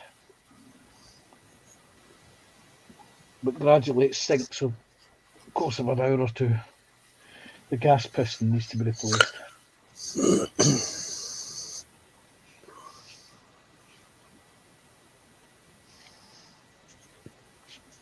Oh.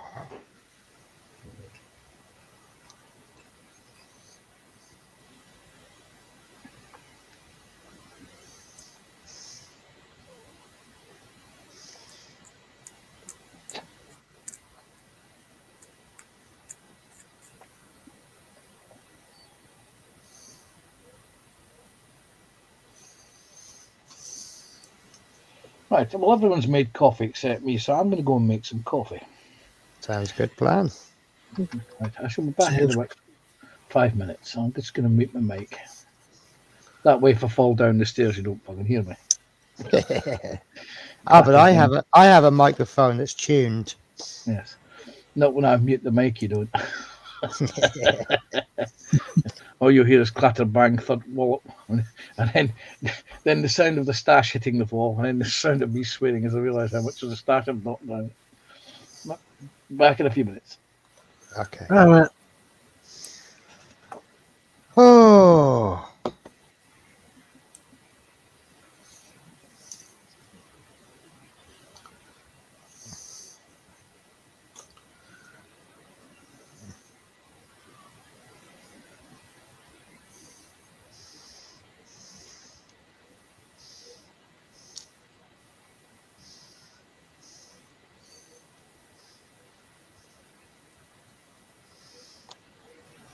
Explain it.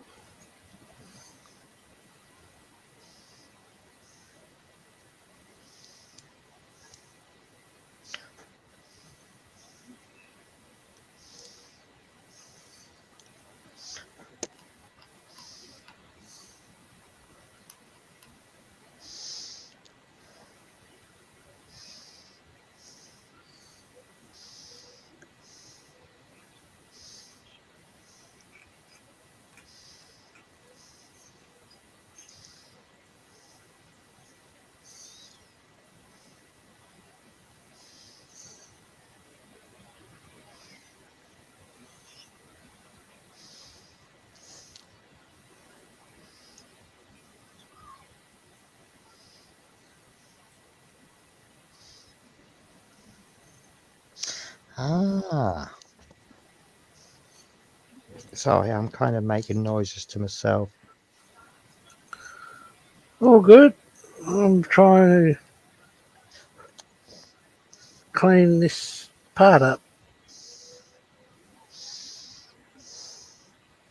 I know it's not on camera, but No, it's I'm trying to figure out how this works. And there was a little catch on it, and it's the top of this where I've got a little tiny bit of sprue nub on it. It's just catching on there. Just quick rubber sandpaper and voila. yeah, as simple as that. Yeah.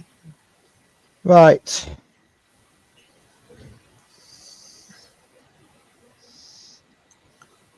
I wonder if I can get away with not painting this.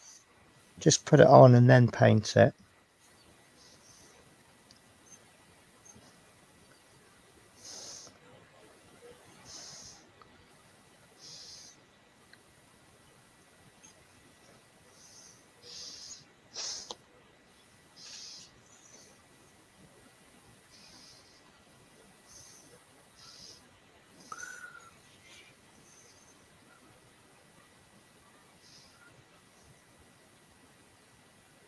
Stupid move.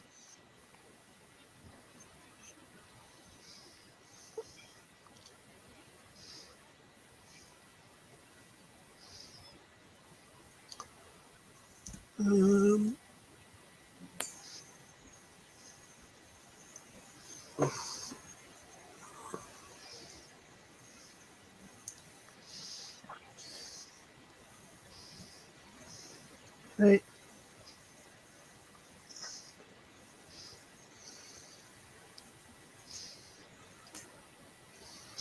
Yeah.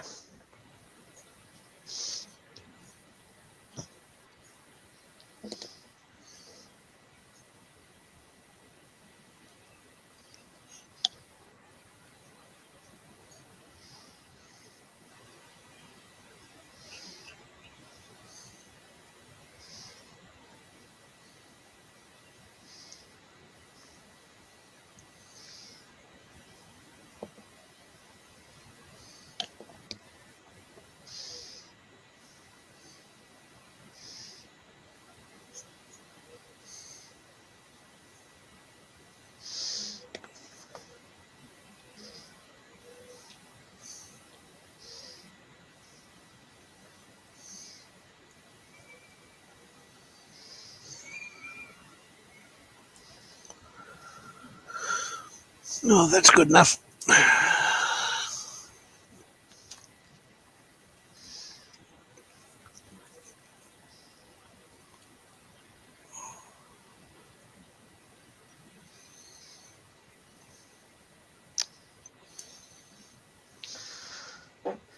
Oh.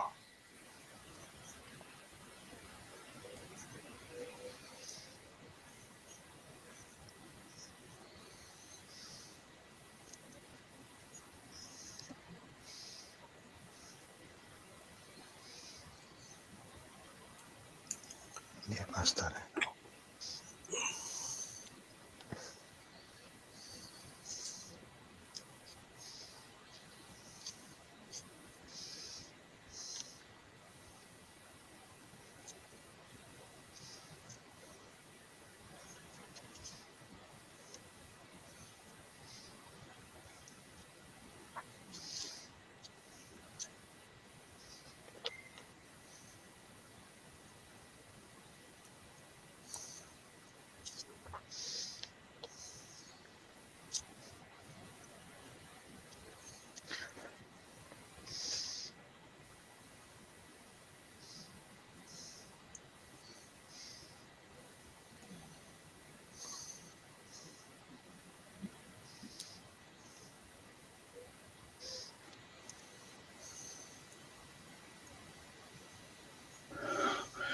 I am back.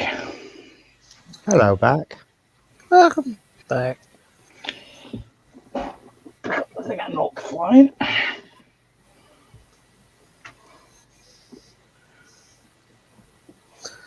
Mhm.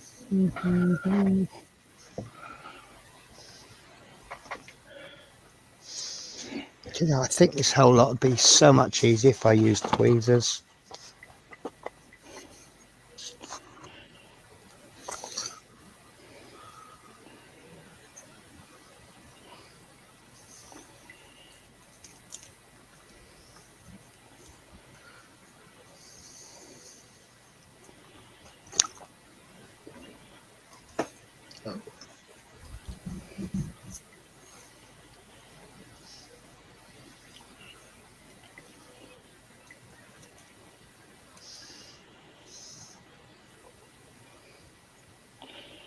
Right, so let's have a town check. Let's see who's all in the audience who's still watching us.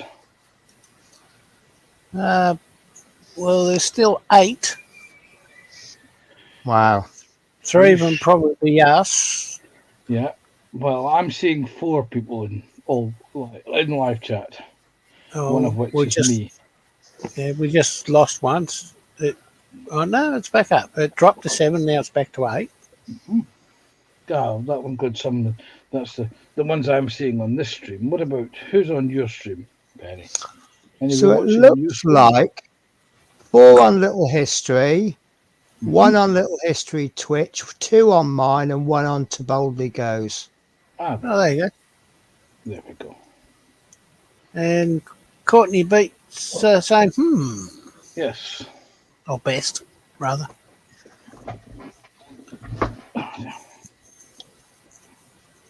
Because I can see what's going to happen here. Teddy's going to wake up to go to work in a few hours, and he suddenly realised that we're still strong. I bet that's probably what's going to happen. Oh dear. Well, I'm very, very happy with these wheels.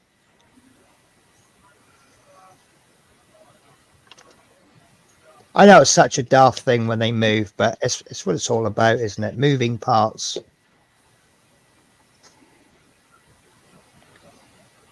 Yes, see, on mine's, my wheels go round.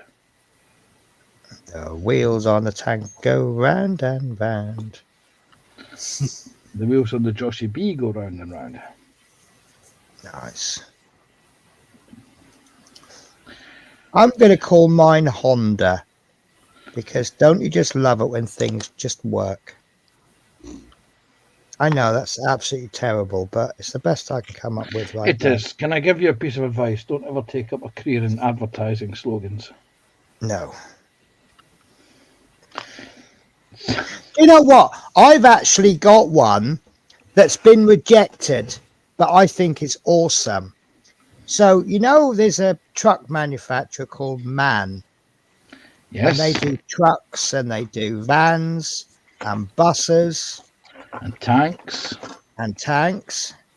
So my slogan for them is, you'll love this, there's a man for every job. Yeah, and I can see why they would. Yeah, but it's still a good slogan though, isn't it? It is a very good slogan. I mean, there will be loads of complaints about it, but if you, it's like the Red Bull gives you wings. They spell wings in a certain way. Now, if you put there's a man for every job, but you write the word man in a certain way, then it can only be for that company. That's my theory anyway, but yeah. You're talking to the man who I used to work for a publisher. Right. And we used to have this person who was paid professionally to proofread everything that we manufactured. Okay. Especially ever since the incidents where we had Birmingham United. All right. Well, no, it was Birmingham City, Sheffield Untied. Father's Day spelt further. Good Wednesday Good Friday on a Wednesday. And there was a couple of others. And didn't work for the Independent by any chance, did you? No, I didn't. No. Was it them or the Guardian that were known for bad spelling mistakes? In Glasgow, it used to be a thing on a Saturday night to get the late evening express in Glasgow, and to go through it and count all the spelling mistakes because they were atrocious. And anyway, one winter was put onto dock setting, which was the tidying up of these newspapers and the print in the newspapers to make it legible so you could actually read it. Right. Because we used to publish books made from the archives of a well-known newspaper chain, the Daily Mail, and it was the Daily Mirror, and we had their what do you call the damn things? Their archive.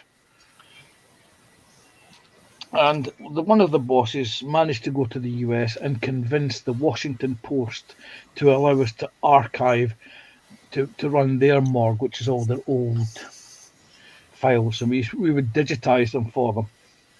And we would manufacture these books to be sold in the US under the Washington Post market, under the Washington Post brand.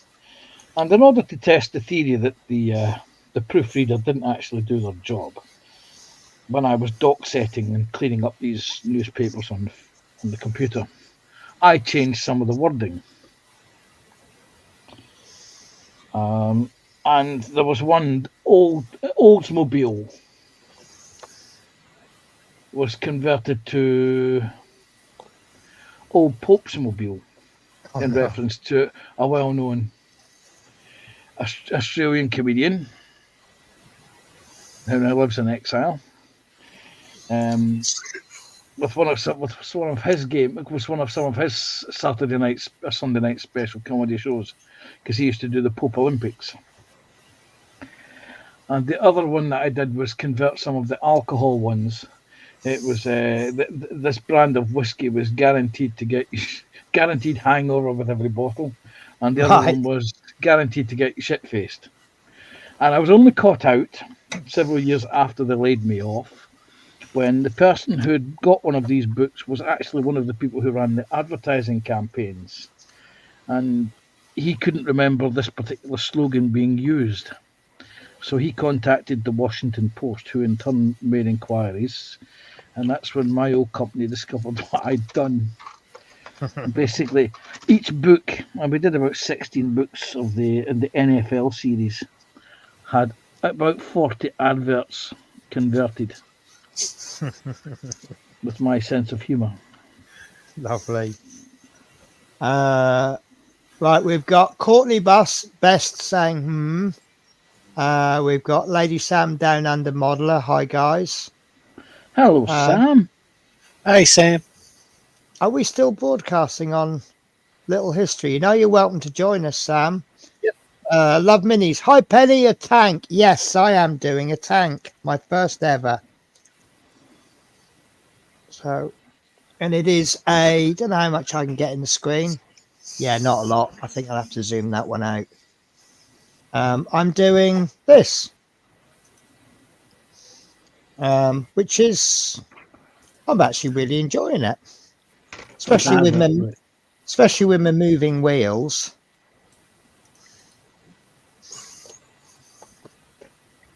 Courtney Best says, and Daily Mail, I like that. Yeah. Oh, that's the wrong. Yeah, that's the state of my desk at the moment. That's about as tidy as it normally gets.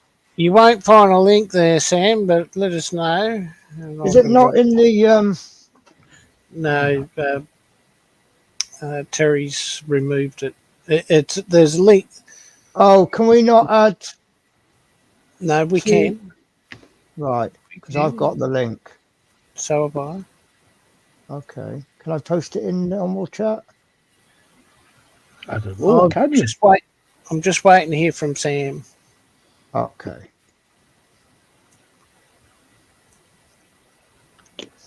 So obviously we are under strict instructions to only accept people we know. We know Sam. Mm-hmm. I know. That's why I'm not an issue with it. Sam might be trying to unpack the groceries or something. That's Right. Yeah. But the other thing I'm thinking of, and please don't take offense, anybody, we have more people watching than commenting. Yes. There's 11 people. Yeah.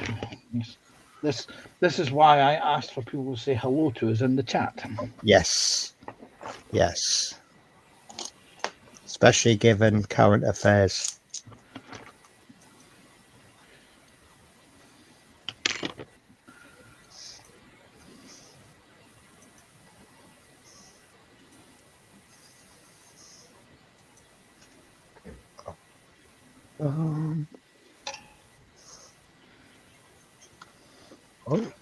Oh, that's actually going in quite nicely. There's always one or two, isn't there?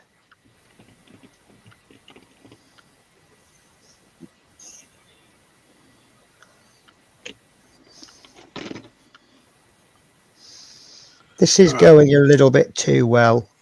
I'm expecting it all to go wrong. We're kind of hoping it will go wrong. Oh, are you? Yes. It's an Airfix kit.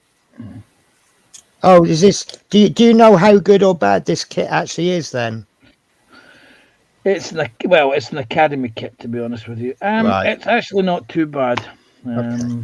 You have the choice. You can buy the academy kit, or you can buy the bit more expensive AFV Club kit again. Okay. Again, yeah. Well, it's Panda kit or AFV Club, but it seems to be everywhere I go at the moment. I'm building something that somebody's building. Right. I'm building the AFV Club version of it. It's not too bad. It's an academy kit. It's actually not too bad. So, given that this is the only other tank I've ever built, would you say that that's a terrible choice for me? I would say it's not a bad choice. It's the same chassis. Right. You'll understand how the chassis goes together because they're basically Right. the same from the bottom half. Okay. Yeah. I mean, it won't stop me trying. If you said, "Oh no, someone of your level will not be able to do that," it's not going to stop me trying. But No, well, this is what we do. You build out of your comfort zone every now and again. Because I have a comfort zone build to do this year, which was given to me last year. I have a shiny car to build. See, I've not done the cars yet. Last time I built a car I was maybe about 13 or 14. Yeah, I don't think I've ever done one. I have a friend who does cars, and he has this very annoying habit of he paints incorrectly but gets really good results. He paints with the enamel Humbrolls. He just slaps this paint on and it just comes out looking lovely, and then maybe 6 months down the line he'll think, I want it another color, and he'll just slap a different color over it and it just comes out perfect. And I'm like, how do you do that? Because that shouldn't work, should it? Wait a minute.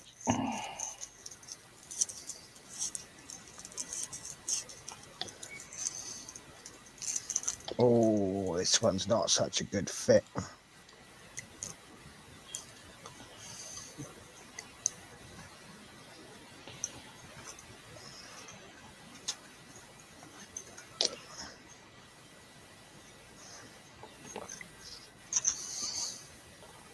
Oh, look, spare parts.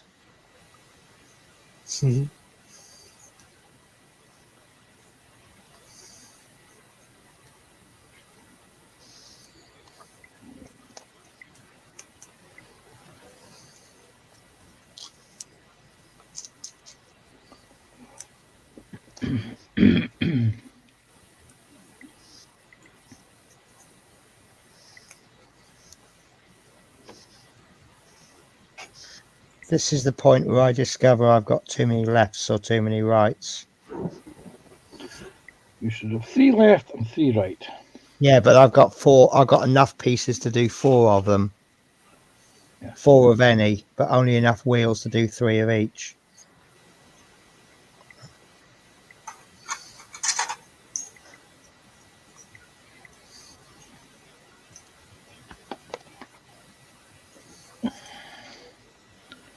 Right, let me drink my coffee that I made, otherwise it'll be stone bloody cold, and it will benefit lovely. me.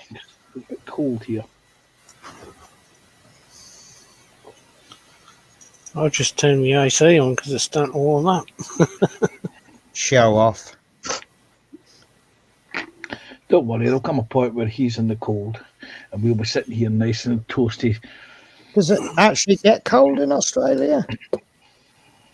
Oh yeah, it even snows. Wow. It does, but Yeah. only if you're in the right place. There's that. What is it? Is it north, south? It's the east coast. There's a Yeah, mountain range just up from. I can see Australia, and it's. Let me draw a map of Australia. This is. Whoops! What have I just demolished here? Yep, there's paints and other paint sets and just all falling down. Let me get a map of Australia. Yeah, right. If you can imagine, that's Australia. I know it doesn't look anything like that. well, it Okay. sort of does. Because that little bit could be Tassie. Yeah, well, Tasmania's down here. Well, if this is Yeah. Australia, there's a mountain area about here, Mm. if I'm not mistaken, that gets snow. Yeah, those whole mountains down that side get snow. Right. See? It even snows in Queensland. Doesn't happen very often, but it has snowed in Queensland. And that's up in the tropics. And if Queensland gets snow, the rest of Australia's been hit bad.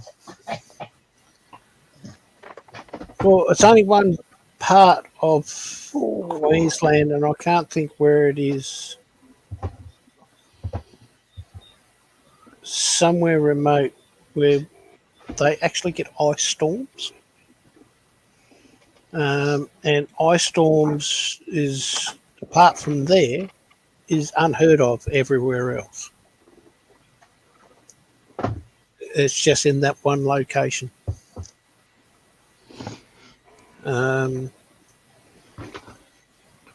But yeah, here it doesn't snow where I live. But 20-minute drive south, you'll find snow.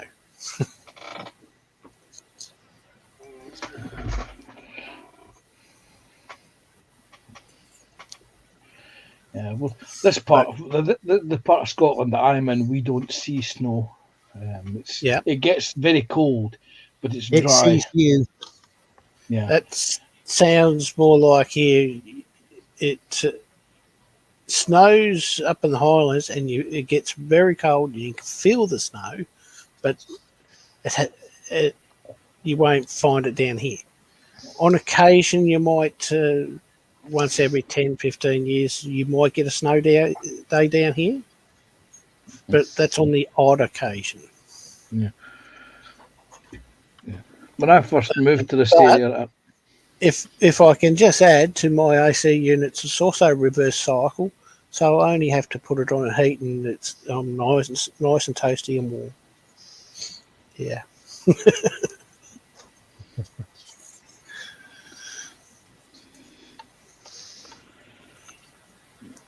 Oh, I'm totally off camera there. All that work I've been doing and you haven't seen any of it.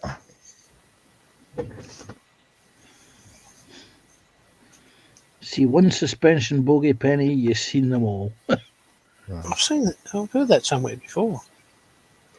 Oh, excuse me, I've been sneezing all day.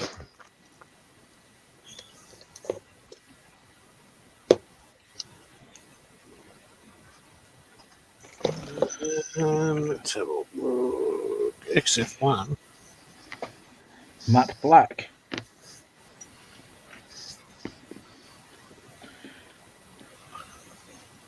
Yes. It's alright, I can paint that. Like, brush it, paint it. It's only a small part, it's only the front part of the guards.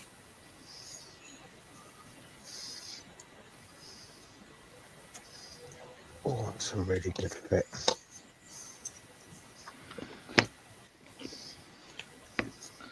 This time last night I was eating my bloody dinner.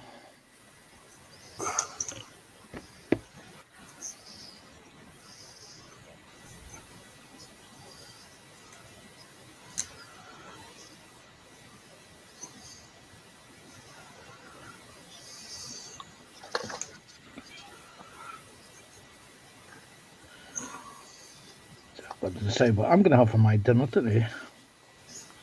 Oh, Chicken? I know what I've got. No, not chicken.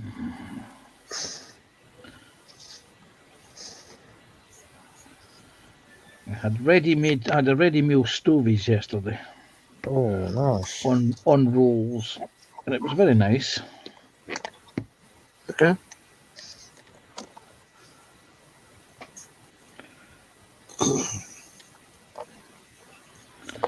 Because I come home from work this morning, I get in the door at just back at 11 o'clock, and I thought, right, somebody's streaming today. I shall have a little doze on in the sofa, and I shall get up and watch their stream.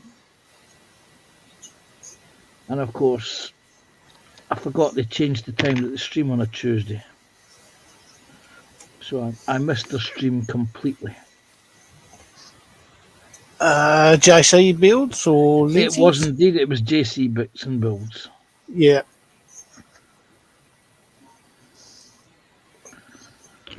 Because by the time Yeah, he changed it so he had time to do that and go pick up his daughter. Yeah. Yeah, and I keep forgetting that he's changed his streaming times. So.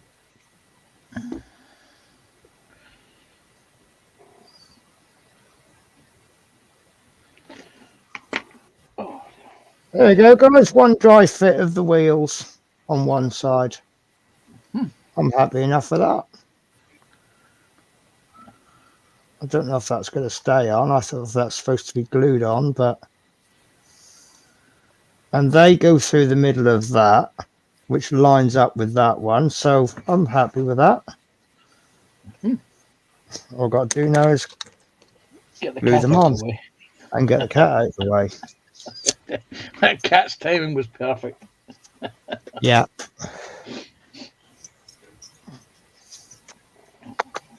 Go and find. Oh, your head is warm. Have you been near the fire? Go and find Spirit, but don't beat her up. Be nice to her. Come on. Oh, good boy. Always touch his belly if you want him off the table. He don't like his belly being touched, so he'll soon jump off.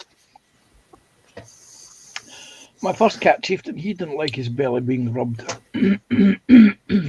nor the base of his tail being touched. Really? Yep, he was one of those cats. But as he got, older, he mellowed. He was quite happy for you to touch his belly.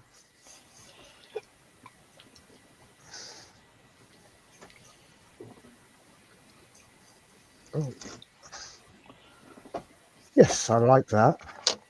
I like that.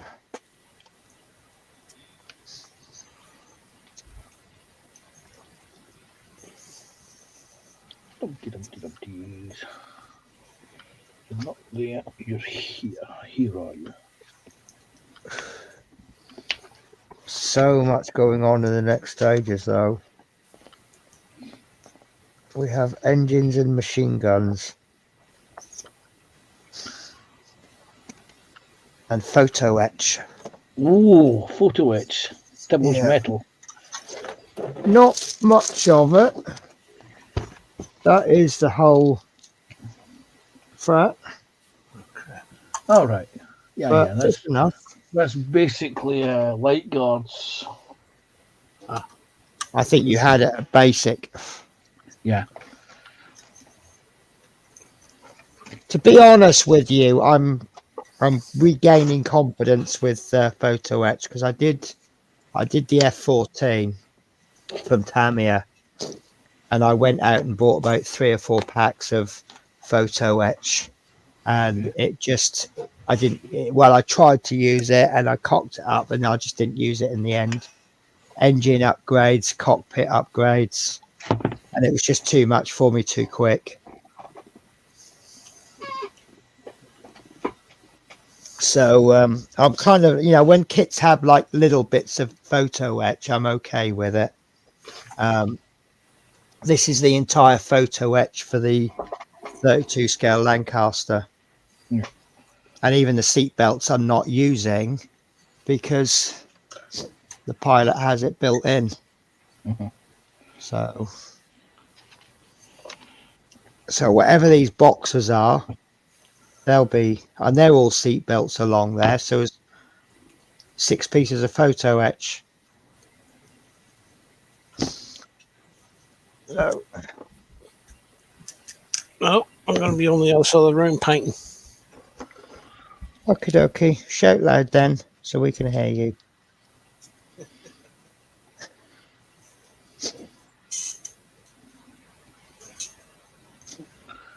Quick, let's hide these side skirts. Oh, we've got a hole to drill as well. But it doesn't tell us what size the hole is. Take a look at what they want you to fit in the hole and find that component on the sprue. Yeah. I shall just do my trick of if I don't know what size, I'll just drill a very small hole and then just keep building it up until it fits.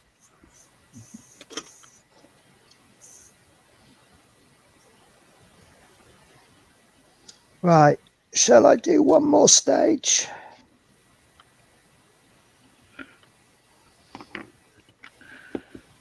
Go on, you know you want to. I do want to. I'm really happy with that. Does look a bit like a bad go-kart though, doesn't it? Soapbox derby. Right. Oh look, it even comes as a nice storage for the wheels. Actually, I've found some boxes that I'm not using anymore, which I thought would be very handy.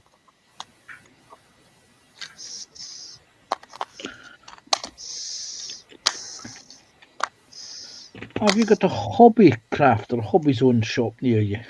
I do. They used to do, let me just get one out. They used to do these things. Oh. Wait a minute, I'm going to find it first.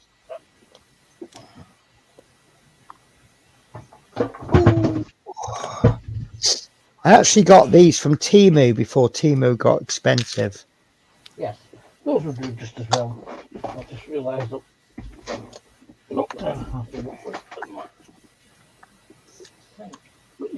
you've got them. Those will do nicely.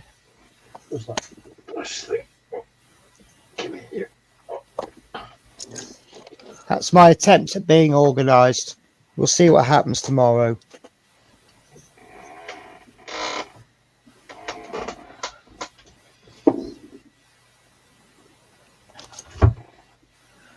Because Hobby Zone did these little multi boxes, that little thing, they were double-sided and they had... Oh, like the really useful boxes. Yeah, they were only little Yeah. things about yay big.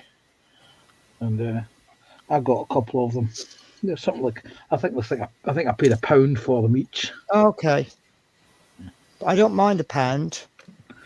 It's Yeah. some of those boxes are really expensive, aren't they? Yeah. I mean, I will admit that when I worked in the model shop, we used to sell radio control bits and bobs. They used to come in. They were called Futaba boxes because that was the make. I've got one here. I'm sure there it is, right there. And they were little plastic single boxes like this, and they're quite useful. They're about 1 inch deep by 2 inches by 2.5, 3 inches.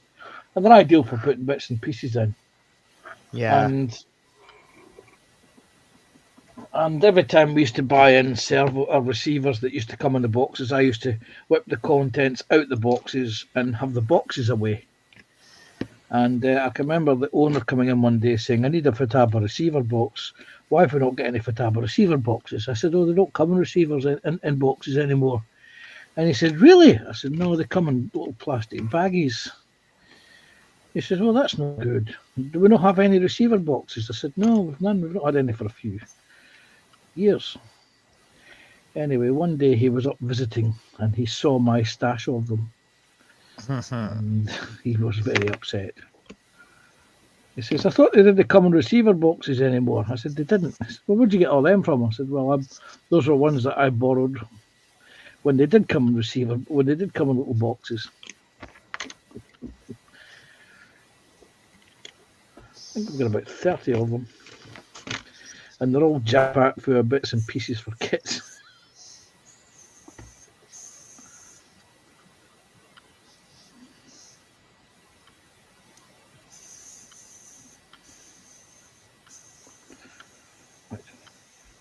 You two done. What is next? It is F28.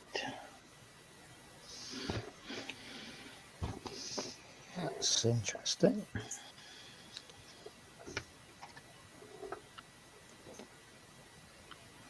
Oh, hold your horses.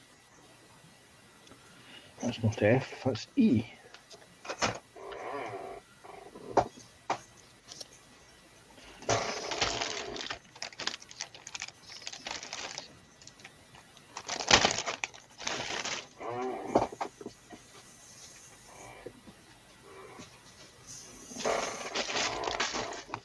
You were talking about a challenge for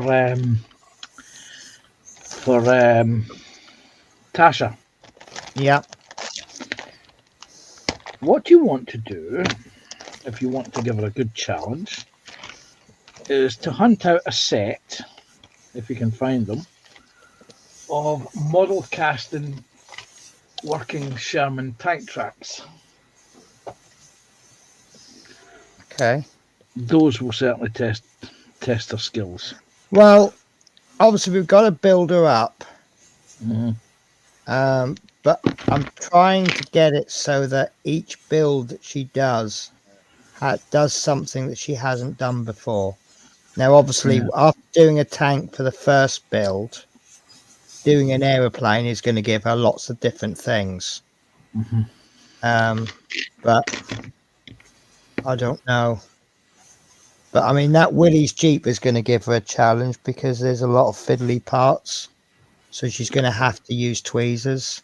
Well, not have to, but so really the challenge is not losing any pieces to the carpet monsters.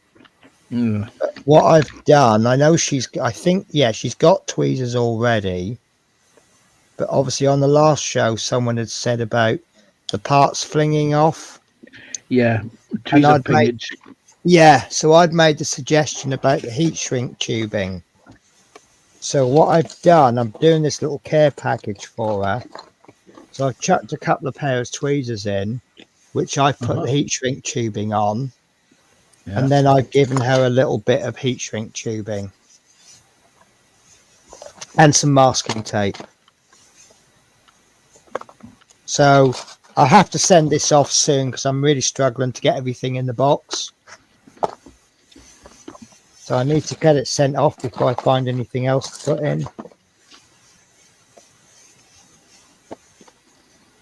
But they're just little things for her to sort of help her out, I hope.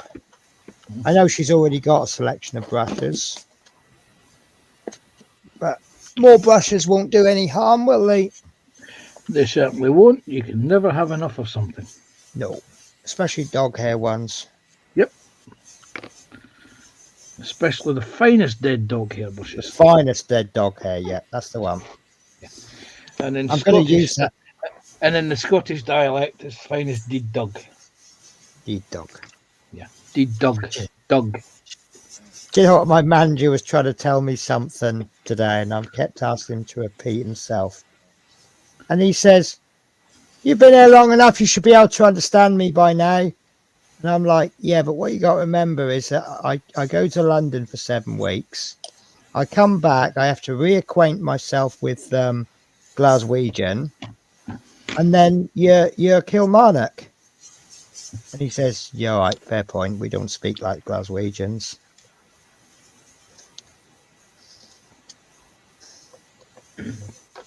Yeah, nobody in the world speaks like a Glaswegian. No one, no. Yeah, we don't use punctuations, things like. Are you Glaswegian then? I am a native Glaswegian. I was born there. I grew up there. Whereabouts? I grew up in the north side of Glasgow, around Ballarnock area. I was raised in a child's care home that's no longer there now.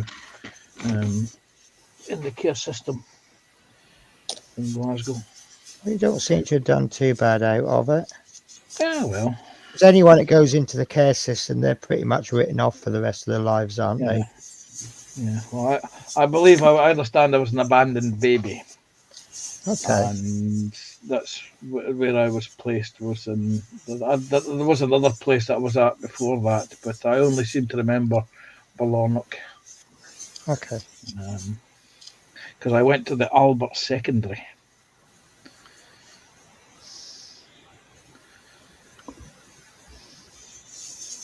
That'll do, won't it? Right. Is that the gearbox? Yes, it is, because you're doing the interior. That's the gearbox. That would be painted white, by the way.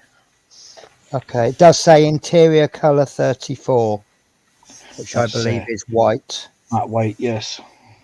Right.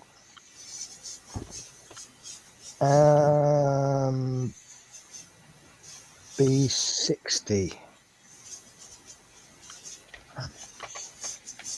Some of these numbers are hard to read.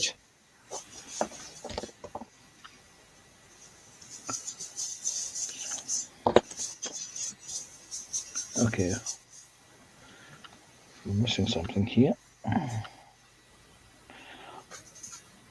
E25. There you go. There's your sort of there.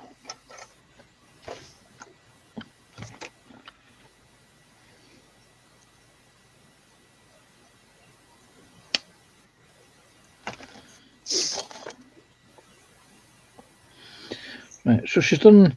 You've done with her. A tank and a plane. Yeah, and now we're doing a Jeep. What scale is the Jeep? 1:72. Right. Okay. It's ridiculously small. See, we're going to probably work our way through the starter sets that she's already got, and that's going to give her a build up of paint. Yeah, and then hopefully there may be some colours that we can create out of what she's already got. But I know one of the kits is a Spitfire. So I wondered if maybe at some point, perhaps we could do a Hurricane, because then she's effectively already got the colours, hasn't she? Yes. And then just build. But we watched Man's Modelling Moments has brought a video out of loads of kits to do for under 15 quid. So I wondered if some of those might be a good idea. Oh, that's nice.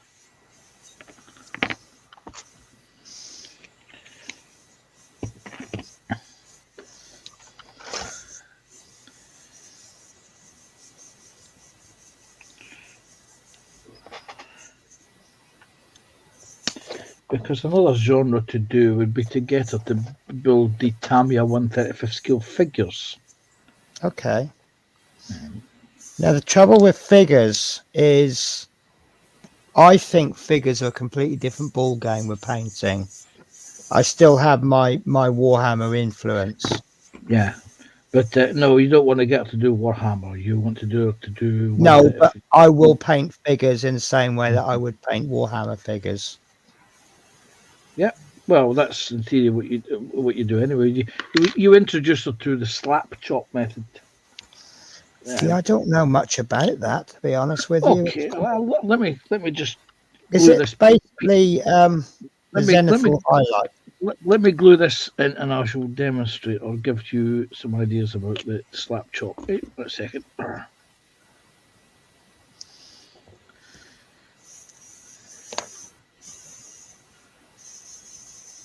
Go in there like so.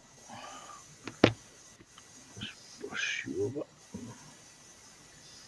Now, in theory, that, apart from a few bits and bobs on something else, is basically it. Ready for painting. Right, slap chop.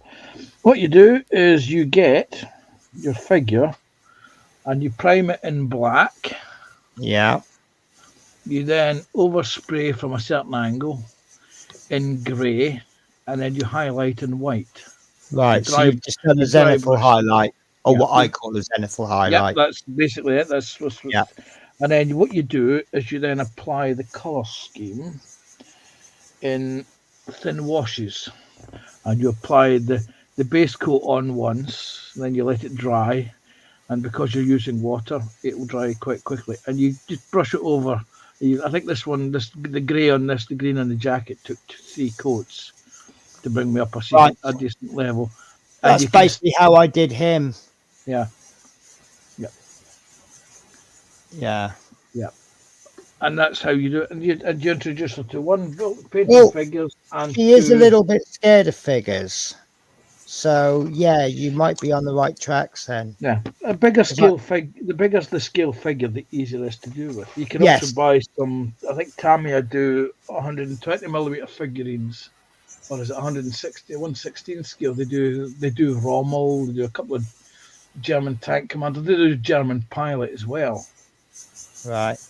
That would and those are quite tall. That's what 15 centimeters tall. So that would give her a good understanding of how figures would be put together and painted.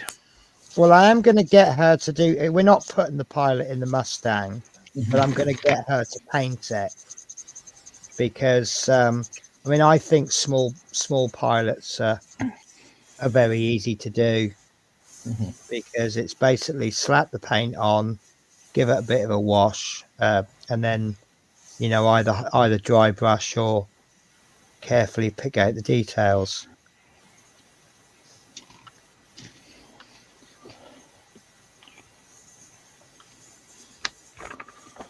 What I found alarming is there are 4 components marked E6 and no indication of where they go. I may have to get the other kit out and have a look at their instructions in case it's been omitted from this one. Not the first time that's happened on a model. This has gone on very, very well, you know. I mean, there's a little bit of sanding and that to do, but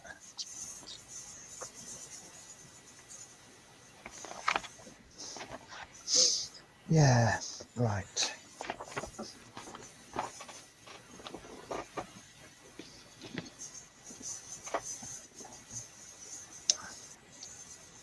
Yeah, I thought I was, you talk about outside of your comfort zone. I thought this was going to be so far outside of my comfort zone that I was going to hate every second of it. But it's actually just outside enough that I'm enjoying myself. So, moral of the story, just because it's not your normal level of interest, give it a go anyway. You never know. I know nothing about tanks, so... But I know enough that I'm enjoying. Right, that's the wrong way round.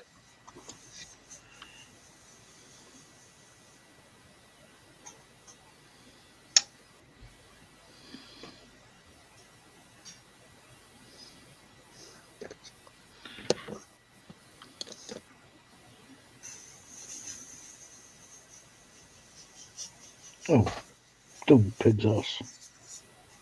Oh, it's upgraded.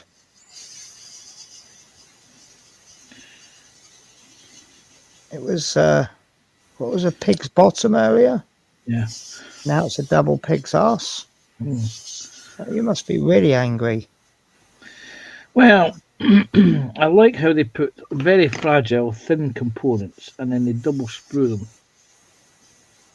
They double attachment point them. Yeah. And then, of course, there's a bit of tension on them.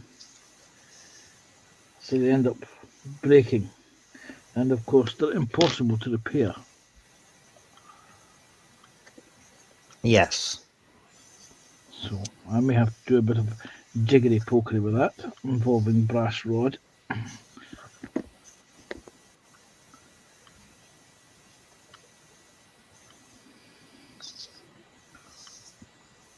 Because of course you just know this is going to be the area that's going to get caught every time you do something on the model, paint it, touch it, breathe on it. Yeah.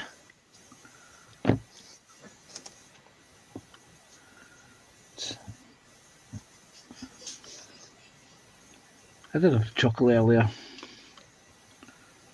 Somebody was asking me about the Dalek model. Yeah.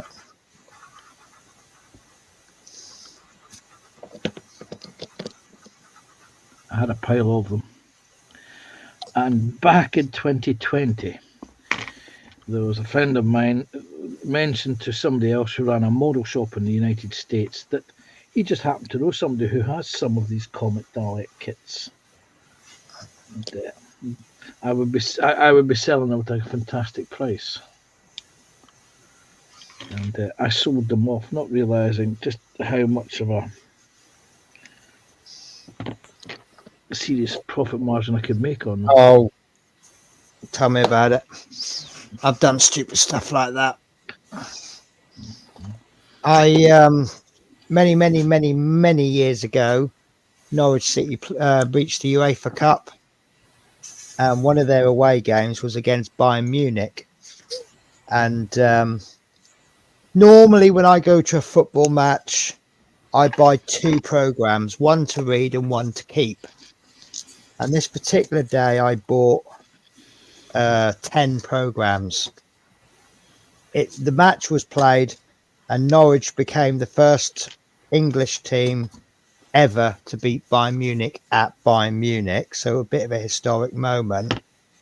I did sell those eight of those football programs, no, 6 of them, for 50 quid each, which was nice. It was a profit.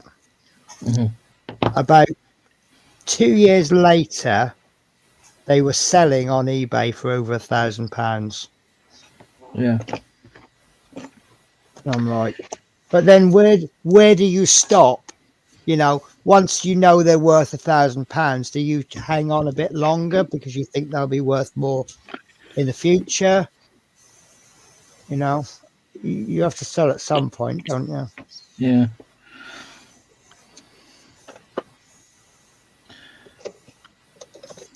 And plus, I've hit loads of times when I've been desperate for cash, so I would have sold them by now.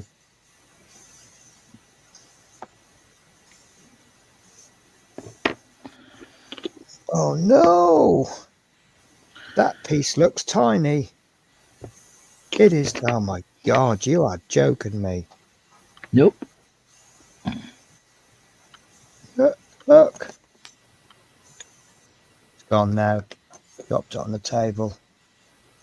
That's the piece I've got to glue on. And that's got to go on.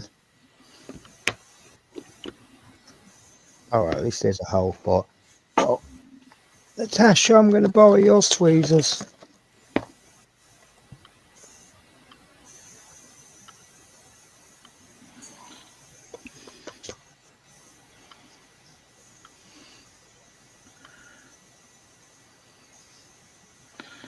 Yes, I remember a time back in 2004.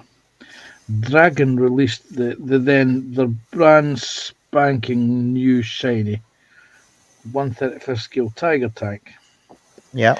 And it was the Leningrad edition. And I remember it being released that year, and the asking price was $49.95, which was quite a price hook compared to the likes of the Tamiya Tigers. Yeah. But it was a brand new tooling. And I remember Christmas of 2005, Christmas of 2004, people were selling them on eBay, and they were getting £300-400 for them. Really? Because it was a limited edition run. Right.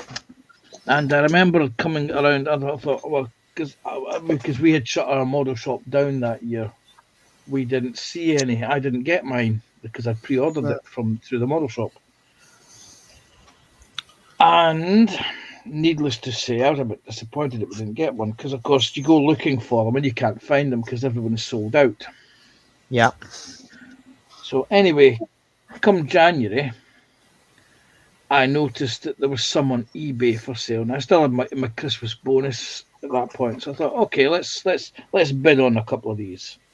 There was 4 available online on eBay, and I bid on them. And I bid the exact asking price of what the kit would have been sold for, which was $49.99. Yeah. And I remember that it was 14 days of the bid.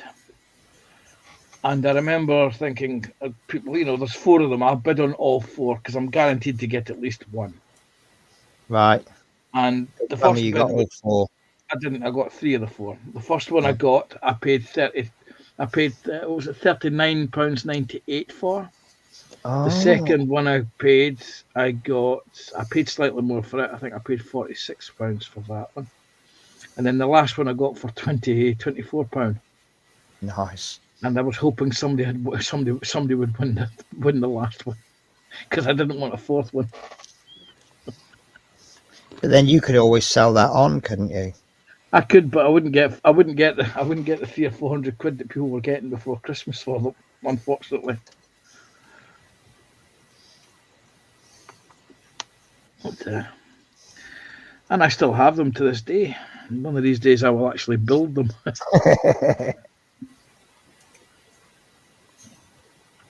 mean, it's like the big one back in 2020. It was the 1/72 scale perfect grade Bandai perfect grade Millennium Falcon kit. Yeah. They were limited runs, limited edition, and people were, of course, it was lockdown. They were literally flying off the shelves. Yeah. And I managed to get one, and then I managed to get hold of another 2. So I had 3 of them. One to build, one to possibly convert to a later movie version, because I looked at the way the hull was configured. I thought that could be easily converted to the later movie version with the 5 legs and the landing lights at the front. Yeah. And somebody's bound to do an upgrade kit for it. And I got one to keep a hold of, because I missed out getting the fine molds Millennium Falcon when it was released, because everybody went silly with that. Yeah. And sorry, can I just borrow your opinion for a second? Yes, of course you can. Does this look right to you? Was it? That's on at an angle. Yes. Okay. Because you've got these little guide rails on the back. Mm-hmm. But the peg is not a great fit. So you see, I can move it there. I can move it.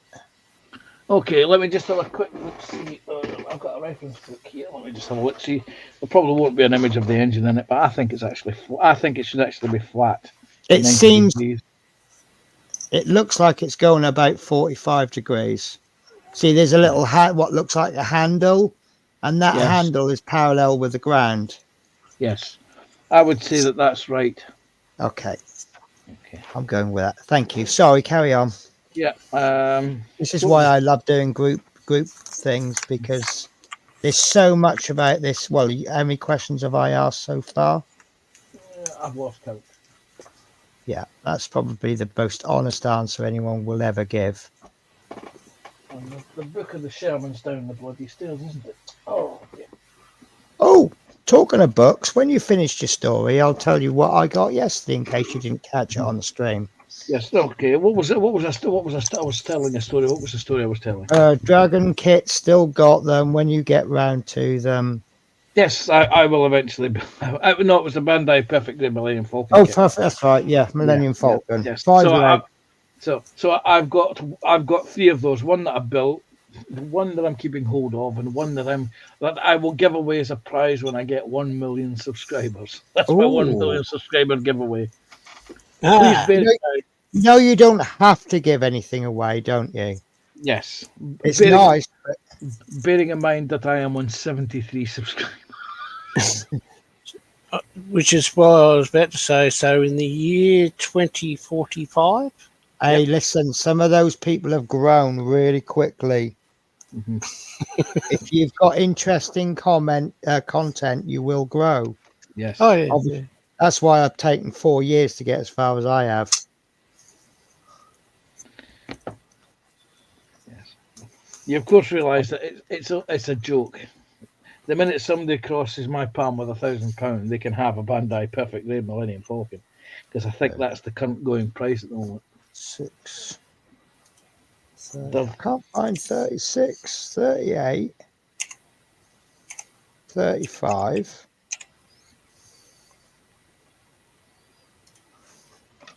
I think that's it there. Yes, 36 is the one that I'm reading as 38.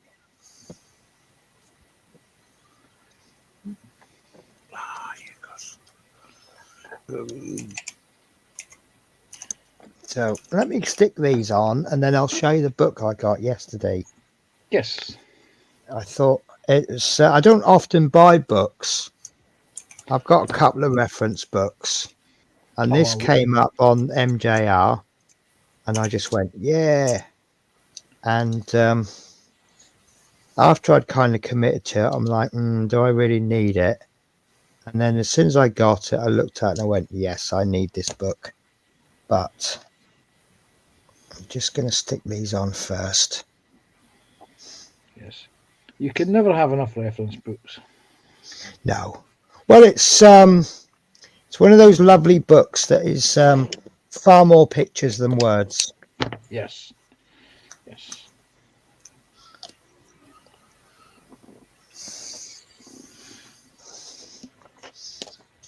But not in a comic book kind of a way. Oh, oh.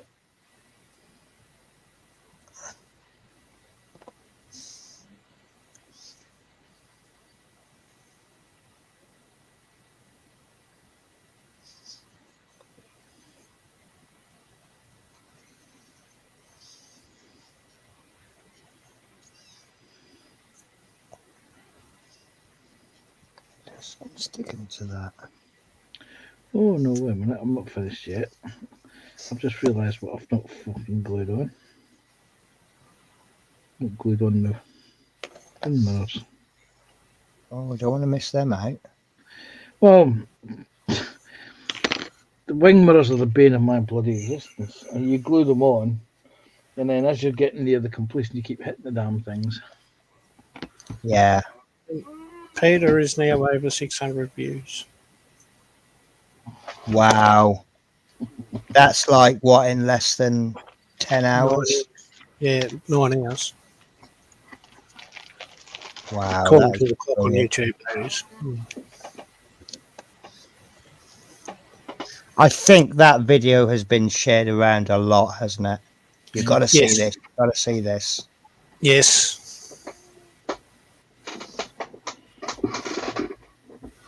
And That's I the think Peter is the right one to do that as well.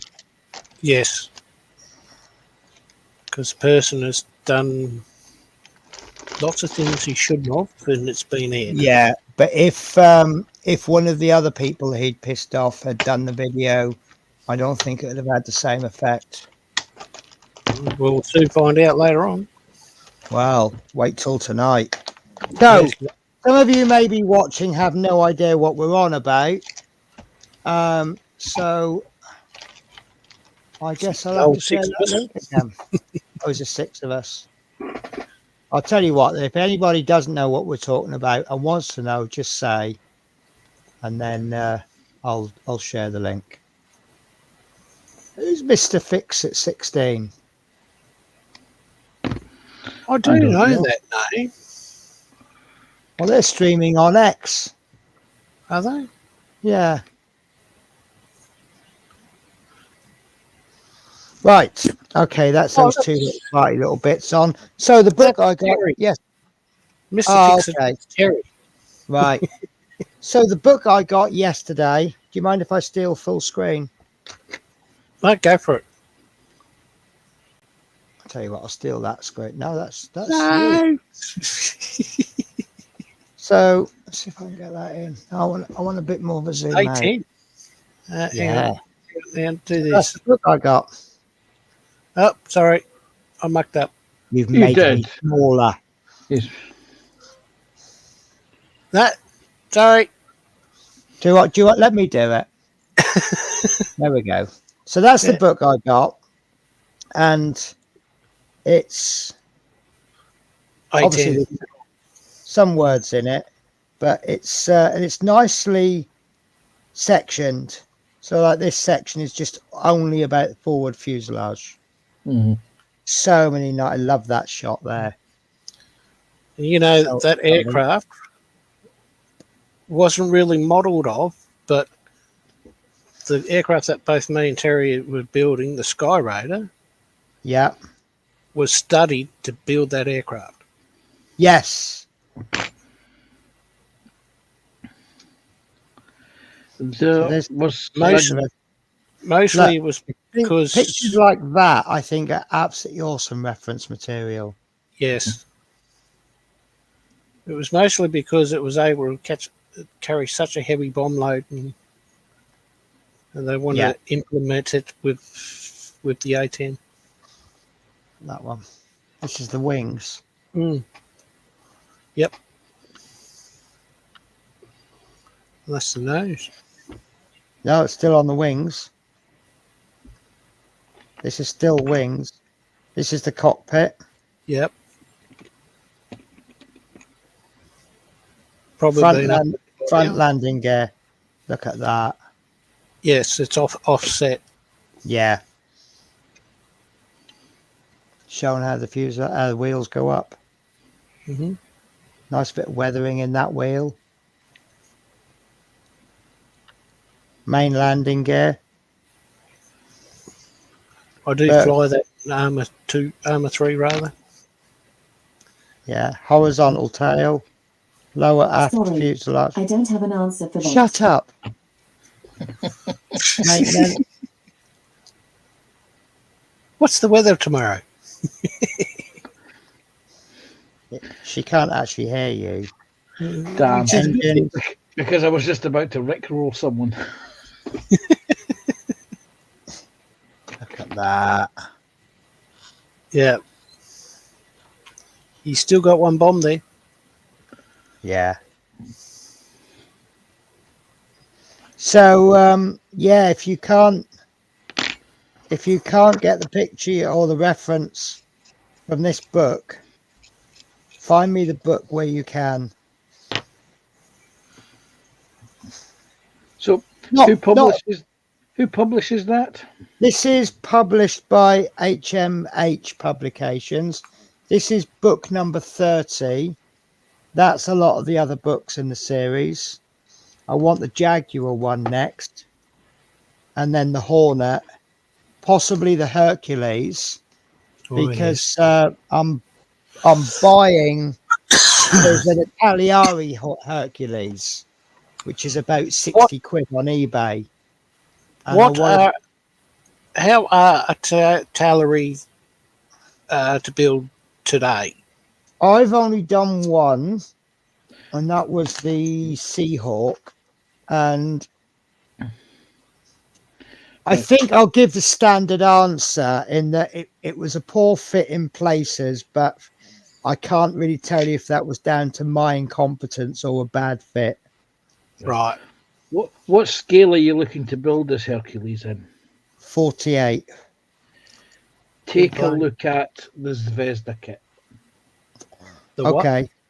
The Zvezda Well, kit. the reason I've chosen this particular kit is because that's not the one I want. I want the US Marines. I think it's the J, and I can get all of the add-ons for it. So obviously, I want to do. I want reference photos and bits and bobs, and I want to look at.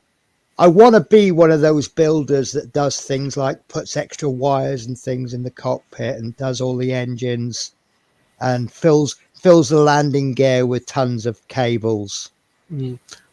So you want to do the RAAF version, yeah? Hang on. Let me. RAAF. No, that's not. No. Let me. Bear with me. I'll find it. Right. Sorry, Sylvester haven't released the 48 scale yet. Apparently, that's still in planning. So, you haven't heard the Zvezda 148 scale Hercules from me. Okay. You know nothing about the Zvezda 148 scale Hercules kit that's coming. Okay. Did you get that, guys? Yeah. Yeah. It's about right. Here we go. Right. So it's the C-130J. Yeah. I want to turn it into the KC-130J. So let me share a screen. That's the air tanker. Yes. So this is the kit that I'm after, which is about 60 quid on eBay. But then I want this, the Harvest Hawk conversion set. Okay. Which is only 30 quid. And then obviously the extra aftermarket, I'll look at where do I need it.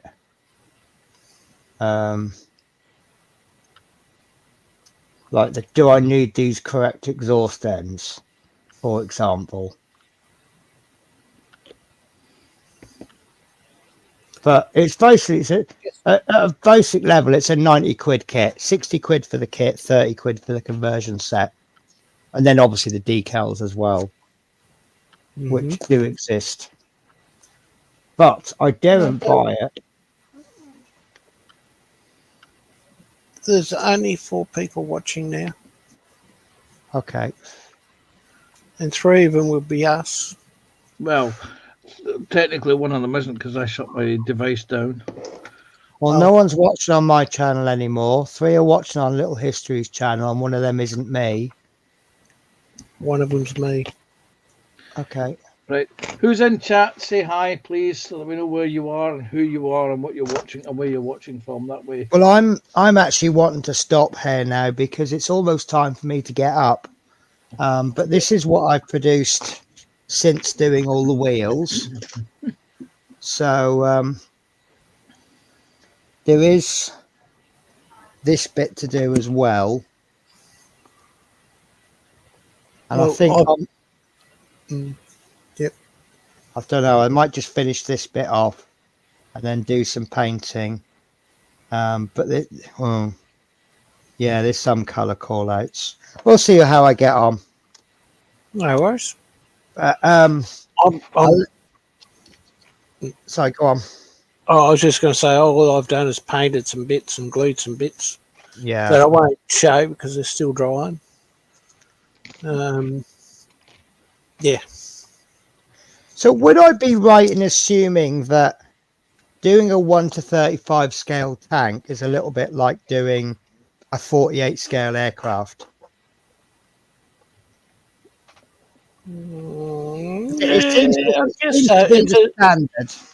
It's a standard, but it's also a nice size. It's not too small, so it's not fiddly. Yeah. You don't have the small bits, but still like 132 scale, really. Okay. For the planes. Okay. Because there's only really 32 scale and 72 in tanks, isn't there? Unless you go bigger. And 48. There's also 148 and there's also 160. Is there? Yes. 148. Tamiya do some 148 scale.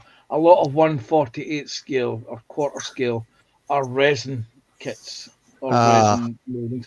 But Tamiya do quite significance. TBG did the KT ambulance. It was in 148. Right, because the 48 obviously interests me because my main thing is 48 scale aircraft, I'm and the I've same. got something that'll go with it. Yeah, Yeah. because that's I'm the one of the things that annoys me is that you can't put tanks and aircraft together unless you space it. Sort of put the aeroplane at the back and then the tank at the front, but You there's probably skills know. involved. You probably know this, Panther. Isn't 172 scale the same as 48 scale? No, that's wrong. Are you thinking HO and OO? Yes, Because that's very, it's very 187 close, and isn't it? 185. I think the ratios are for HO and OO. Yeah. Because 172nd to 176th are the two scales. They're really they really go together. They can go together quite easily. You won't really notice a difference. Yeah. Yeah. See what someone's done with a 32 scale Lancaster is they've put a 1 to 35 scale vehicle with it, and it works. But I think it's one of those things where you've got to carefully place it. Don't have the vehicle too close to the aircraft, otherwise it starts to look a little bit odd. But it's pushing that boundary, isn't it? 32 scale and 35. It also depends on the vehicle in question as well, the size of the real vehicle. Yeah. Because some of these vehicles are really big, some of them are massive, and some of them are actually very, very small.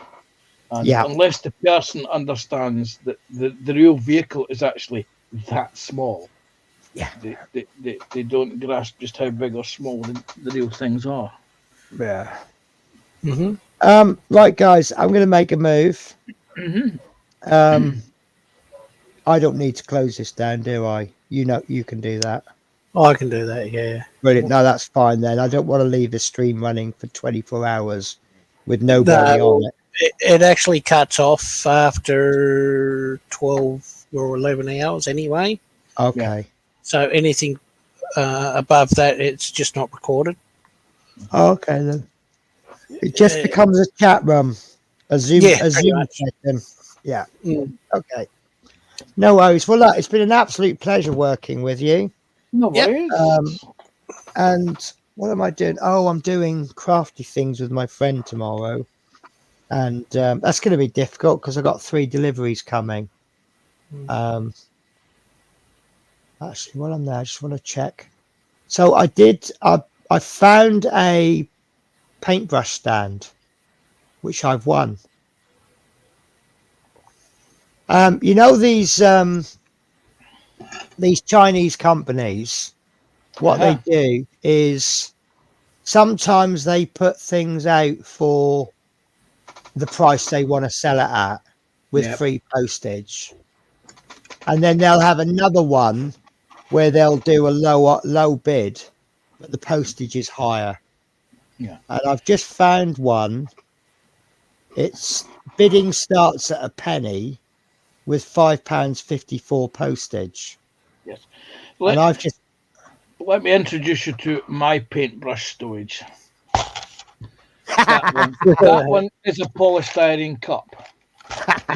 This one is an Amazon mesh pencil cup. Oh, I'm gonna send. Right, you need to send me your address. I'm gonna send you this paintbrush holder stand. Right.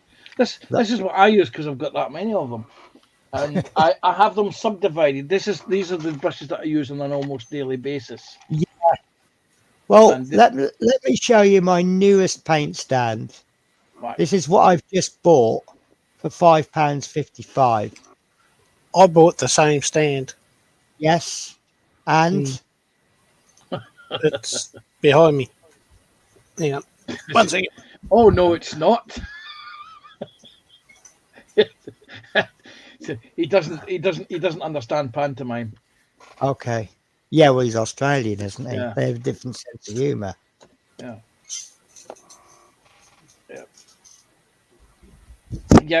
you will notice that you put that together on a live stream not that long ago, Scott. Is it all right? Yeah, I did actually. Yeah, I haven't actually used it as you can probably tell. I was going to say it's very empty.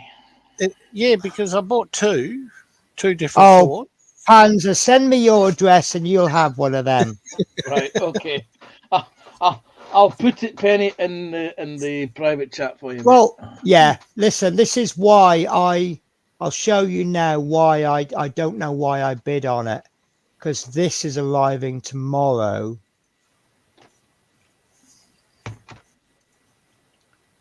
No, it's not. Oh, that's arriving tomorrow. And that is absolutely perfect for me because I want a paint stand with straight rows. And I want, see, some of these brushes I'm getting, they're different series, and I'm getting no more than 6 out of each series. So I can line them up in there from largest to smallest. So that's coming tomorrow. And that's actually going to be perfect. So I don't know why I bought that other one, but why did I?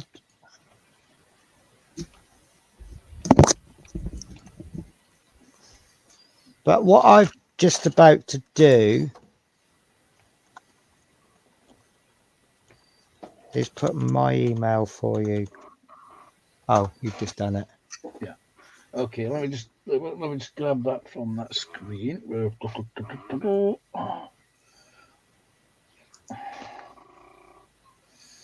Because this was the thing that I was trying to get Terry to do the other night there when he was doing on about his show and tell show.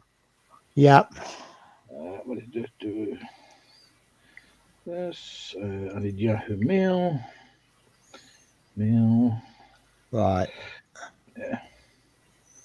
Change Contact. to add new address.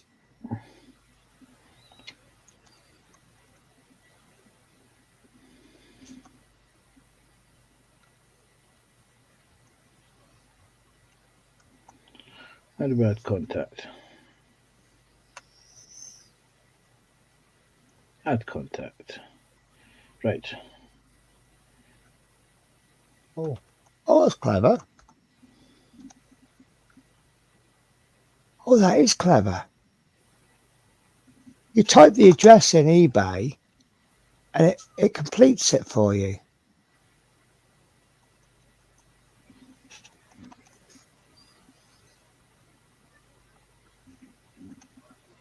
Yeah, that's my other one. And that's got brushes.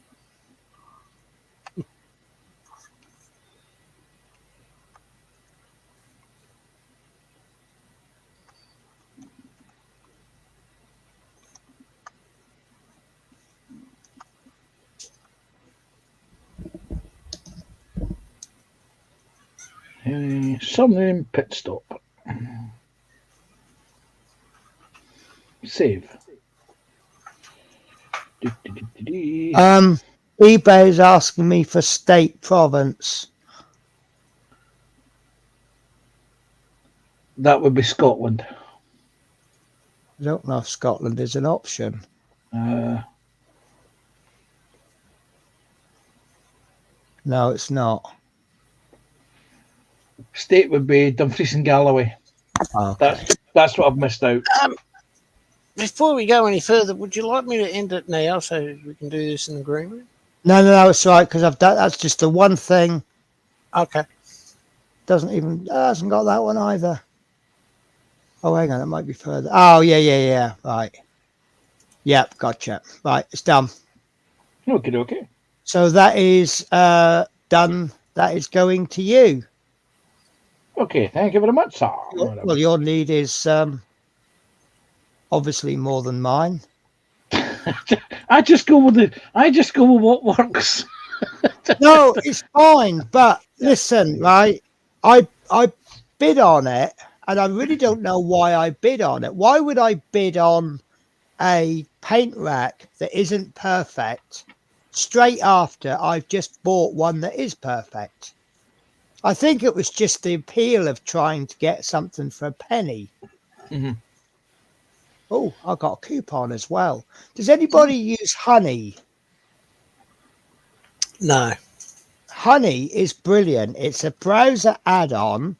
Anytime you check out at any shop, it checks to see if there's any coupons.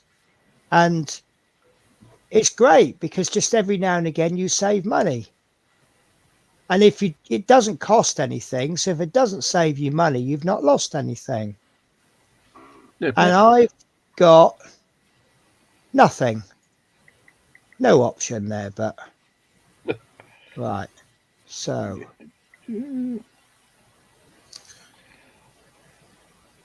right, I have no idea when it'll be there sometime between.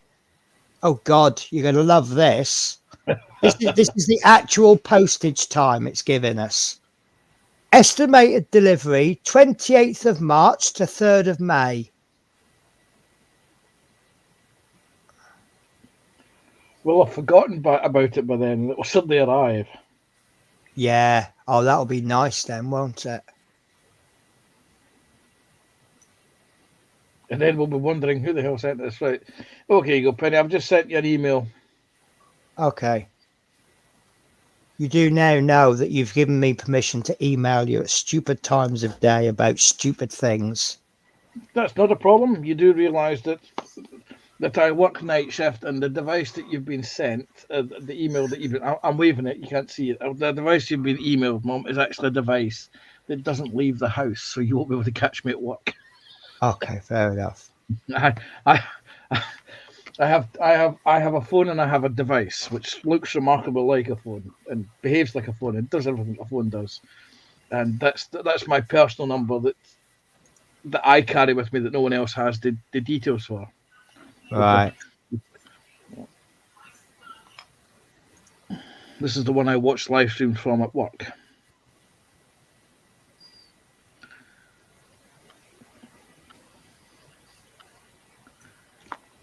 Oh, that's twins. Right. So yeah, you're now expecting something from China In March. in sometime between March and May. Yeah. March, April, I mean, yeah. I get the feeling that they've designed it and they're waiting to see how many people put orders in it before they actually commit to manufacturing it. It could well be what it is. Yeah.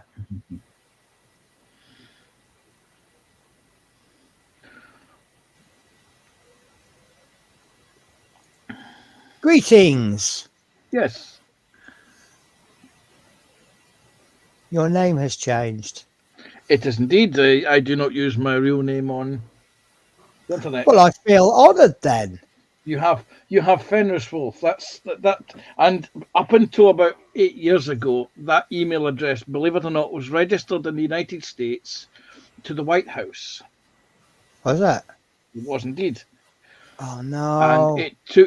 And it took Yahoo quite a few years. Well, it actually took Yahoo about 20 years to actually cotton on that somebody who has a .co.uk email address doesn't live at the White House. Okay.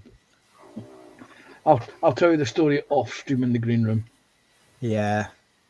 Well, it's going to have to be another day because I'm struggling to keep my eyelids shut. Open, I mean. You see, that's what I mean. I'm that tired, I can't even speak properly. Concentrations go. Yeah. Right. Yeah. So thank you very much for your help. I couldn't have this model without you. It's nice to have a little expert on hand, isn't it? Yes. It was good. It's always useful. Well, thing is, I mean, now I'm starting to learn a couple of things. I could be around when someone else needs help and I can go, yes, I can help with that.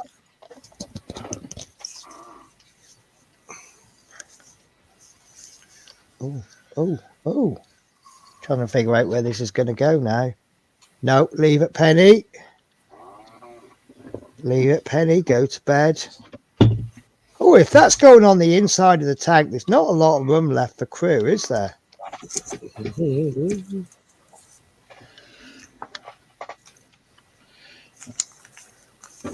Right. Yeah, put it down. Right, guys, take care, and I will see you another day. Yes, Thanks very okay. much. Take care, Penny. Thanks again. Bye. Thanks, then. Bye.